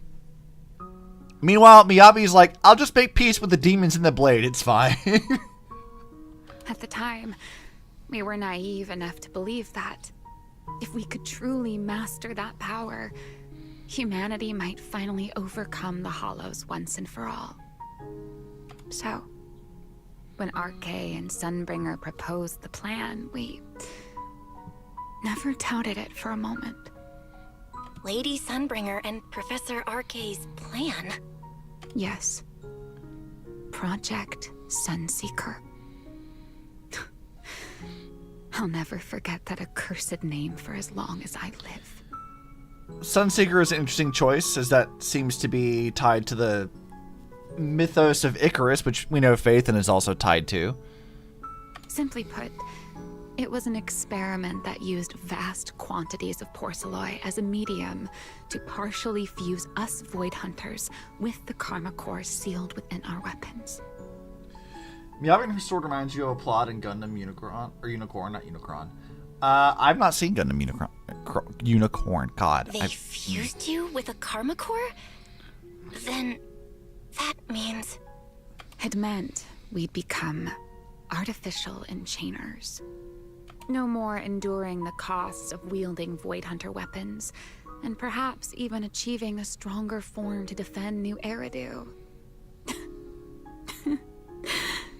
Looking back, I can hardly believe I fell for RK's lies so easily. You know, it's so interesting hearing them discuss this now, because this does sound so similar to, like, what happens during the previous era. Like, I know that, like, again, people make the joke that Remielle is just Ellie, but not. And she does have some similarities to Ellie for sure, but she isn't really Ellie in a lot of ways. But I do find it so interesting how much of, like, the Void Hunter lore and stuff we're learning now mirrors the development of the Divine Keys, the decisions by the higher-ups to sacrifice people for the greater good kind of thing, to fight against the Hollows or whatever. It's so similar to how the previous era events shook out in Impact Third's lore. I find that so interesting. So, it was in that experiment when you and Colonel Vike... Yes. Belly and I were the final participants. Or rather, the final test subjects. Looking back, I wonder if Belly already knew the truth behind RK and Sunbringer's plan. Otherwise, she probably wouldn't have insisted on coming along. She's never been one to enjoy the spotlight. If only I'd realized what she was thinking sooner. Remielle, RK was extremely meticulous, always laying out careful, detailed plans. So, I can't say if the Karma Core losing control during the experiment was truly an accident, or if it was his cleverly disguised plan all along. But whatever the truth, it ended with the Karma Core spiraling out of control and Belly becoming a new enchainer. As for me, I partially fused with the Karma Core inside Remielle, becoming what I am now. A monster. Half human, half enchainer. Again, a very interesting parallel with Impact Third. In the previous era stuff, when fighting against the Honkai, the way that Moth decided they were going to work with this was to create Mantis soldiers, which Mantis is like an acronym. I forget the specifics of what it means, but the gist of it was they would take Honkai cores and DNA and they would fuse that with people to create a half human, half Honkai beast super soldier to fight on their behalf. The problem with this is that it killed most people that you would do this for, and the people who did survive had horrible side effects as a result of it. Very well-known thing to do, and they would just send people in without telling them really what was going on. And those that did become Mantises properly became important soldiers in the war against the Honkai. But for people who, like, were outside of the organization, they didn't view Mantis soldiers as, like, any particularly good thing. It was always, like, they're monsters. They're not even human. They've given up their humanity for this. And so despite the fact that they were trying to fight for humanity and save people, they were still reviled and hated by just about everybody. So it's very interesting to see this concept back again with the idea of whatever Remielle wants to classify herself as. Maybe deep down, I'm just not ready to give up my life so easily. In the final moment, Thaumiel's power of controlling temporal patterns froze me in a state of near suspended animation. I didn't fully awaken from the seal in Persena's Hollow until about a year ago. Oh, okay. The power of temporal patterns. Well, that explains how she's able to live for so long. Right. Remember my feathers? The ones that can pin you in place? That's an example. The Karma Core sealed within Thaumiel holds the power to halt the flow of time. And because I partially fused with the Karma Core, even without Thaumiel, I can replicate a similar effect on a smaller scale. But that little bit of power isn't nearly enough to take on those 3 Sunbringers. Yeah, I guess not. That's why I had to reclaim Thaumiel. Even if it accelerates my path to becoming an enchainer, I still have to. Remielle falls silent for a moment. She still has her back to you, but somehow you can picture the sadness and loneliness on her face. Just like the expression that you're wearing now. Never mind. Enough about me. Why am I even telling you all of this? Still, now that I've told you so much. A white wing suddenly sweeps in front of you. Remielle turns to face you wearing the same faintly enigmatic smile as always. It's your turn. Huh, my turn again. Huh? My turn again? Wait, to do what? It's the Q&A game, Belle. Keep up. To tell me your story, of course. Let's call it another round of our little Q&A game. Sadness? Alright, I got distracted by her side boob. Don't worry about that. You didn't actually ask, but I had a feeling you'd want to know. So I went ahead and answered anyway. Now, it's your turn. You just started talking on your own. I wasn't even going to ask anything. You just started talking. Come on, Belle. Don't be like that. Fair enough. But once you say certain things out loud, they don't weigh on you quite as much anymore. Or perhaps you'd like a little help getting started? Let me think. Okay, finally, some lore stuff. Alright, think back to your days at Helios Academy. Serpico and Truvia. They transferred to Helios not long after Wise and I started there. Gonna pass it and have fun gooning? I mean, we wouldn't do that on stream, but yes. Gooner game, sure. Anyways, rest well. Thanks for popping in. I appreciate it. Good to have you. They came from a prominent background. They were the adopted children of Masyant, the head of High Ambitions Corp. On top of that, they were excellent students. It didn't take long for them to become the talk of the academy. We were all studying under Miss Carroll at the time, and before long, we became close friends. Back then, we were full of big dreams. We wanted to fully understand the Hollows, maybe even conquer all 6 great Hollows, or as our teachers like to put it, seize the sun called Helios. Later, because the 4 of us had the top grades, we became the only 4 people ever to have smart ocular implants. Then, during a performance test for the implants, I lost control. Serpico, he died because of me. When I finally woke up in the hospital, I learned that Truvia had been taken away by people from High Ambitions the day after the incident. The next time I saw her was during the fall of the old capital. She was with one of High Ambition's rescue teams. To be honest, I never imagined we'd meet again like that. You know, they talk a lot about the fall of the old capital and the expansion of Hollow Zero. I wonder if we'll ever actually get to see, like, proper animated, like, memories of the fall of the old capital. Wise and I were both badly injured at the time, but we still wanted to go back to the ruins of Helios, and save as many people as we could. We begged Truvia for High Ambition's help. We were willing to guide them through the Hollows, willing to do whatever they asked of us, but she refused, without a moment's hesitation. What happened after that is kind of a blur. But on that day, no one made it out of Helios alive, except Wise and me. Then, in Rose Califer, I saw Truvia again. We talked about the past, but the way she spoke about it felt like she was talking about someone else's life. I don't know how to face her. And ever since then, no matter what I do, I can't shake the feeling that I'm being watched.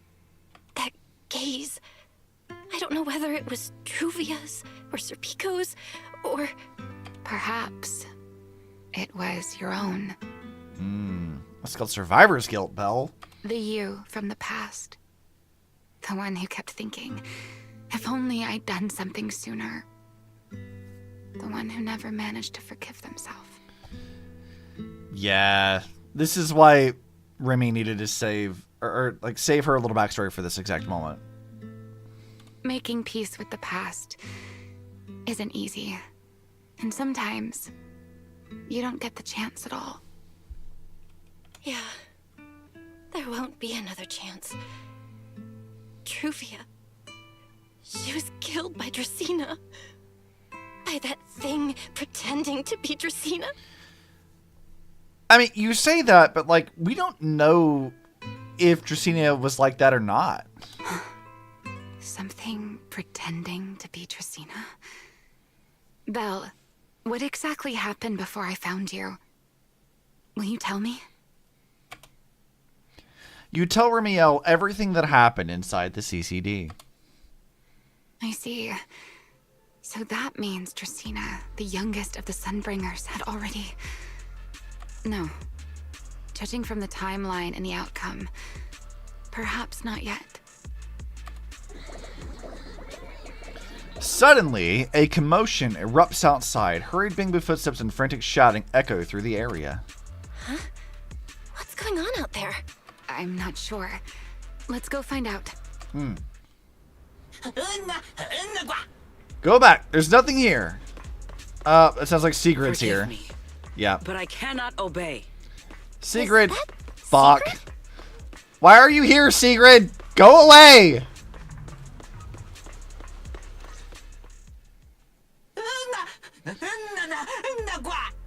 Lady Sigrid, please don't come any closer. There's nothing here. I am afraid I cannot comply.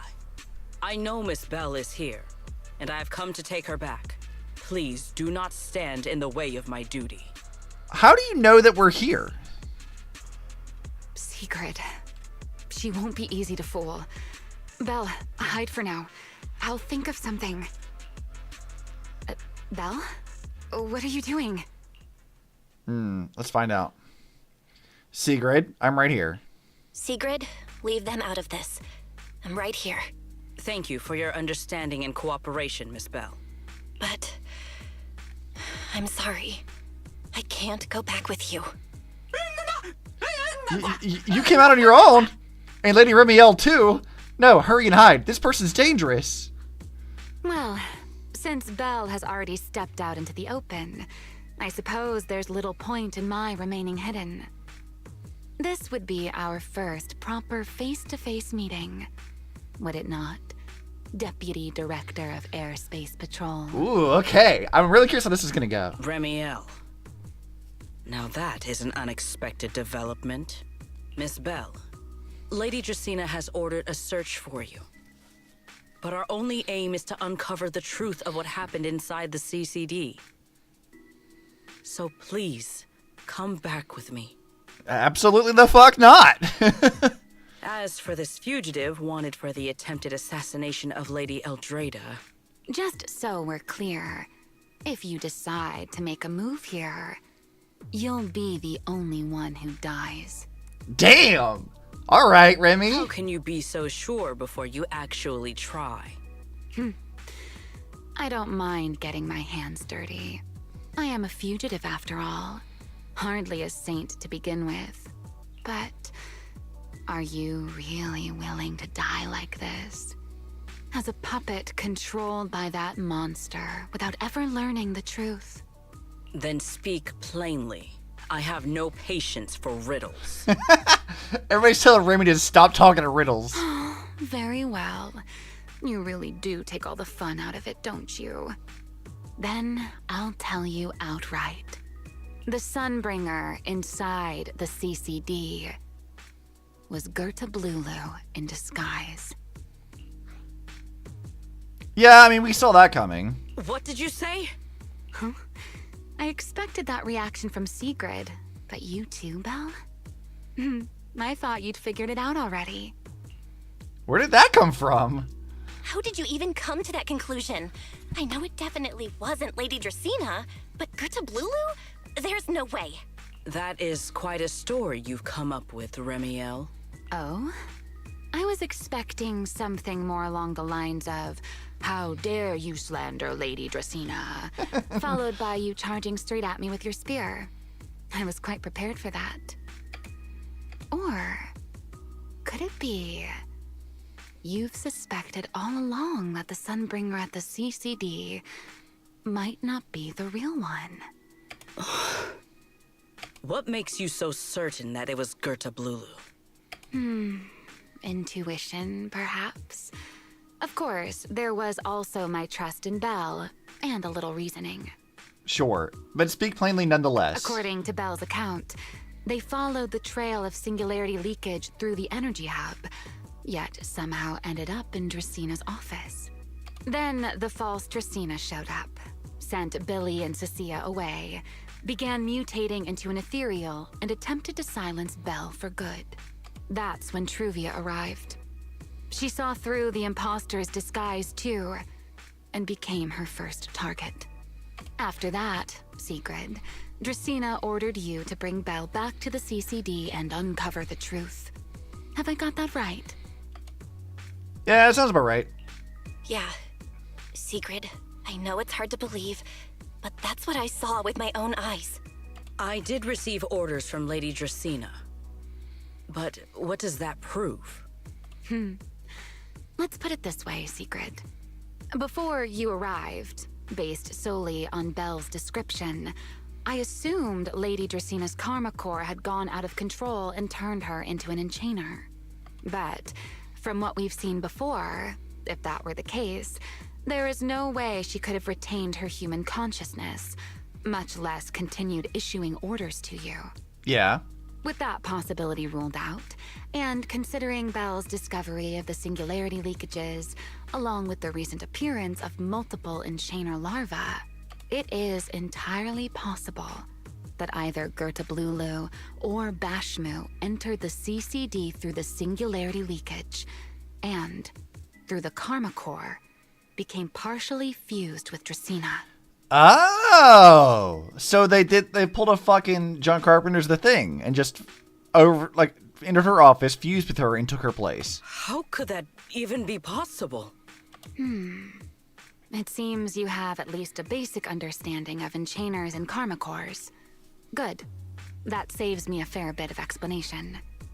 I can't say how Sunbringer managed it, but the most likely explanation is that she divided her karma core into 3 parts and entrusted them to the 3 ladies we see today. Oh, okay. That would also explain why Gertablulu and Bashmu appeared at roughly the same time. Then again, there may be a 3rd enchainer larva out there that we simply haven't discovered yet. As for why I don't think it was Bashmu, well, that's the easy part. Bashmu is enormous. Had it appeared in Buastrum, it couldn't possibly have gone unnoticed. I mean, it's a giant fucking worm, so yeah, I would assume not. So, either it was Gertablulu or a 3rd enchainer larva we haven't discovered yet.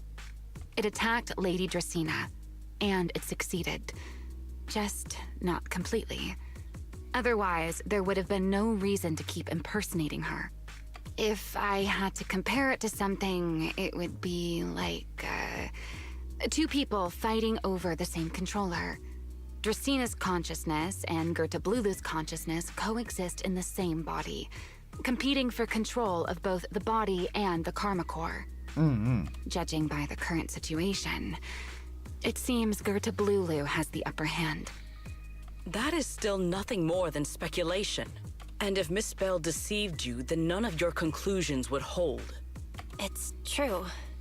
I have no way of proving that I wasn't lying. I mean, we have some of the data that, Fairy was digging through. It's all right, Belle. I believe you. And I believe everything you've told me. Remember the rules of our little Q&A game. You don't have to tell the whole truth, but no one is allowed to lie. Yeah. And besides, Sigrid, you've heard us out this much already. I'd say that means there's still room for us to talk. Wouldn't you agree? What is it you want to talk about? Why, how to get that poor little Sunbringer out of her current predicament, of course. So, interested? There's too Dude, many yeah. eyes out here. We should speak. Let's get Sigrid on our side. Recruit the Uma. Zone. I never would have thought you would be hiding here. Oh, and here I thought you would let me go on purpose.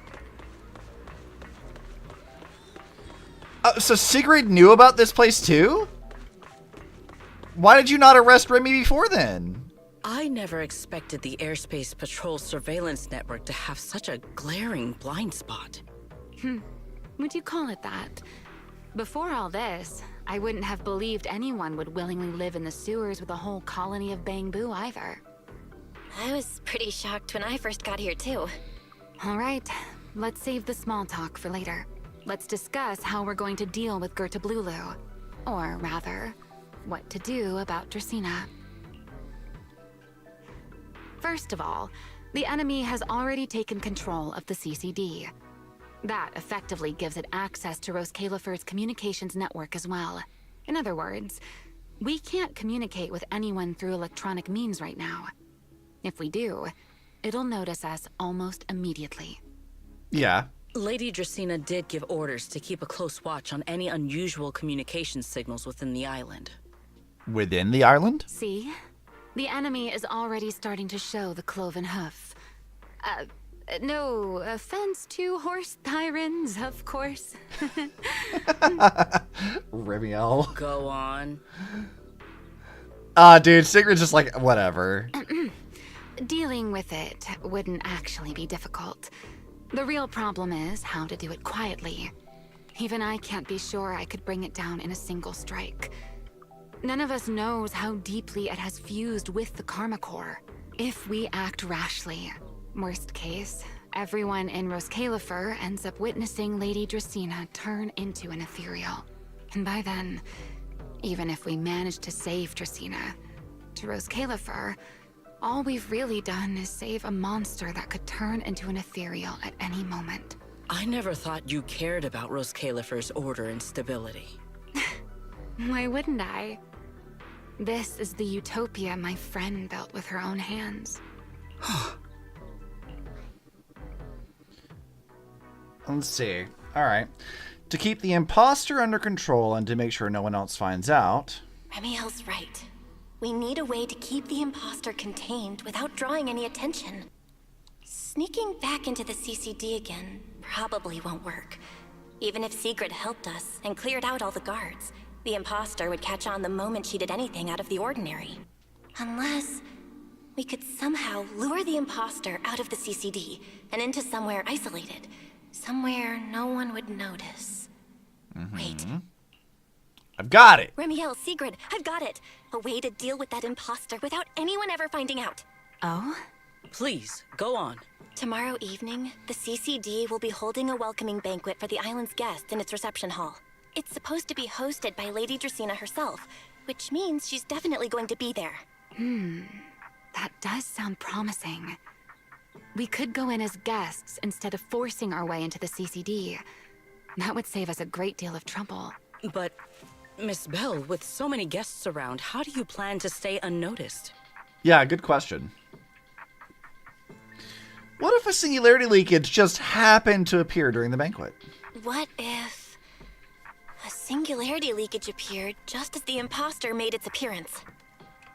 Or maybe a passage formed from multiple singularity leakages? If that's how it got into Buastrom, then we could use the same trick to send it back. And if there just happened to be no airspace patrol soldiers patrolling the Hollow at the time, then nobody would notice, right? I am starting to lose track of what you mean, Miss Bell. How are you going to make a singularity leakage appear in the CCD reception hall at that exact time? Yesterday, Remielle and I found the culprit's crime scene at the bottom of the retroflux zone. We also figured out how those singularity leakages are being created. Oh yeah, we did figure that out, didn't we? I think I can make something similar. If we keep it under control, nobody at the banquet will be in any danger. Fighting fire with fire, are we? Yeah, as long as we have stable hollow observation data to run the calculations. Oh, wait, no. I don't have the HDD with me, and I can't reach Wise or Fairy either. So how am I supposed to get stable hollow observation data? Uh-oh. That look on your face tells me something's wrong, Belle. If you are concerned about obtaining stable hollow observation data, while I am not an expert in that field, I should still be able to offer some assistance. Oh? How so? You're just like a cop, right? There is a derelict area known as Rosewick within the Scommel Hollow. During patrols, we discovered equipment there that is similar to what the CCD uses to process Rosetta data. However, due to their excessive size, they were left abandoned on site and never retrieved. If that equipment still works, then that might just do it. But without Databoo handling the calculations, it'd probably take forever to... The Enogang's Bangboo! Most of the Enogang's Bangboo used to be CCD Databoo. If they're willing to help us. Let's go! The plan's all coming together! Don't you remember, Belle? In their eyes, those 3 Sunbringers are all imposters. Anyway, leave this to me. At the very least, Prophet Boo should be willing to do me this favor. That leaves one final question. How are we supposed to get into Scommel Hollow without tipping off the imposter? Almost simultaneously, you and Remielle turn to look at Sigrid. Why are you both suddenly looking at me like that? Don't worry. Nothing. I simply thought a certain airspace patrol deputy director might be able to get us into Scommel Hollow.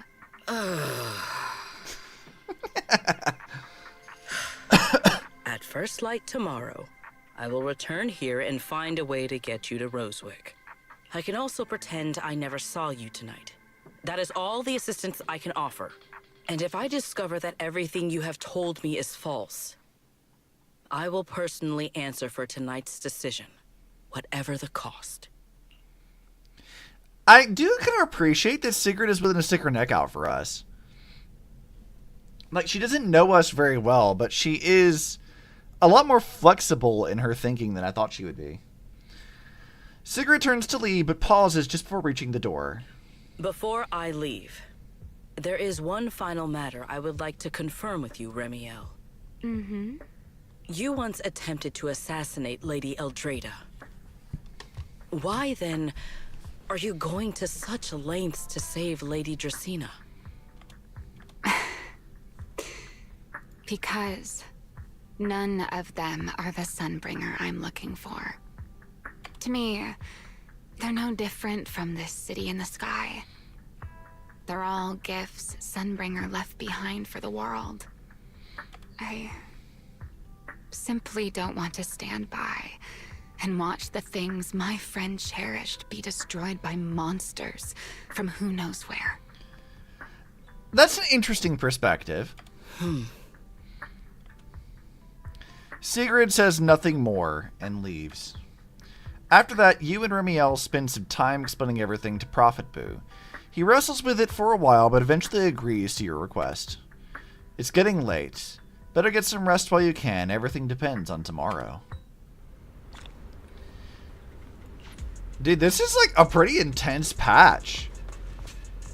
Remielle's bed. What does this have to say, actually? Remielle's bed. This is where she slept while lying low in Rose Califer. No idea where she got this bed, but in the retroflux zone where everything looks a bit worn, this thing stands out. Finely crafted and decorated with all her favorite plushies and little trinkets. My trinkets!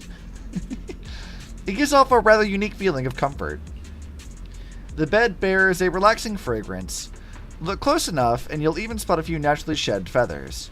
You're suddenly curious about how that bed feels. Sure, you've been on it before, back when you passed out, but you didn't really get a chance to properly appreciate it. Touch the bed. The bed's still warm. Come to think of it, with wings that big, she can probably only sleep face down at night. Feels a bit disrespectful to keep following that line of thought. Never mind. Oh god.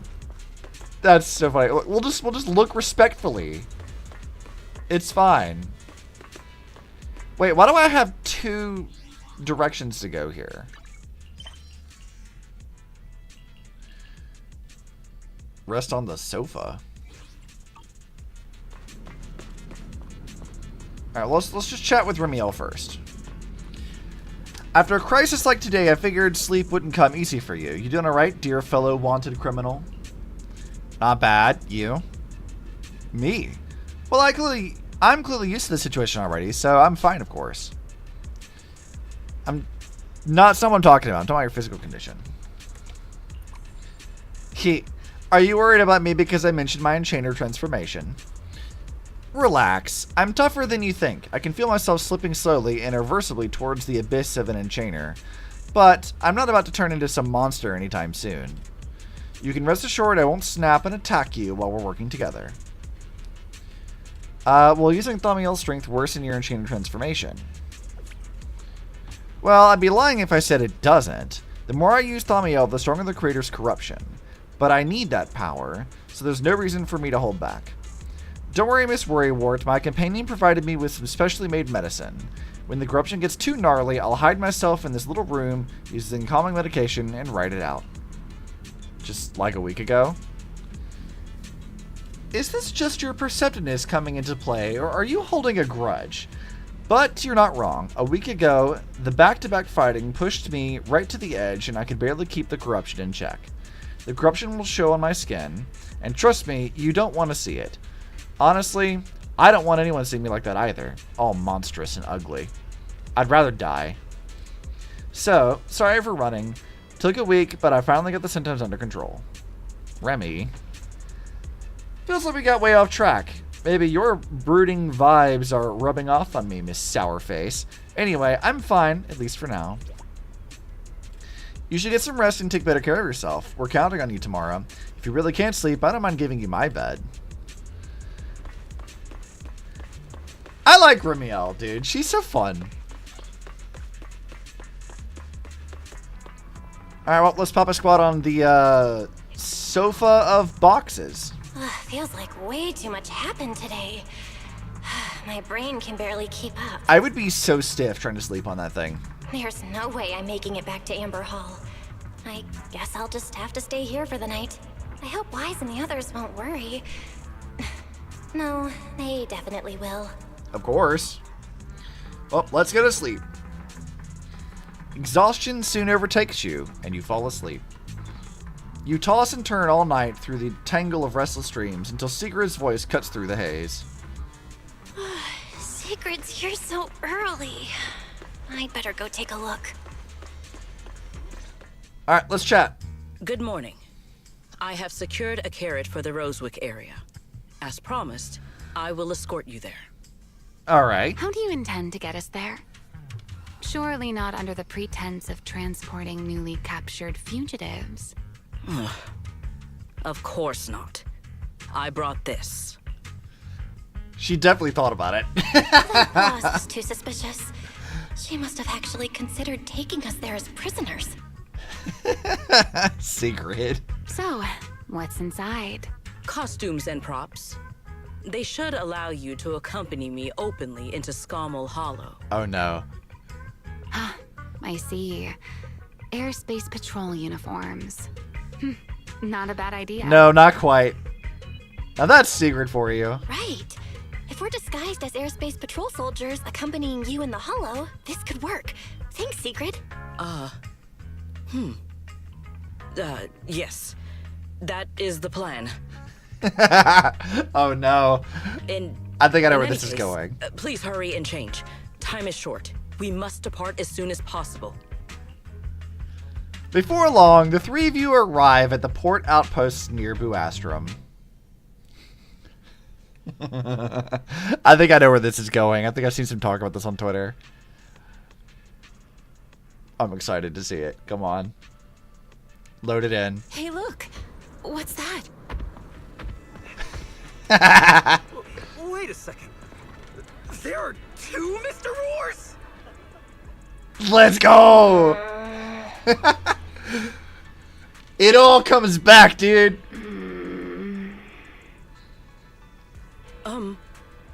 Is something the matter? Why have you fallen silent? Is the size incorrect? Sigrid, why do you have this? Why? Okay, first of all, why does Remielle have one? Secondly, why do you have one? It's, not just the size. Though the size is certainly part of the problem. Sigrid, are you serious? You expect this to fool the Airspace Patrol soldiers? I love even Remielle's like, what the fuck is this? Yes. I believe it should serve well enough. No. No. There's no serving here. The Deputy Director of the Airspace Patrol traveling with Mr. Roar. 2 Mr. Roars, no less. Is there anything in Rose Califer more suspicious than that? Remielle can't wear her outfits and look all pretty. She's like, there's no serving here. I can't serve. I can't serve in a bear costume. Fantastic. Sigrid's decision. She must have her reasons. Easy. I'm sure Sigrid has her reasons for this. Please explain this to me, Sigrid. In truth, it was already rather late by the time I returned yesterday, and I had no time to prepare. As luck would have it, one of our squad members found a Mr. Roar mascot suit near Beckford Street during yesterday's routine patrol, so I brought it with me. Could it be from the day before yesterday? Beckford Street? Remielle, is this the one you left there the day before yesterday? Dude, she's so upset. Oh?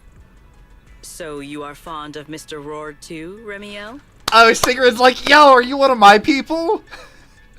Which does mean that the other Roar suit is Sigrid's personal one. Amazing. I am not. How did you even arrive at that conclusion? Wait. There are 2 mascot suits here. Don't tell me. The other one is mine. Sigrid. I want Sigrid to like cute things. Dude, Sigrid's a huge fan of Mr. Roar. That's fantastic. This is one of the funniest developments by far. I love this. That is fucking amazing. You know, normally Remielle is like in control of the situation, right? She knows what's happening. I don't think we've ever heard her so absolutely completely dumbfounded by this.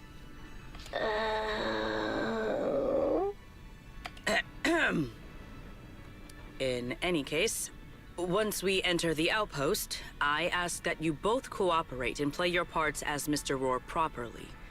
Do not do anything that would reveal your identities. You know, the shock of all the citizens means that, like, it's probably not an official thing to have more than one Mr. Roar costume, which means that the other one Sigrid probably made herself. She has her own Mr. Roar Sona. The Uma is a furry! Let's go! We're the Roar twins roar. Okay, Deputy Director Sigrid. From now on, we're the Roar twins. Rawr. You seem rather pleased with yourself. Absolutely. Stay in character, Remielle. Stay in character! Every sentence Mr. Roar says must end with "Rawr." I am Mr. Roar. God damn it, I'm just stuck selling shit waffles. God damn it, it's so good. Understood, Deputy Director Sigrid. Roar! Very well. Since you are both prepared, let us move out. They are so unserious. What the fuck is even happening? Oh, I get to play as Sigrid. Okay. I never thought I'd be putting this outfit on a second time. Wouldn't it be the third time? Come on. You looked like you were having fun last time. You two, do not forget to add "rawr" to the end of your sentences. She takes this so seriously. Why do you take this so seriously, Sigrid? You know, actually getting a chance to look at her outfit properly, I don't hate this. It's a bit weird, to be sure, but like I think one detail that I really like a lot with this is like if you look at her feet, like it is still like heels in a sense, but they do emulate like hooves in a way, and the bottom of them have like little horseshoes on them. I did see some concept art for Sigrid where they wanted to make her more like a centaur, which would have been kind of fucking rad as hell. But I understand that they probably didn't do that because of like limitations in actually having the models being made. But this isn't a bad design, all things considered. Good morning, Lady Sigrid. Up and about early as always, huh? They are? Alright, what do we got? Mr. Roar.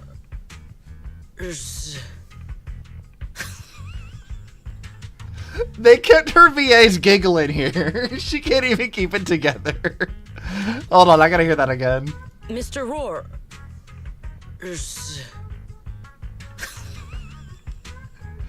They kept her giggling. I love that they kept the take in. Let's go. I know it's Mr. Roar, but, why plural? Obviously, Mr. Roar has a twin. Huh. Since when did that become part of his backstory? I've never heard of that before. Pull out your super fan card, Sigrid. Did you really think Rose Califer's massive pancake demand could be handled by a single Mr. Roar? Mr. Roars, please tell my subordinate the truth. I'm the Mr. Roar on odd day shifts. I'm the Mr. Roar who works on Mondays, Wednesdays, Fridays, and Sundays. Rawr. Bell. I'm the Mr. Roar for the Tuesday, Thursday, and Saturday shifts. Rawr. Rawr. Oh god, I have to keep listening to these again. I'm the Mr. Roar for the Tuesday, Thursday, and Saturday shifts. Rawr. They're so awkward, it's awesome. That signature catchphrase. Yeah, that's definitely Mr. Roar. Wait, no, that's not the point here. Lady Sigrid, why have you brought Mr. Roars out here? For pancakes? Secret? This girl. This is the most ridiculous shit. Huh. Pancakes. Is that some kind of mission code name? Oh no, he's getting suspicious. Oh no, he's definitely suspicious. And why pancakes? Who would bring Mr. Roar into the hollow just for pancakes? I can't believe I actually went along with this absurd disguise plan. I get it now, Lady Sigrid. Do you? Huh? The signature, huh? The pancake ingredients were lost in the hollow, weren't they? That's why you rushed two Mr. Roars in to help search for them. Yeah! I understand completely. Rose Califer needs pancakes just as much as Airspace Patrol needs you and Lady Linburn. What is this guy even talking about? How did he get from pancakes to that? Even she's stunned by this bullshit. Affirmative. That is correct. No. That is definitely not what you meant. That pause was way too obvious.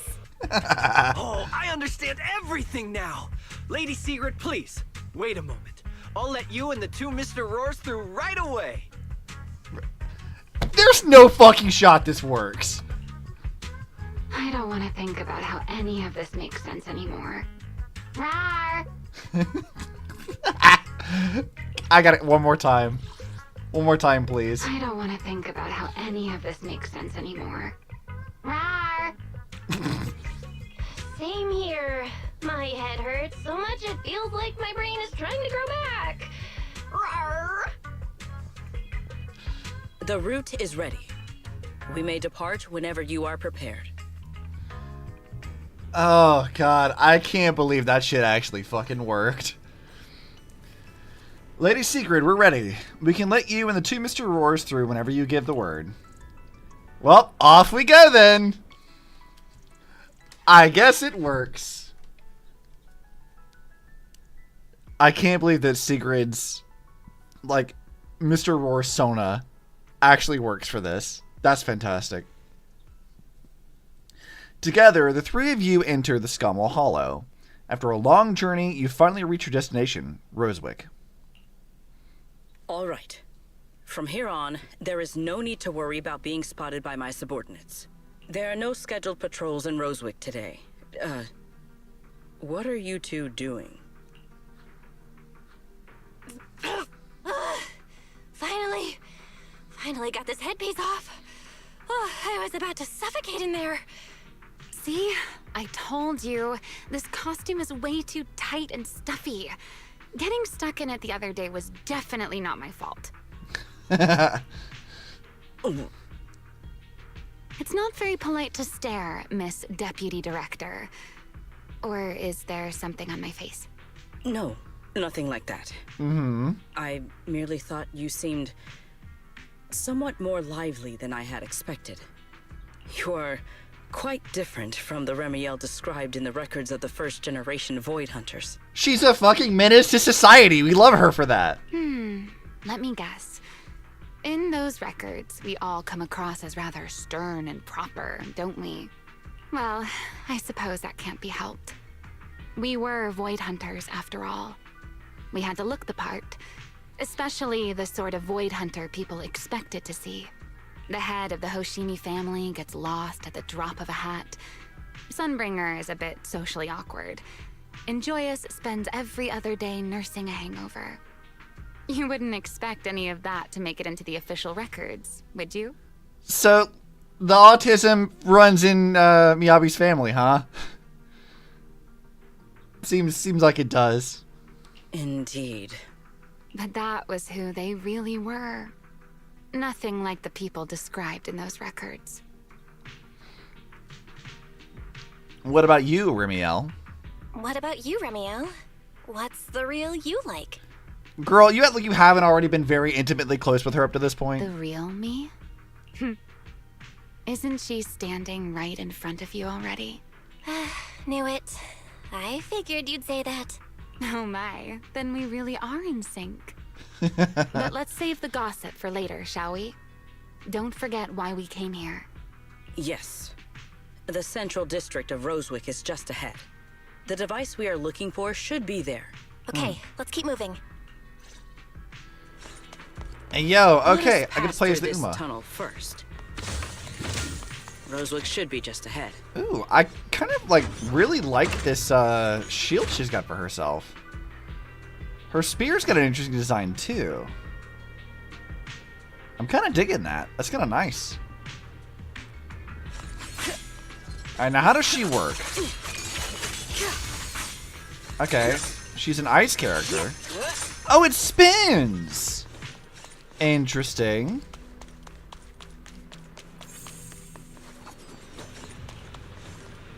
Alright, well, we got the beacon already. So this is Rosewick. What a spectacle. Rosewick. I never imagined this place would end up like this. You know this place? Huh? You've been here before? Yes. Back when there was still only one Sunbringer, over 100 years ago. That enormous building in the distance is called Meridian Hall. It was once a research facility personally overseen by Sunbringer. Ah, okay. And the main focus of that research was to work with Joyous and the others to verify whether the Rosetta Data computational model was viable. But as for how this place ended up in the Hollow, that I don't know. Of course, the Research Institute back then didn't look like this. At the very least, it wasn't so twisted. Huh. After all that happened, does the equipment inside still work? It should be fine. Many of the facilities inside Meridian Hall were made of porcelain, so they should be pretty ether resistant. As for the spatial structure, we'll have to rely on the back door that Sunbringer left behind. What do you mean by back door, though? You'll see when we get there. Vague, like always. I suppose I shouldn't be particularly surprised. It is Remielle, after all. Miss Bell, did you ride along the tracks like this last time as well? Whoa. Sorry, Secret. Yeah. What is that glowing over there? Well now, I never expected it would still be right where I left it. Wait, what? Also, I love that everyone gets, motion sick whenever they ride with Pyroas. Wonderful. Alright, so, when Secret uses the fourth hit of her basic attack, or any special attack, if she's not in aerial patrol spear state, she enters aerial patrol spear state and gains 1 use of basic attack converging spear. Throws up a maximum of 1 use. While in aerial patrol spear state, hold the attack button or whatever to use the corresponding stage basic attack. Okay, so just got it. Looks like the nearby ethereals spotted us. They are starting to gather. Call me anytime you need my help. There's no need. This is barely even a warm-up. Alright. Makes sense, actually. Take them down! Not Pyroas, Princess carrying Belle. Total annihilation!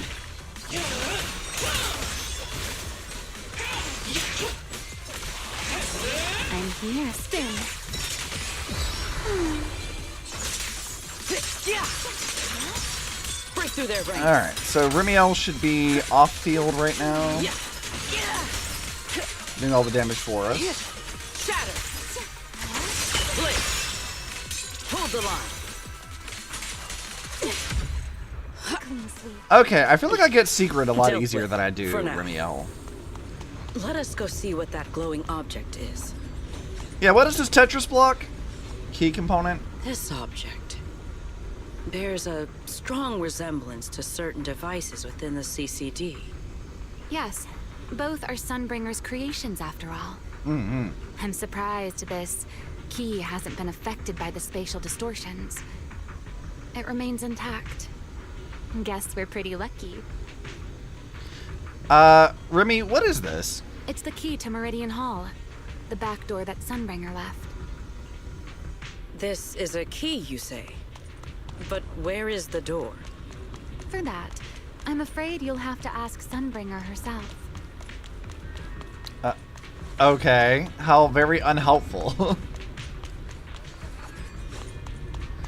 So, I don't know if I've talked about it much, but, like, the actual hollow stuff that we see in Rose Califer, I love these, like, weird, like, code vein spiky shits coming out of the ground. Like, this stuff is really neat. I like the look of it quite a lot.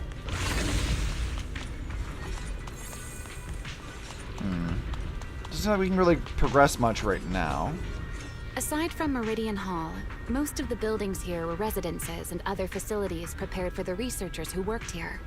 In other words, even if they were swallowed by the hollow, it wouldn't matter. There was nothing important inside them to begin with. But Meridian Hall is different.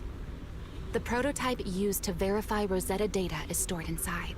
Sunbringer, she always believed these instruments might still serve a purpose someday. Right. So she designed a dedicated emergency restoration system for the entirety of Meridian Hall. That's the back door I mentioned. Once activated, it will rapidly restore the space both inside and outside to the default state recorded when the device was configured, allowing people to enter and leave. Ah, okay. Convenient. So, what are we waiting for? Hold your horses there, my impatient friend. Let me finish first. There's actually two parts to this key, and we need both to enter. Right. Back then, Sunbringer gave each of us Void Hunters a copy of the key, just in case the unexpected happened. But, you know me. I thought it was quite troublesome, so, well, I simply hid both pieces of the key she gave me somewhere nearby. I mean, people hide spare keys under doormats or in flower pots all the time, right? Sure! Why not? So this was your own doing? At least it worked out, right? If I had taken it with me back then, we'd be at a loss now. As for the other part of the key, if memory serves, I hid it somewhere rather high up. I sort of like her thing of, I mean, it'll work out eventually. Fuck it, it's fine. It's so flighty, and I kind of adore that. Huh? It was over 100 years ago. Surely it's natural for me to have forgotten. You didn't just toss it somewhere, did you? You sure are sharp. But careful there, Detective Bell. Or someone may just turn you into a static background asset with all RGB values set to 255. What the fuck? That's so specific! What do you mean? Remielle. Remielle, why? You two, let us cut the chatter. Since this part is still here, it stands to reason that the nearby spatial structure has not changed too drastically. She's so weird, and I love it. Let us check the high ground nearby first. Perhaps we will find other clues. Okay, but before that, let's put this part of the key into the device.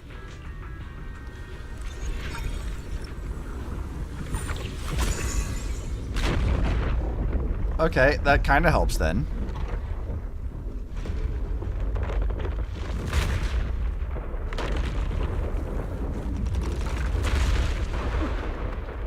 So it's like a Rubik's Cube of a building.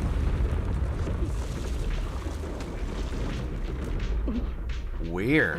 Only half the key was inserted, so only about that much of it was restored.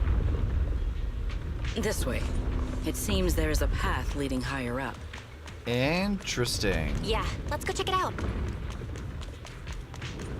Alright.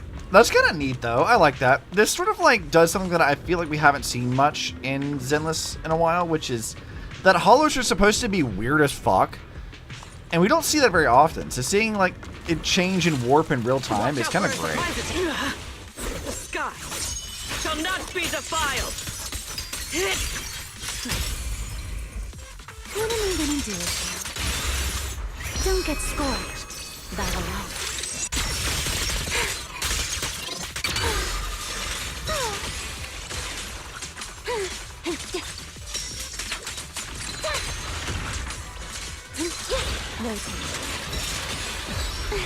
Alright, we do that. Flip back over to Sigrid.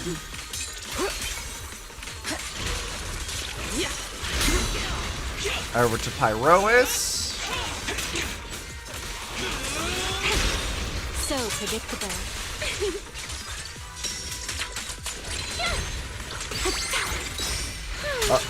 Whoa. My, why the fuck did my game just freeze like that? Excuse me? Zenless, are you alright? Scorching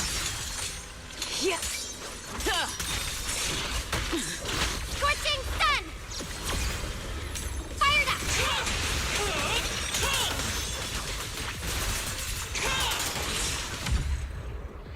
Time to shine, my partner in crime.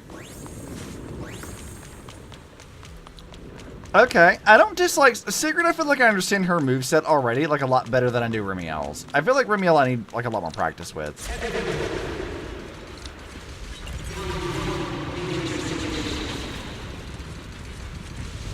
What was that sound? Enemies? That's Sunbringer. Sunbringer? But how? It's not so unusual. Hollows are full of echoes of the past. A voice with nobody there. That's not exactly normal, is it? I mean, Belle, you saw the miasma create copies of dead people, so Let's take a look around here. it's not that There it is. unusual. The other half of the key is over there. See? I told you it was hidden somewhere high nearby. Did I not? Remielle, I don't know if you get a pass Should for be able to that. unlock this path if I hack the robot. I don't think you get a pass for that one, Chief. I did not realize you were capable of such things. That's no big deal. I've even handled things on the island that... anyway, it's not that hard.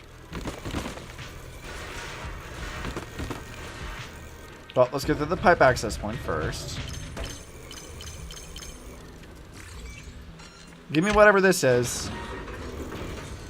Oh, I opened up a shortcut. I didn't actually mean to do that. I mean, that's helpful. Well, oh, shit. I didn't mean to do that. I was just collecting stuff, man. Done. Let's keep going. We ain't quite done yet, Belle. Okay, so there wasn't anything else over there. We did this. Okay, so I guess we are done. Never mind. Well, we opened this up, so let's go get our teleporter. That's helpful.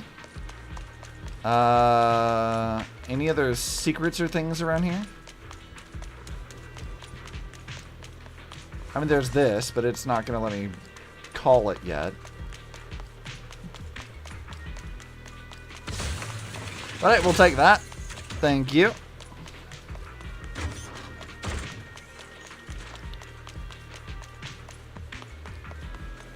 Looks like we'll have to go around. It's fine. I'm not worried about it. I seem to remember a very beautiful spot up ahead. You can see the entire Meridian Hall from up this high. Fun.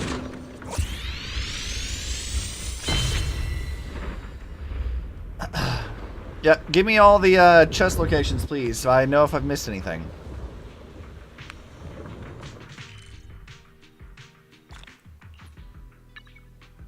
Alright. So we're here, but we found everything we've needed to so far, so should be fine.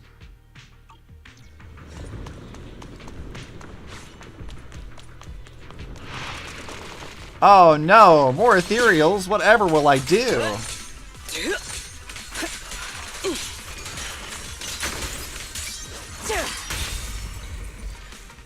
Remielle, do your thing, please, and thank you.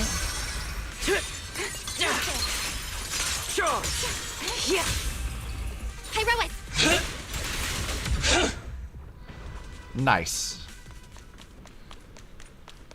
Let's hack the drone and open the path. I gotta say, being able to play Sigrid is potentially selling me on like wanting to get her character. But I already have M3 Remielle and I want M6, so one does wonder what my priorities should be here.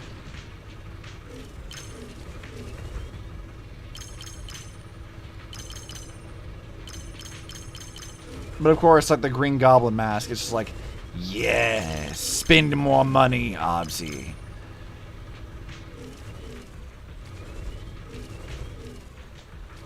Hold on, I can swap over to the bot for this.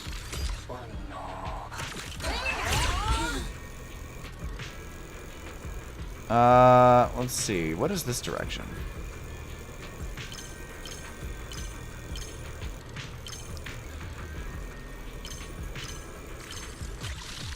This should be easy. Okay, so we have to loop back around. Oh, that's easy. No problem.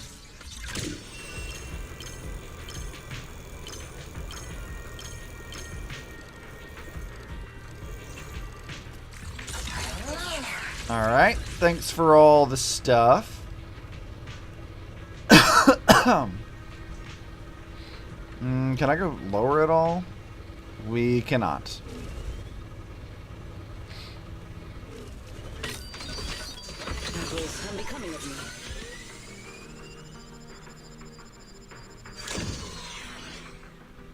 Good, we're almost there. That's quite the emotion. The experiment. That's ominous. That voice. That's Joyous. He's likely been dead for a very long time.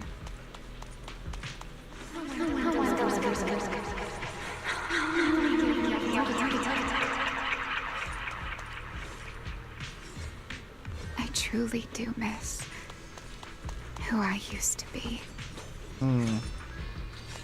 Yeah, like you without all the trauma, understandable.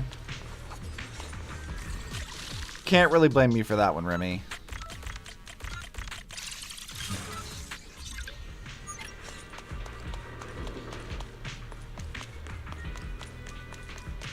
The ethereals in this area are gathering again. Is it just me? Or do the ethereals seem interested in the Meridian Hall key too? Perhaps that's just because it sparkles. Whatever, girl. Ooh, that was a cool, like, switch skill. Go and take the key. That looks kind of cool. I like that. You've been left here all this time. Poor thing. Now, I'll take you to fulfill your purpose. The Rosetta data. Okay. I know. A moment like this does call for celebration. Just as it did back then. Remielle, that voice. Remielle, that voice. Is that... Yes. It's her dead wife. That's Belly. Alright, we have the key. Let's head back. Goodbye, my old friends. You know, if you wanted to, like, interpret this from the lens of it being, like, possible, like, Impact Third variants kind of thing, the idea of having, like, a not Elysia, like, being the sole survivor of her, like, squad, the people she cared for, is also an interesting concept.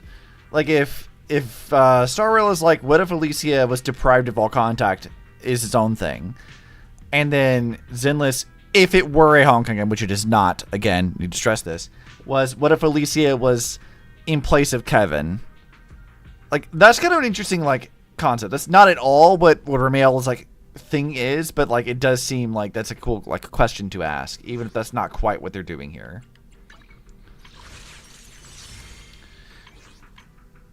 But it does bear some similarities, which, again, is probably very deliberate, knowing them.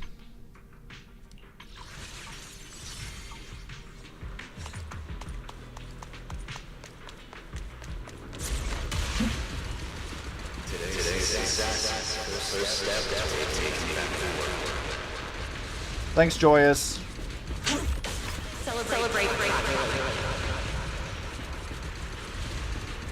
The echoes in the hollow. They really know how to ruin the mood.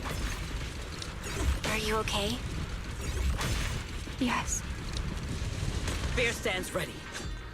I mean, she's okay to a point. I mean, she is hearing the echoes of everybody she ever knowed and cared for.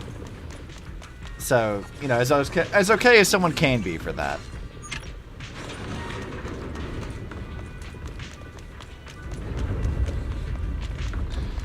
All right, let's do this.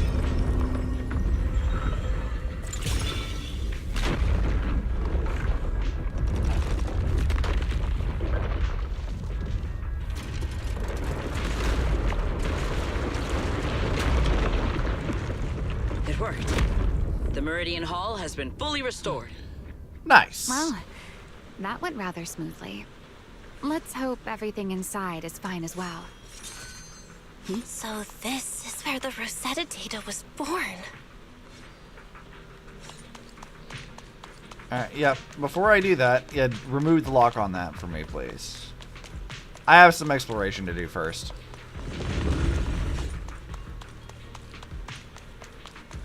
An ambush. All my strength. In one strike! Yeah. Alright, come on, you stupid ethereals. Get out of here. I'm here for treasure.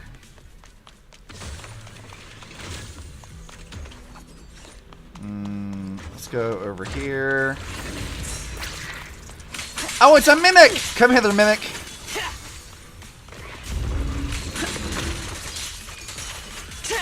One step ahead. You don't get to run away! Break through.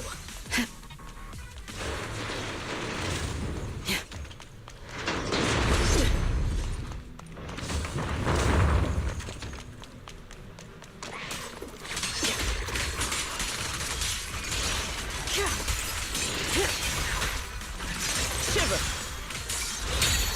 I shan't retreat.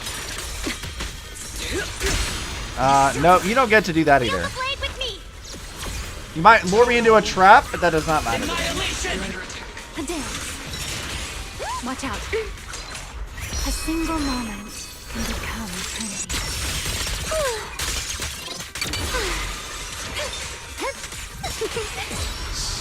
I can hear your heartbeats.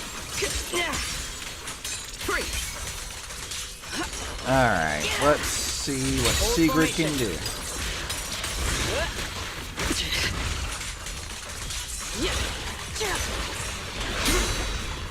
Let's do this.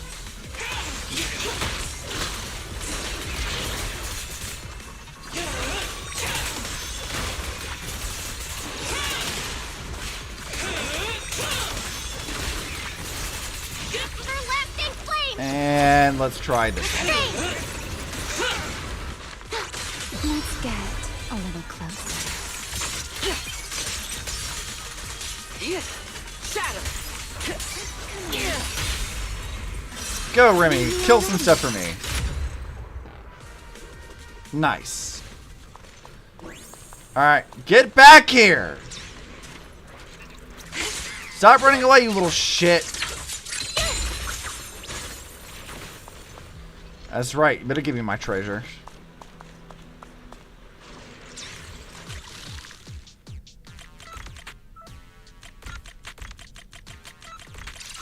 Alright, got that one, no problem. Okay, did we miss anything else while we were running him out? Roxy, surely you haven't forgotten about me. What are you talking about? We're doing what we're supposed to do, Remi. Okay, so we did good this way. We had the teleporter.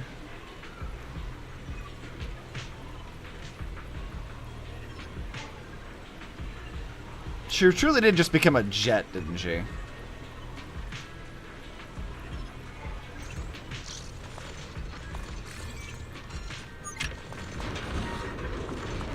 Oh, the weird hollow challenges. I forgot about these things.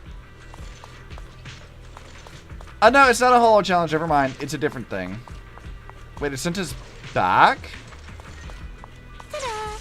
Stay close to me. Weird. So it sent us all the way back to the very beginning, huh? Interesting. Okay. I see. The old bus depot gives us something here. Let's go over here. Why would that do that?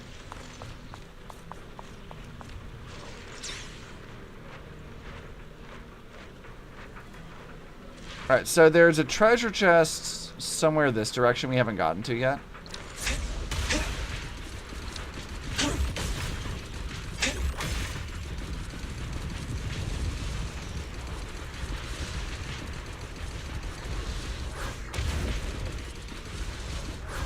Wait, how do I hop off here? It's right there. It's right there. I want that. It's right here.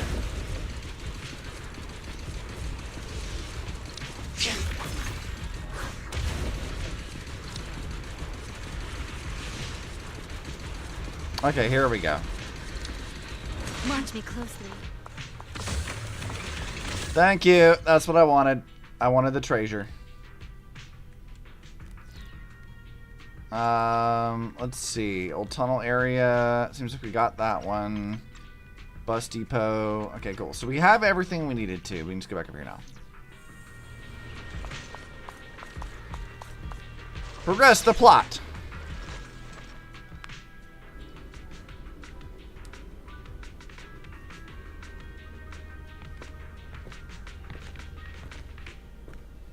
The space here is still shifting. The entire building should have returned to its original state by now, should it not? Yeah, perhaps there's a delay. The device is over 100 years old after all. A little instability is to be expected, I suppose. It seems the environmental changes won't affect our exploration much. Convenient, I suppose. Let us keep moving forward. Why are there ethereals here as well? If you aren't paying rent, I'm afraid I must ask you to move out.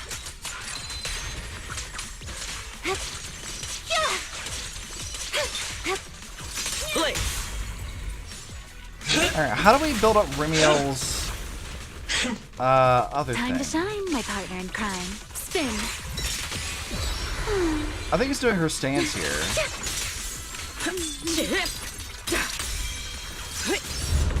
The space was hidden. No wonder so many ethereals gathered here.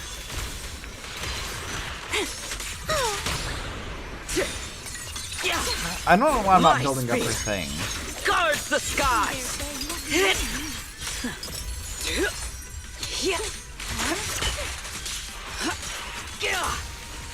Hold the line. Is this the last one? I was expecting something a little tougher.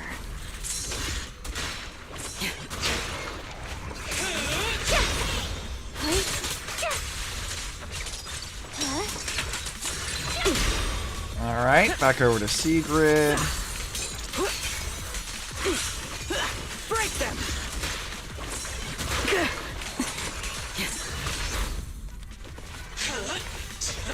This thing is weird. I like the way it looks, though. Eternal imprisonment! Rotate. Cherish the time you still have to feel regret. Yeah.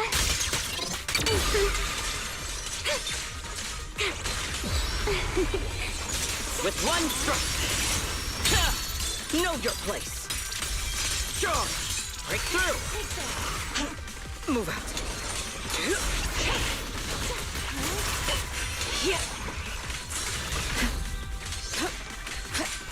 Alright. Thing, I'm gonna need you to stop doing that. Tough bastard, isn't it? You will not get away. There it is, the device we're after. Let's go, Belle. What comes next, only you can do. Tough little bastard, isn't it? So this is the prototype they used to verify Rosetta data? The equipment was not damaged in that fight, was it? It looks fine. It's a prototype, but the modules aren't that different from modern ones. I think it should be fine. This is it. Prototype boot up. All right, this is it. Prototype boot up. Hey, look, it's the TV mode that we all abandoned. We did it! Seeing these screens light up again after all this time feels strange. Well, can you work with it? Anything unclear? System feels a lot like the HDD. Nope, it's running smoothly. Almost too smoothly? This system feels a lot like the HDD. Next, I'll connect to Prophet Boo. He'll act as our relay node and mask our Rosetta data request as normal traffic. Just to be safe, we'll only pull the minimum data from the CCD and process everything else locally. I only had time to install the essentials on Prophet Boo, and we still need bandwidth for the Rosetta data transfer, so the connection might be a little rough. You established a connection to the outside of the hollow. Lady Rem, Master Oxy. Oh, that's Griff. Looks like it worked. I'm assist Fetbu. We can now. Need anything from us, Belle? Thanks, but not right now. Not for now, thanks. I've got this. Understood. We will keep watch for any ethereals and keep the area secure. Ooh, I want to see Sigrid and Remielle talk more. Link bandwidth is stable. Traffic disguise is up. Target side response looks normal. This is kind of fun art. I like this. Starting designated path prediction calculations. As expected of a hollow specialist, the aura is completely different. Watching her, it truly occurred to me that Rosetta data was born here. Yes, exactly. Link bandwidth stable. Verification unit synchronization complete. Professor, can you hear me? We can begin with data extraction. Oh, it's the OG Sunbringer. Okay. Everyone, I believe I must now inform you of a major situation.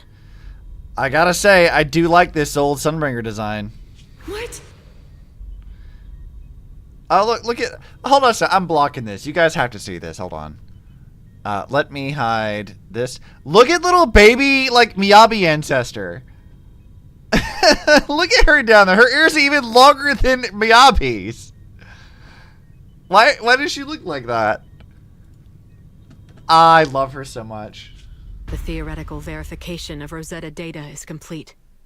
It was a resounding success. Oh, is that how one delivers good news? You nearly gave me a heart attack. Look at that Miyabi ancestor. Look at her. I believe this is due to Miss Sunbringer practicing the composure training I recommended. The training thing is also genetic? That's hilarious. How many more people do you intend to torment with your family's strange tradition? No, that's just the tism, Remielle. So loud. That's quite the commotion. I take it the experiment was a success? Oh? Joyous? Yes, very much so. It would have been even more successful if the core technology provider had simply stayed asleep. She's beefing with him, let's go. Even a little nap earns me that much grief. I was merely showing full confidence in my colleagues' professional competence. Besides, today's success is only the first step toward taking back the world. All right, all right. At a time like this, why not be honest and express a little joy? Even if the Rosetta data is only the beginning, it is still the beginning of a miracle. Let us celebrate properly, shall we? And Professor Arke, don't even think about skipping it. Then, let's throw a party, like the one Mayflower treated us to last time. Mayflower? Like the mayor's family, Mayflower? Don't tell me you're planning to drink until the next morning again. Dude, she's so disgusted by him. The professor will throw him out, just like last time. Then let us hold a ball with soft drinks only. Hey, you people.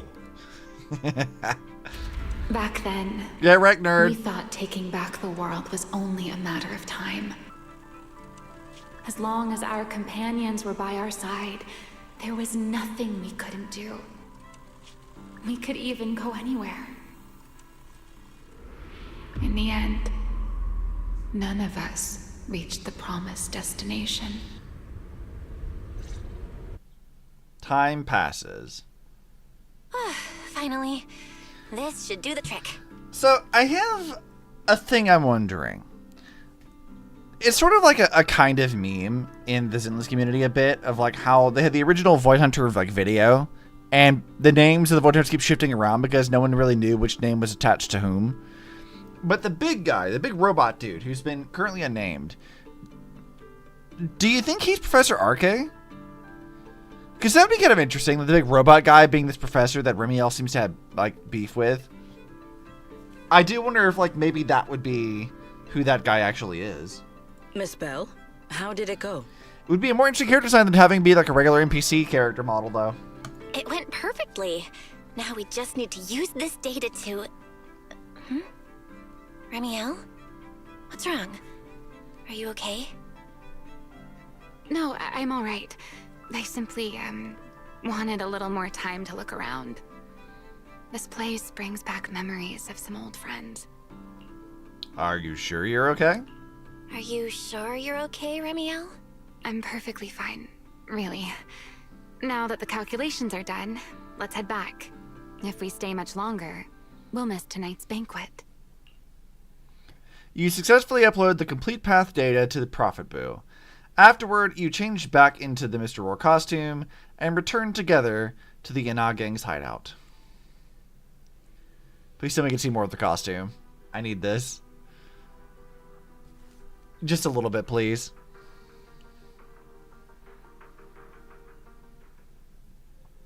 Back at the hideout, you immediately head to Remi's room to start crafting and calibrating small devices for triggering singularity leakages. After an intense grind, you manage to put together enough of them just before the welcome banquet. While calibrating the devices, Remielle and Sigrid quietly slipped out, then slipped back in just as quietly some time later. Though you're curious about what they said, you need to focus and hurry to make sure the plan goes smooth. Yeah, this should do it. Here you go, Sigrid. I explained how to use everything earlier, right? Yes, Miss Bell. I simply need to place these devices at your designated locations, correct? Yeah. Once the imposter appears, I'll activate the devices and create a small singularity leakage at the venue. Sure. Meanwhile, I'll use Thaumiel's power to immobilize both it and everyone at the venue. Then, before it has time to react, I'll drag it through the leakage and into the hollow. Finally, we subdue it and rescue Dracaena. Very well. Understood. I will do everything in my power to help you enter the venue unnoticed. Sigrid was fairly easy to convince, but I guess, like what Remielle said earlier, she already had her suspicions that Dracaena was acting weird. However, if the worst case scenario occurs, if, in the end, our conclusions are proven wrong, and this was all fabricated by Miss Bell, then the banquet will become the place where you arrest both the fugitive who attempted to assassinate Aldrada and the fugitive who attempted to assassinate Dracaena. I'm glad that she's like phrasing it this way. I imagine Belle would have no objections to that. Would you? No, I promise. Then may none of us betray the trust we have placed in each other. There is a balcony outside the banquet hall. The door to that balcony will be locked today, so you two can stay there until the banquet begins. When the music begins, that signals the start of the banquet. The guests will share the first dance. Once that happens, you can head directly above the hall and prepare to act. Got it. I like the little emoji things coming off for Remielle when she talks to us. That's fun. Let's go. I'm so curious what this patch's boss is going to be.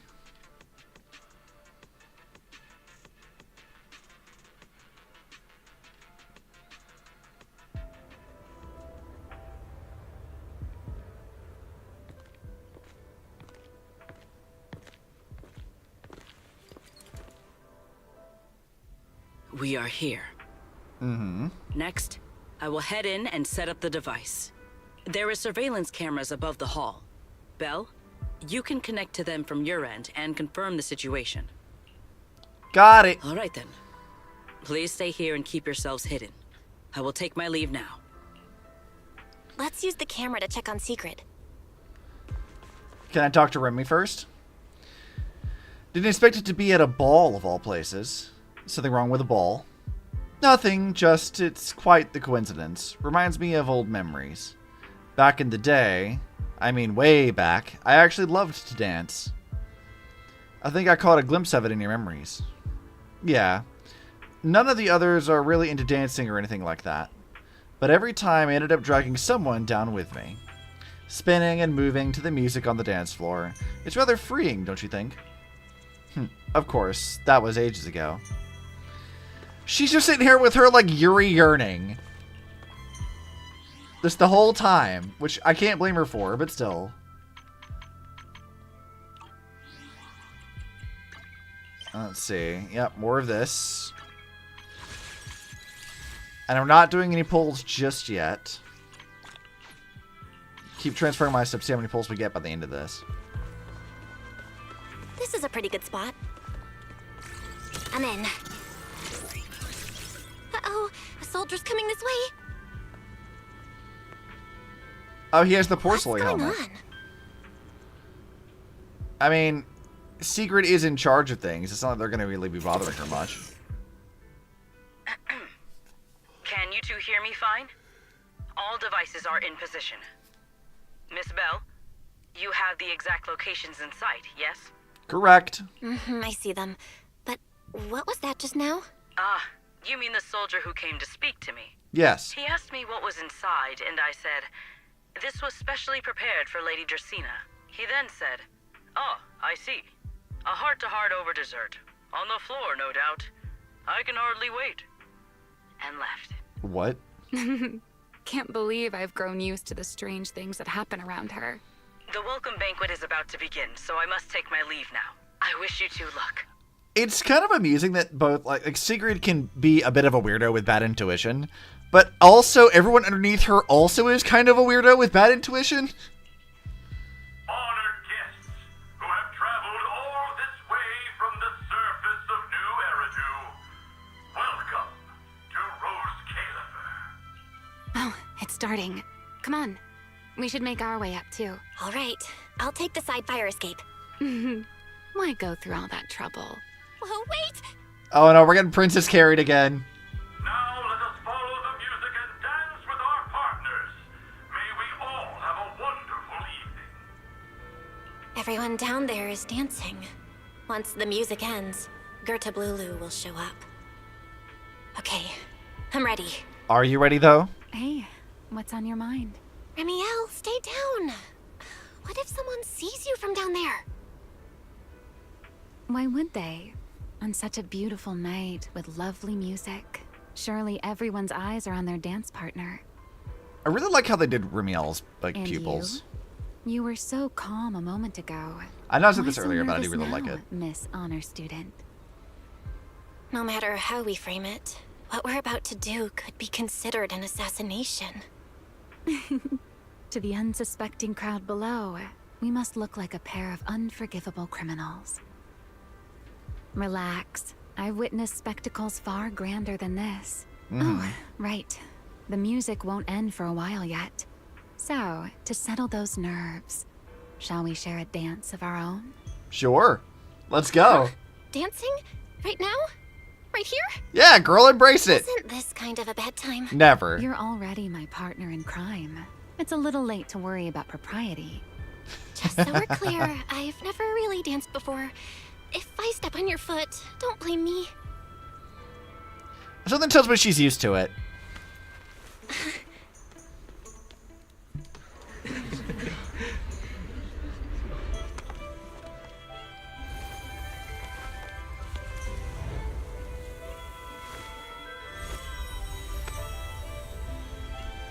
You know, Val,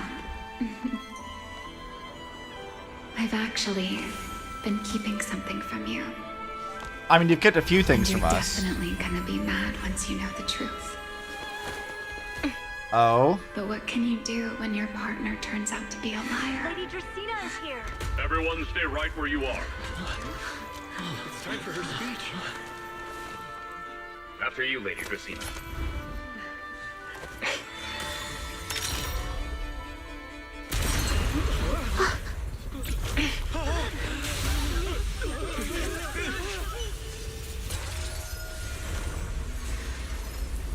Remi? Ah, I'm sorry, I see. Val. She locked us in it too. As this dance draws to a close, it's time for us to say goodbye.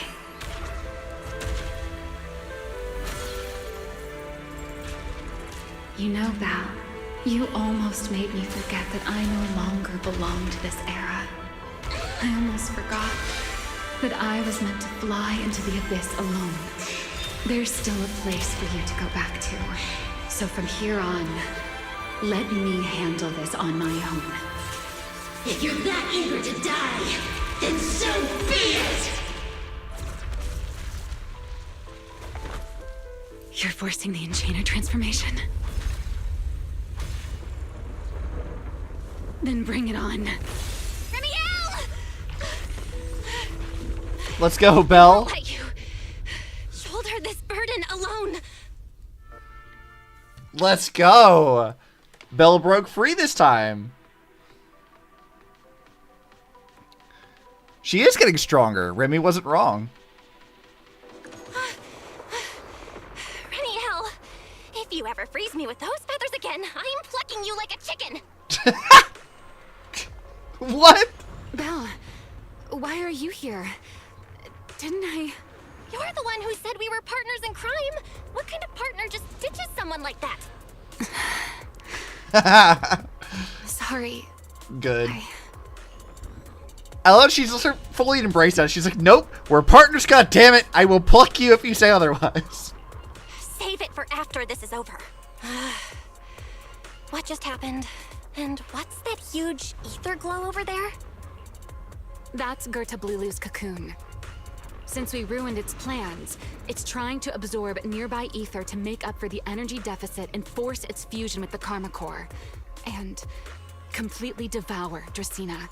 I can't be certain how much longer she can hold on. Alright, so how do we stop this? Is there any way to stop it? Do you see those new ether growths nearby?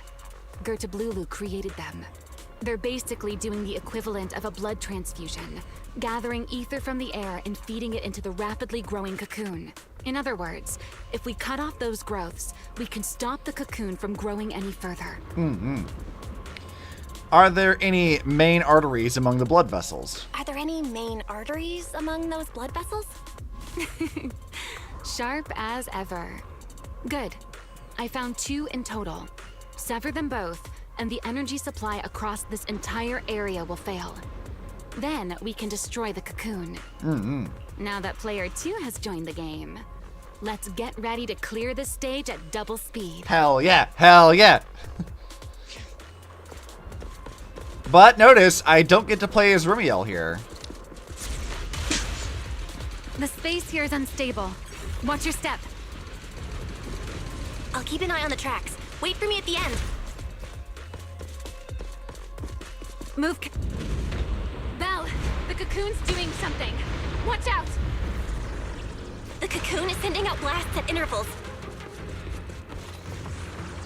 When they explode, get to the nearest cover immediately. Okay, so a somewhat stealth mission thing. That's it! That's the first artery! Alright, how do we get over there? The explosions are becoming more frequent. I need to find a way into the... This may get a little rough. Be careful.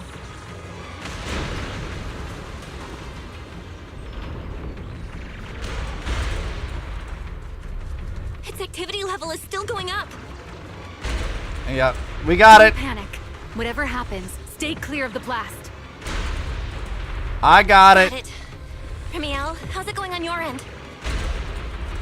I've seen plenty worse. The target growth is just ahead. I'll leave it to you, Belle. I got this.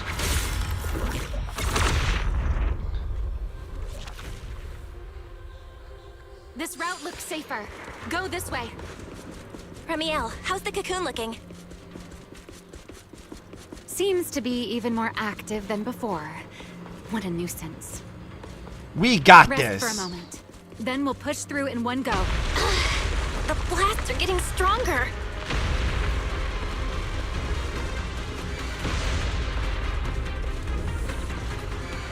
And more frequent at that. Belle, take the tracks to the next target.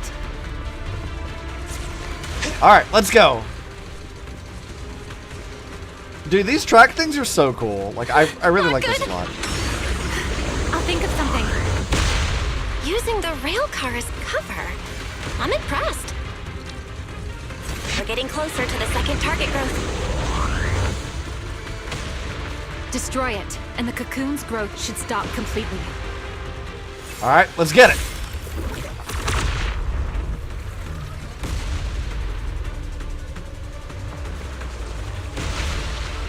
Oh shit, okay. Well, that's what happens when you die.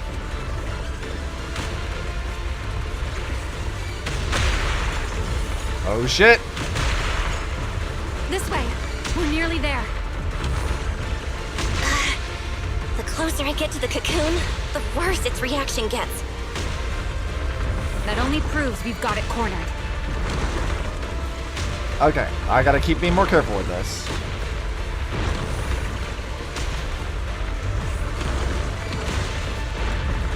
Move in during the gaps between explosions. Okay, it's not doing any more, so let's go. Belle, ready to punch right through it? Hell yeah! Absolutely. Match my rhythm. Let's go, girl! Now!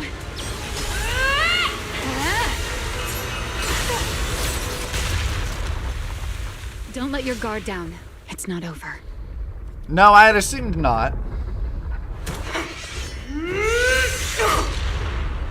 Too late.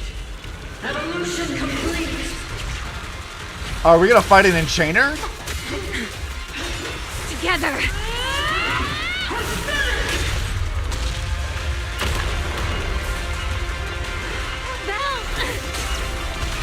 Holy shit!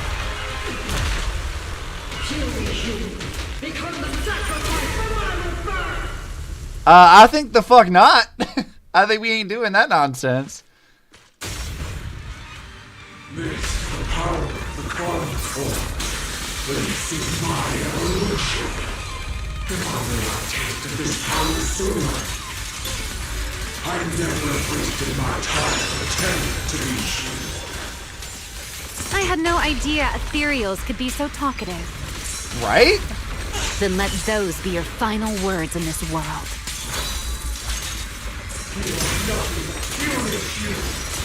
Kneel before my power.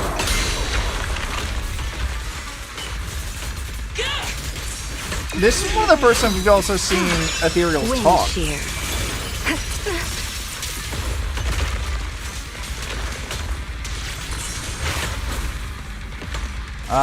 Oh, I can't control Remielle right now. Okay.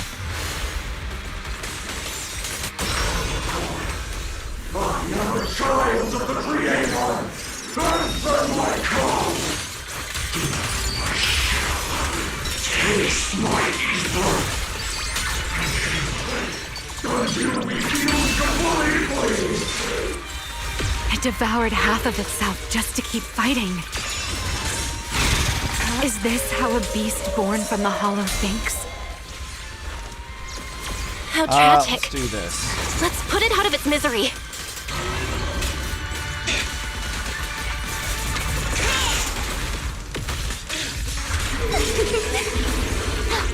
Let's stir up some trouble. Alright, let's go. Doing that.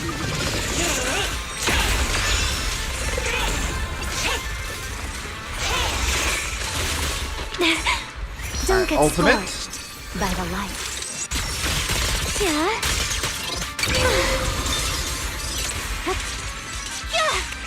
Let's get a little closer. The wind scatters the past, and you're next. Alright, let's do that.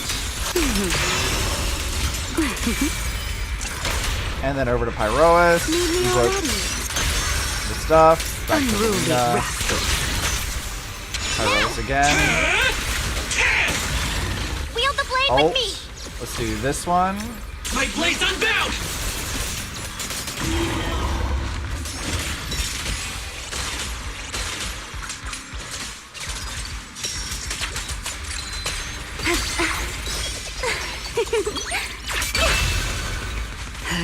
Alright, doing the little stuff again. So predictable. The tables have turned. The wind rises. Dude, this is kind of intense as hell.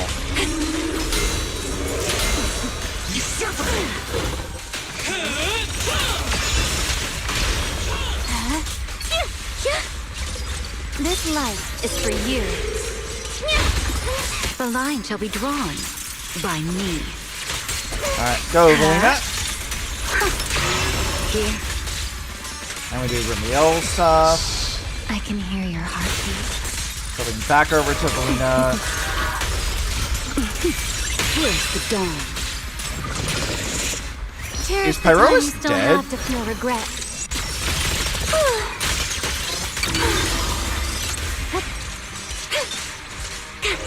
Let's stir up some trouble. Almost there.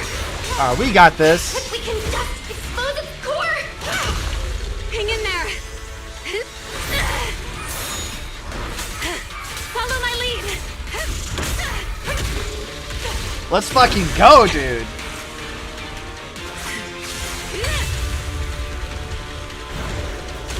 Getting away. We gotta catch it. Belle, you should take a breather. Now then, it's finally time to get serious. Oh shit, let's go. You ready? Alright, Remielle, what you got? I want to see. Surely they won't kill Remielle off in her own patch. Oh shit, I'm gonna control her? Capture it alive and save Dracena from inside the core. It's been a long time since I fought in the skies, but this is my domain. Show me what else you have. Gird up, Lulu! Yeah, fight me, bitch! Don't run away like a little coward. Watch out for ranged attacks. Oh? You wish to test your firepower against mine? Vanishing on me, are you? Hoping to catch me off guard? Come on, bitch! Fight me, you coward! Always attacking from behind. Can't you face me head on? Unfortunately for you, I don't leave openings. Bringing down the pillars to block my path again. Out of my way. An attack this week. It won't be long now. Its core is about to be exposed. Good. Time to end this.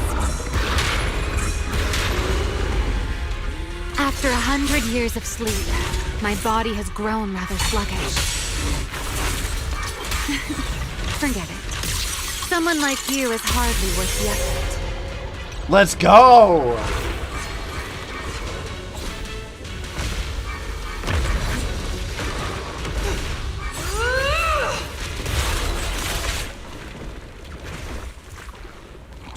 is inside its core. I'll handle this. Alright, what are you actually going to do?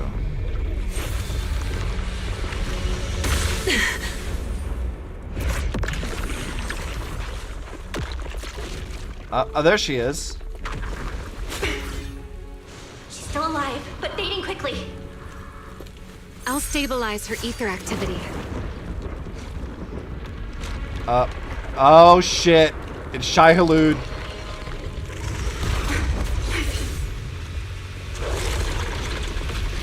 And it ate it.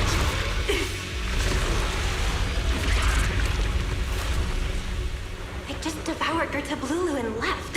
Why? Remi, are you okay? I'm fine. Forget chasing that big one. Saving Dracaena is what matters now. We still need to see this little act through to the end, don't we? Suspect's location confirmed. All units, combat readiness level 1. Oh shit. Hi, Lindvern. S-rank wanted criminal Remielle Dan. You would do well not to resist in vain. Lindvern? Why is she here? Isn't she supposed to be in Virium? I don't know what's going on, but I have to explain this to her. You there, unfamiliar face. I do not know your identity, but if you have nothing to do with this, do not act rashly. Okay. Our first priority is to ensure Lady Draceena's safety and arrest the criminal who attempted to take her life. If you understand your position, remain silent and do not interfere with our official duties. Secret? Is she telling me to stay out of this? Why would she do that? Why am I being kept in the dark? Well, this must be what they talked about Remielle, earlier. Hand over Dracaena beside you. Do not try anything foolish. You mean this little one? I was beginning to tire of her anyway. Take her back. She's still breathing. Whether she survives is up to you. Remielle? Why does it feel like you knew this was coming? What are you trying to pull? I thought this little one's disappearance would throw you all into chaos. I didn't expect you to catch up so quickly.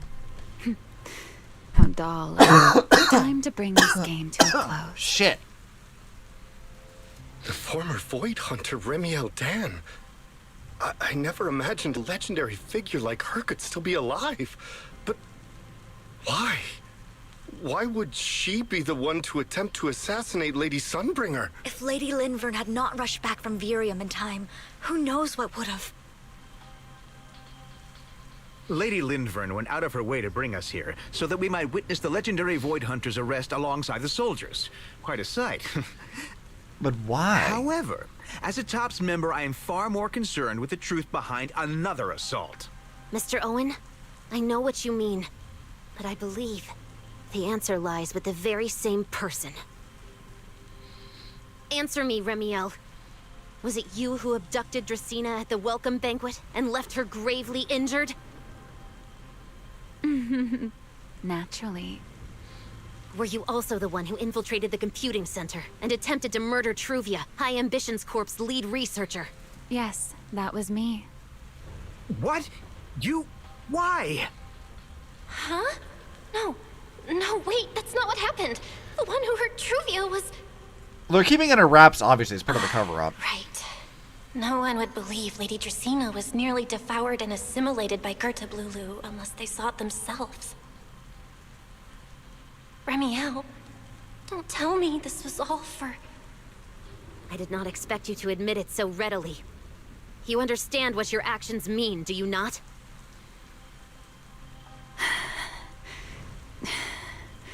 Of all times, now is when I've reached my limit. What a pain. It's not over yet. Remielle, do not attempt to resist. No, I won't resist. I'll simply vanish right before your eyes in an instant.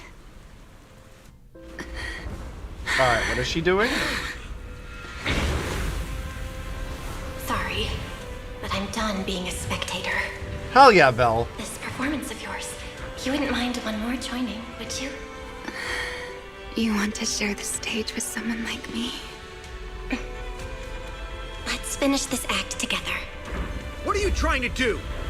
Rescuing my partner in crime. Everyone, until we meet again. They tried to swing the fucking axe first. You do not just swing your axe, dude. That's not how you do that shit.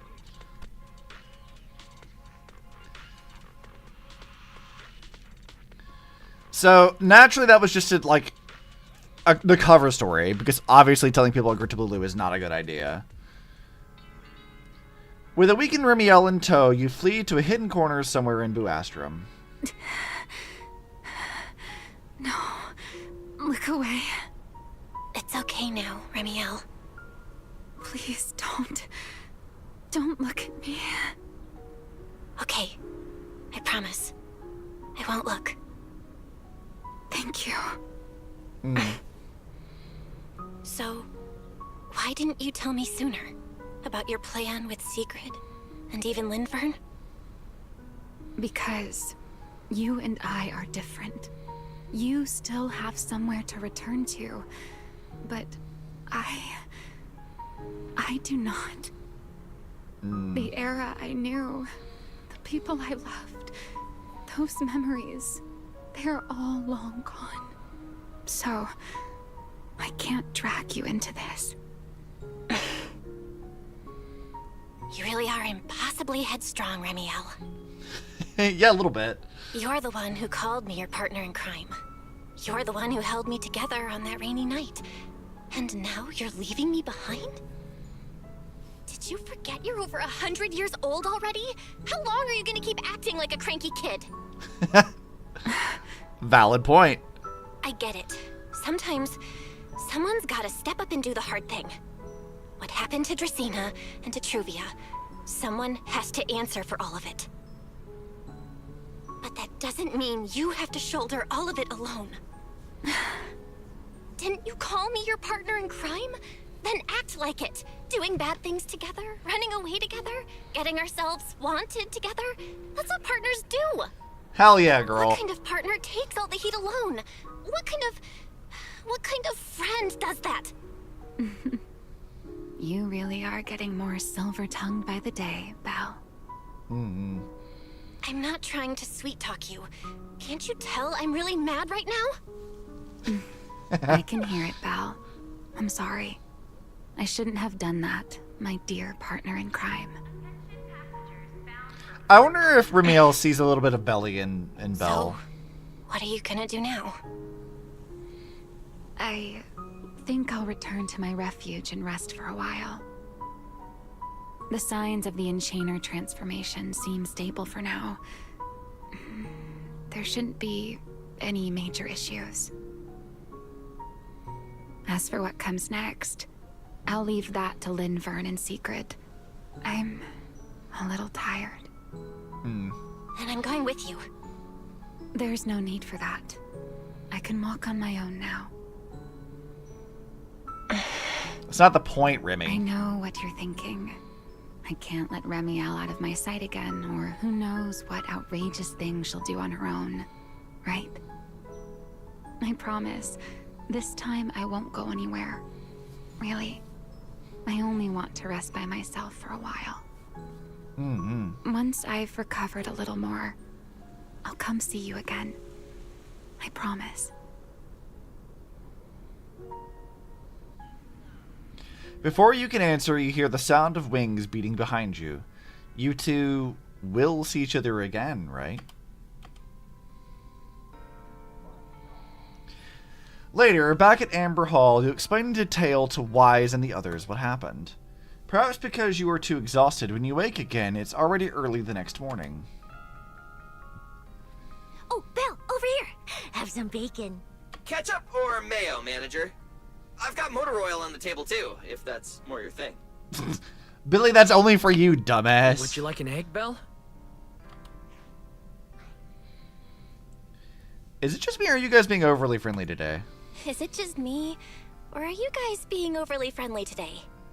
How can you say that? It's only been a day, and you're already skin and bones. Uh-huh. Manager, breakfast is a sacred tradition at Amber Hall, and everyone's gotta have their fill. Besides, when Valina and Norma stopped by last night, they were just as... What, wait, did my audio just cut out for some reason? Hold on. Manager, breakfast is a sacred tradition at Amber Hall, and everyone's gotta have their fill. Besides, when Valina and Norma stopped by last night, they were just as... Oh, it does just cut off. Okay, yeah, that's a problem. You know, I've noticed a little bit this patch that there's been some instances where, like, the audio cuts a little bit sooner than I think. I think there was some issues on Q&A, or QA side of that. Seriously, that was way too close. I was so worried. Oh, thank goodness everything worked out. I guess. Yeah, thankfully. You're worried about Truvia, aren't you? I think she's still in intensive care. The doorbell rings at the entrance. Come in. Oh, hi, Please Sigrid. excuse the intrusion. Sup, girly? Hey, And everyone. Lindvern. Sorry for dropping by unannounced. Yeah, okay. Lady Sunbringer! I think Cecia's traumatized from running into Dracena earlier and not knowing she was a Sunbringer. Oh, please. Lindvern is fine. I can never get used to being lady this and lady that. Do I really look that old? A little Whoa, bit. now that's a breakfast spread I'll have to try myself sometime. But first, let's get down to business. Forgive the early visit, but we bring good news. Miss Truvia has been stabilized. She is still unconscious, but no longer in critical condition. Well, that's good. I mean, you know, getting a hole punched in your stomach seems to be pretty intense, so... That's good. Really? Thank goodness. I'm so glad to hear that. And allow me to formally thank you on behalf of Rose Califer. It's because of your efforts that we get to have peaceful mornings like this one.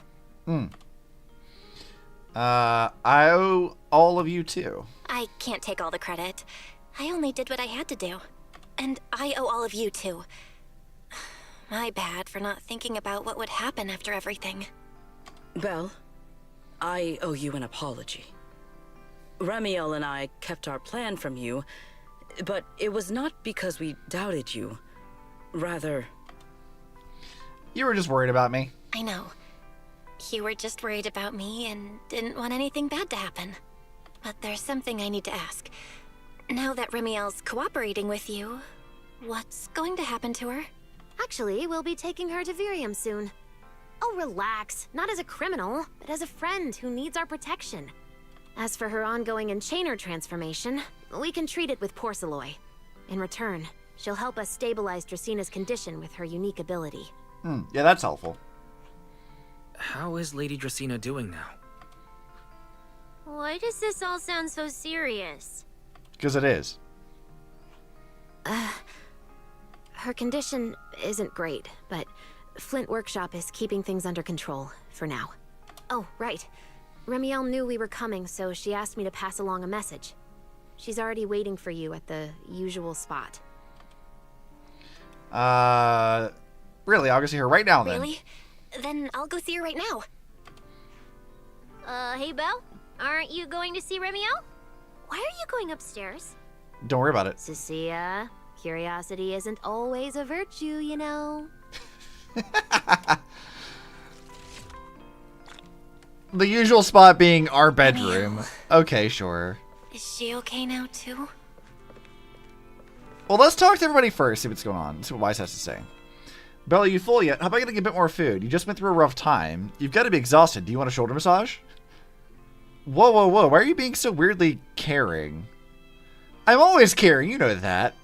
It's just that you're shouldering so much. I can't help but be more caring now. Belle, you're our hero.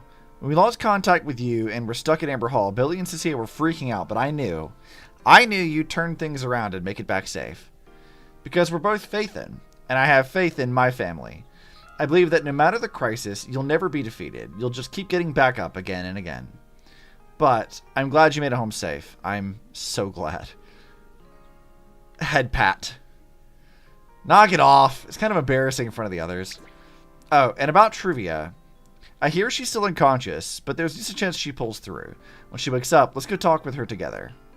Yeah, together. Yeah, I hope it goes well. Yeah, I think you both do kind of need to talk to her together because it was very, very awkward last time. Something on your mind, Bell? Yeah, I'd like to talk to you a bit about your plan with Remi. Oh, that most of it was actually worked out between Sigrid and Remielle. If I recall correctly, they had a secret chat while you were busy with the device after returning from Meridian Hall. It wasn't until Remielle dragged Gertablulu into the Hollow and Sigrid took over command of the situation that she finally had a chance to contact me. That is when she informed me of Remielle's suggestion. Once I have caught up on the plan, I agreed. Back then, having Remielle play the culprit was probably the best move we had. After all, with the attack on Truvia and what happened with Justina, there had to be an explanation. If we left the culprit up in the air for too long, not every guest on the island came up with good intentions. Yeah. You're saying someone's going to use this to stir up trouble. There's too many people watching Rose Califer and looking to profit. This would be the perfect opportunity to interfere. And the mastermind pulling strings behind all of this would definitely fan the flames.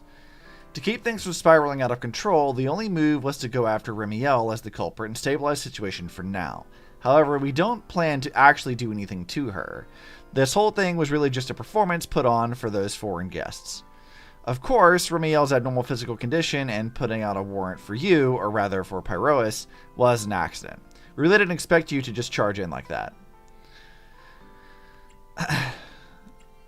So she put that much thought into it. Anyway, that's everything I know. She did help us out, so I'm willing to turn a blind eye to her whole conflict with Eldrada. I just think there's still room for more discussion between us. As for what else she had in mind, you should ask her yourself at your usual spot. Alright, Sigrid, what say you? Belle, I must apologize. When Remielle and I decided to keep this plan from you, I had already braced myself for your anger and resentment, so go ahead, please. You have your reasons. Thank you. Honestly, I have been second-guessing myself this entire time, whether I made the right call or not. When I first found you hiding in the Retroflux zone, and then when I found out what Remielle was really planning, with Lady Lindvern away, I did not possess the confidence to handle a crisis like this on my own, or the courage to fully put my trust in you. Thanks for putting your trust in us in the end. Like I said, it means a lot to me. The look in your eyes when you swore you'd save Lady Dracena, and Remielle's unwavering determination, they reminded me of Lady Lindvern. You two steeled my resolve. You are admirable, true warriors. I want to express my gratitude to you personally as Lady Sigrid de Lazur, not as the Deputy Administrative Director of the Airspace Patrol Department. If you are willing, how about we do something together, the four of us, including Lady Lindvern, as friends? Sure, what'd you want to do? What'd you have in mind? Watching the complete Rydu's Agent 006 film series. She likes the 007 movies? That's funny. I had a private chat with Remielle and found out we both loved this film series from 100 years ago. Lady Lindvern was the one who recommended it to me, and therefore she, of course, enjoys it too. We decided to pick a night and pull an all-nighter with a full marathon of Rydu's Agent 006. I'm sure it'll be a wonderful time with you there as well. That actually sounds great. The retro nostalgia is practically tangible, but better not say that out loud. That's hilarious. Hi, Tingris. It's going pretty well. How's you? Alright, Cecilia, what say you and Billy? That was way too close. We almost got good thing Belle's skills are superior. But hey, while you were out there on the front lines, your amazing public security precinct specialist was putting in work at Amber Hall too. I made sure to keep Billy and Weiss safe, and I'm the only reason they're standing here right now. Hey, Cecilia, that's not what happened at all. When that airspace patrol soldier tried to confiscate your egg pudding, I was the one who got him to back off with my killer aura. Fine, Billy. You pulled your weight too. Let's call it 50-50. These two haven't done anything but just be goobers in the background. It's thanks to you both that I could carry out my plan without worrying. Whoa, when you put it like that, I almost feel embarrassed taking credit. Okay, truth is, the soldiers didn't really do anything to us. Apparently, they got some kind of notice and just stood outside Amber Hall, keeping us from leaving. That's it. Nobody actually tried to steal my egg pudding. Probably Sigrid's orders. Even so, being stuck at home with no clue if you were okay or not was maddening and made me feel so damn helpless. Never want to go through something like that again. That's it. I've made up my mind. Next time, I'm sticking right by your side, manager. We can't let the enemy have another opportunity like that again. Huh? Oh, yes. Me be me. I want in too. Cecilia volunteering for danger? What have you... Who are you? What have you done with Cecilia? Doing well? That's good. Alright, Remi. I'm very amused that you were in here. Rawr. Good morning. Rawr. Do you have to do that again, Remi? You have Mr. Roar syndrome now? There he is. Mr. Roar is Remielle. Wait, that won't work at all. How does the enormous Mr. Roar even disguise himself as me? Although, he might pass if we give him a pair of fake wings. Girl, what? Mr. Roar in your clothes? No, absolutely not. It's weird no matter how I imagine it. Oh, well, as an artist, I know what I must do now. No? Well, I thought it might be cute. I'm really struggling to see the appeal. Anyway, you're here early. Did you come to say goodbye? I guess you can say so. Though it's only for the time being. Linvern and the others probably mentioned it already. I'll be recovering in Virium, and while I'm there, I'll help stabilize Dracina's condition. Lady Dracina, what exactly is happening to her? Yeah, that's a good question. She will likely remain unconscious for a long while. After all, having a karma core taken from you is no trivial matter. I misjudged the situation. At the time, I thought the karma core was still inside her. So when Bashmu suddenly appeared, I paid it little mind. Oh, so it's that much closer to becoming an ethereal or the enchainer. But the truth was, while we managed to rescue Dracina, the karma core remained inside Gertablulu and was devoured by Bashmu. Does that mean Bashmu... That's terrible. Does that mean Bashmu becomes the enchainer instead of Gertablulu? Yes. It seems far more intelligent than Gertablulu. But of course, the culprit behind all this may have planned it that way from the beginning. Clearly, Gertablulu couldn't have done it. So, who lured it to Buastrum with the singularity leakage? The real culprit is still hiding somewhere in Rose Califer. Yeah, who the fuck? Like, we haven't really addressed the fact that it looks like Serpico. Correct. Though, I don't think we need to worry too much at the moment. Dracina likely only possessed 1/3 of the karma core, which means the other 2 parts are still inside Eldreda and Linvern. Then Lady Sunbringer, she... Right. I wanted to ask. You said karma cores are sealed in Void Hunter weapons. But why is Lady Sunbringer split into 3 and stored in 3 different bodies?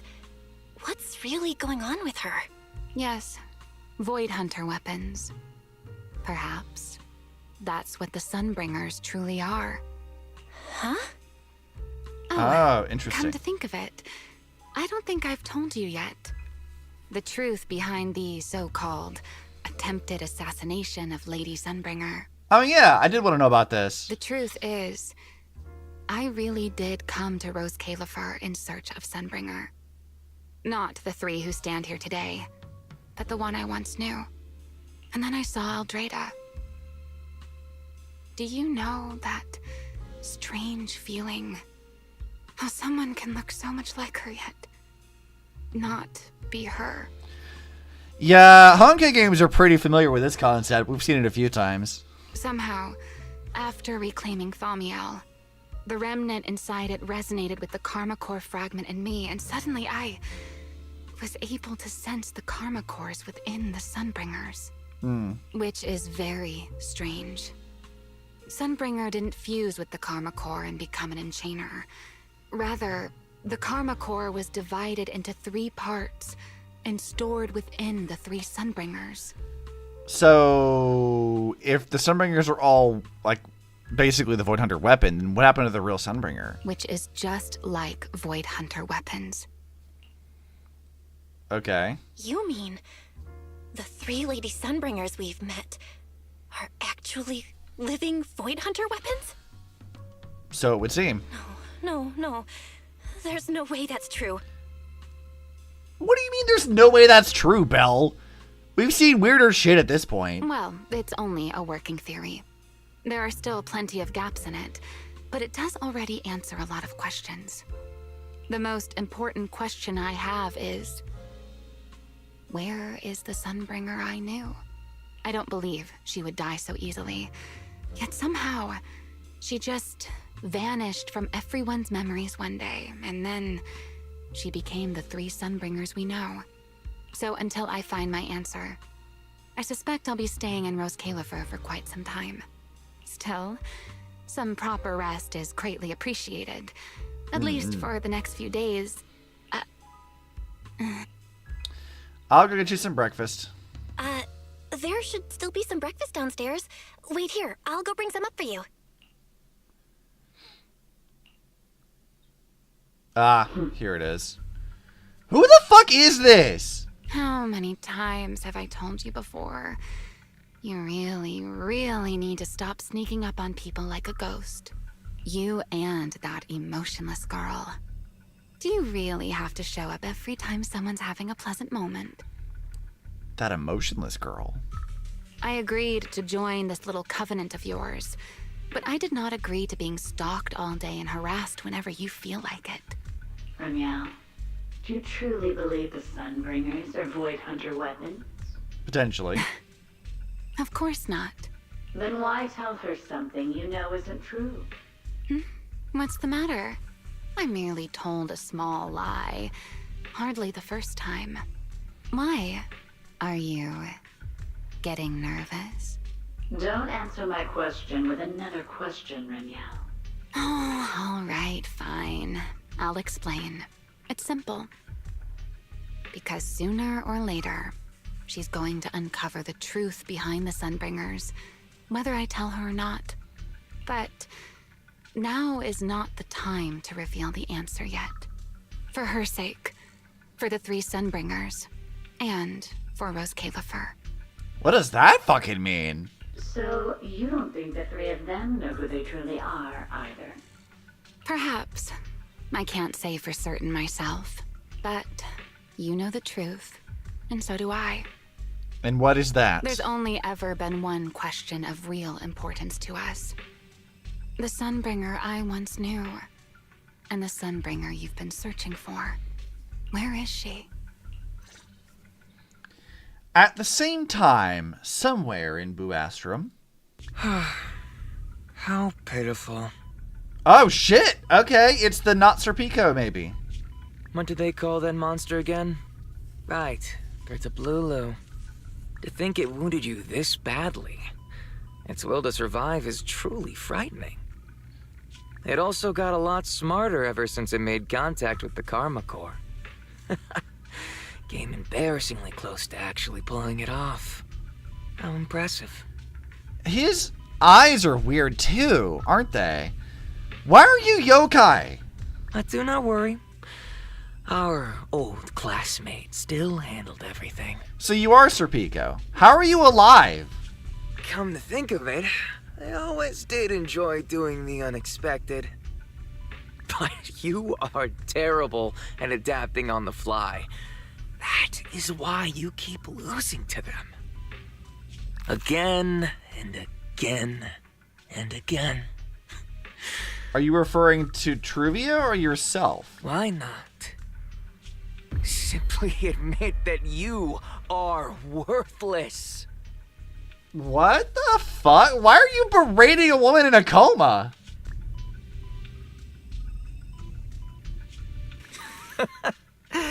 Just kidding. You would never accept this outcome, would you?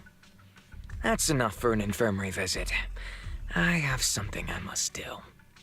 And I look forward to your performance in the next act. What is... Serpico, what the fuck are you up to? Why are you even here? How are you here?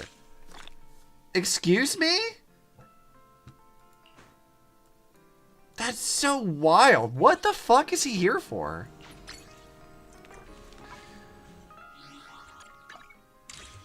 Huh.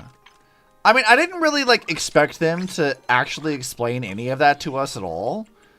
But I do wonder what the fuck that's about. Alright, let's see. What do we got? More pings and stuff. Alright, we can close that.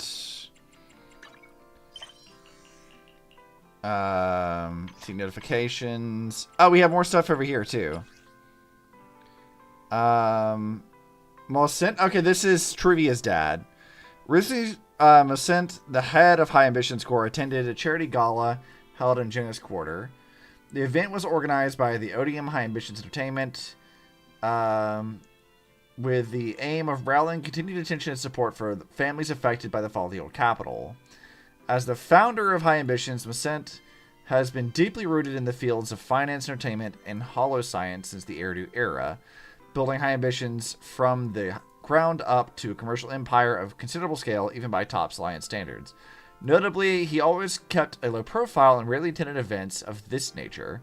Pictured here is Mosent during the interview with reporters. He appeared to be in good spirits, chatting with reporters at length on a wide range of topics.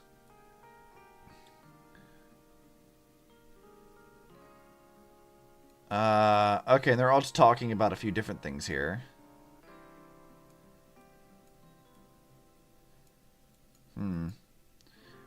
Weird. What is this one?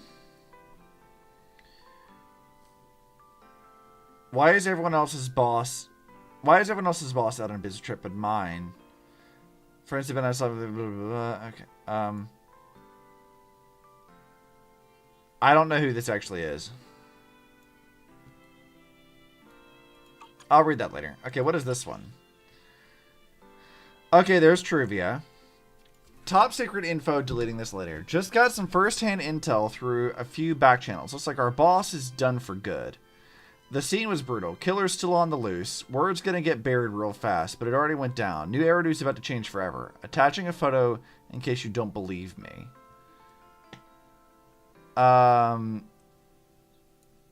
What the heck is up even? Roll out, cut the cryptic nonsense and get out of New Eridu.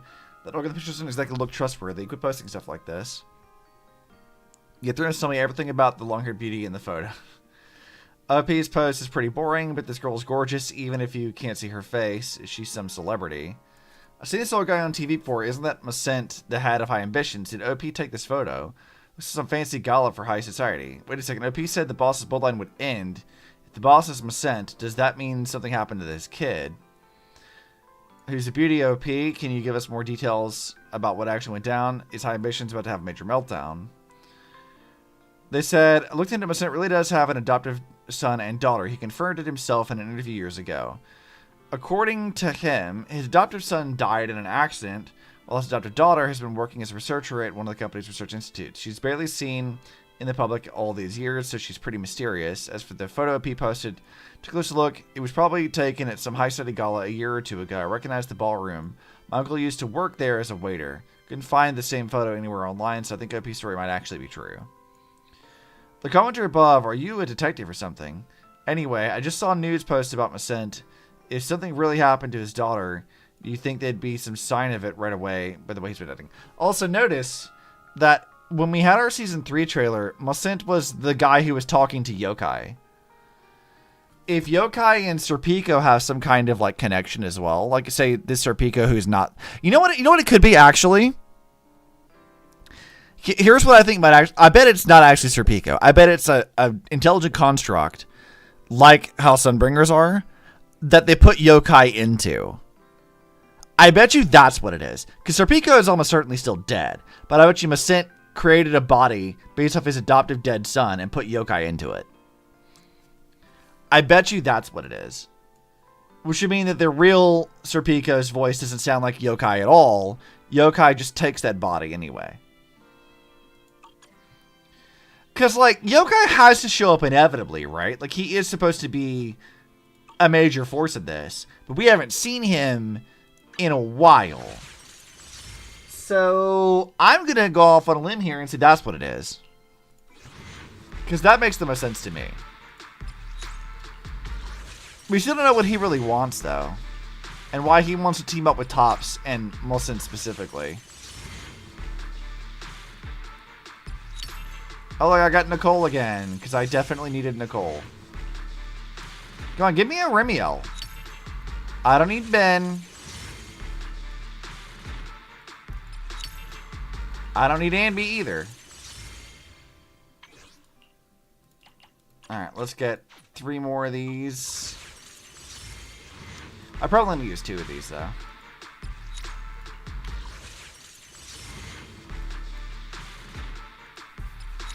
Damn. Still nothing. Well, it's fine. I still have, like, a while. But I want my Remielle. Beaches and ice cream. I want her to be Summer's M6, finally damn here. it. I need it. I need her to be M6. Do I really need to spend money to get The Remielle to salty sea M6? breeze, Not The particularly. waves on a summer night. But I and wanna. that look on your face. I'll remember this for a long, long time. Alright, so, with that being said, I think that's all we were going to do today. It has been a pretty long stream, all things considered. At least for Zenless stuff. You know, this summer event might be worth streaming. Potentially. I don't know if it is or isn't, but it might be. But yeah, I hope you guys enjoyed. I had a really good time with this. We will be doing Impact Third stuff again soon. I know I keep saying I'll do stuff during the week, but I've been so sleep deprived I've not been able to summon the energy for it. So, for sure, Saturday next week we'll have more stuff to stream for Impact Third. We'll continue the plot stuff. Yeah, more things coming. And I have some secret projects in the background that I might get more information about soon. And other stuff that will be fun down the line. So look forward to all that stuff. Anyways, I will see you guys in the next one. Bye.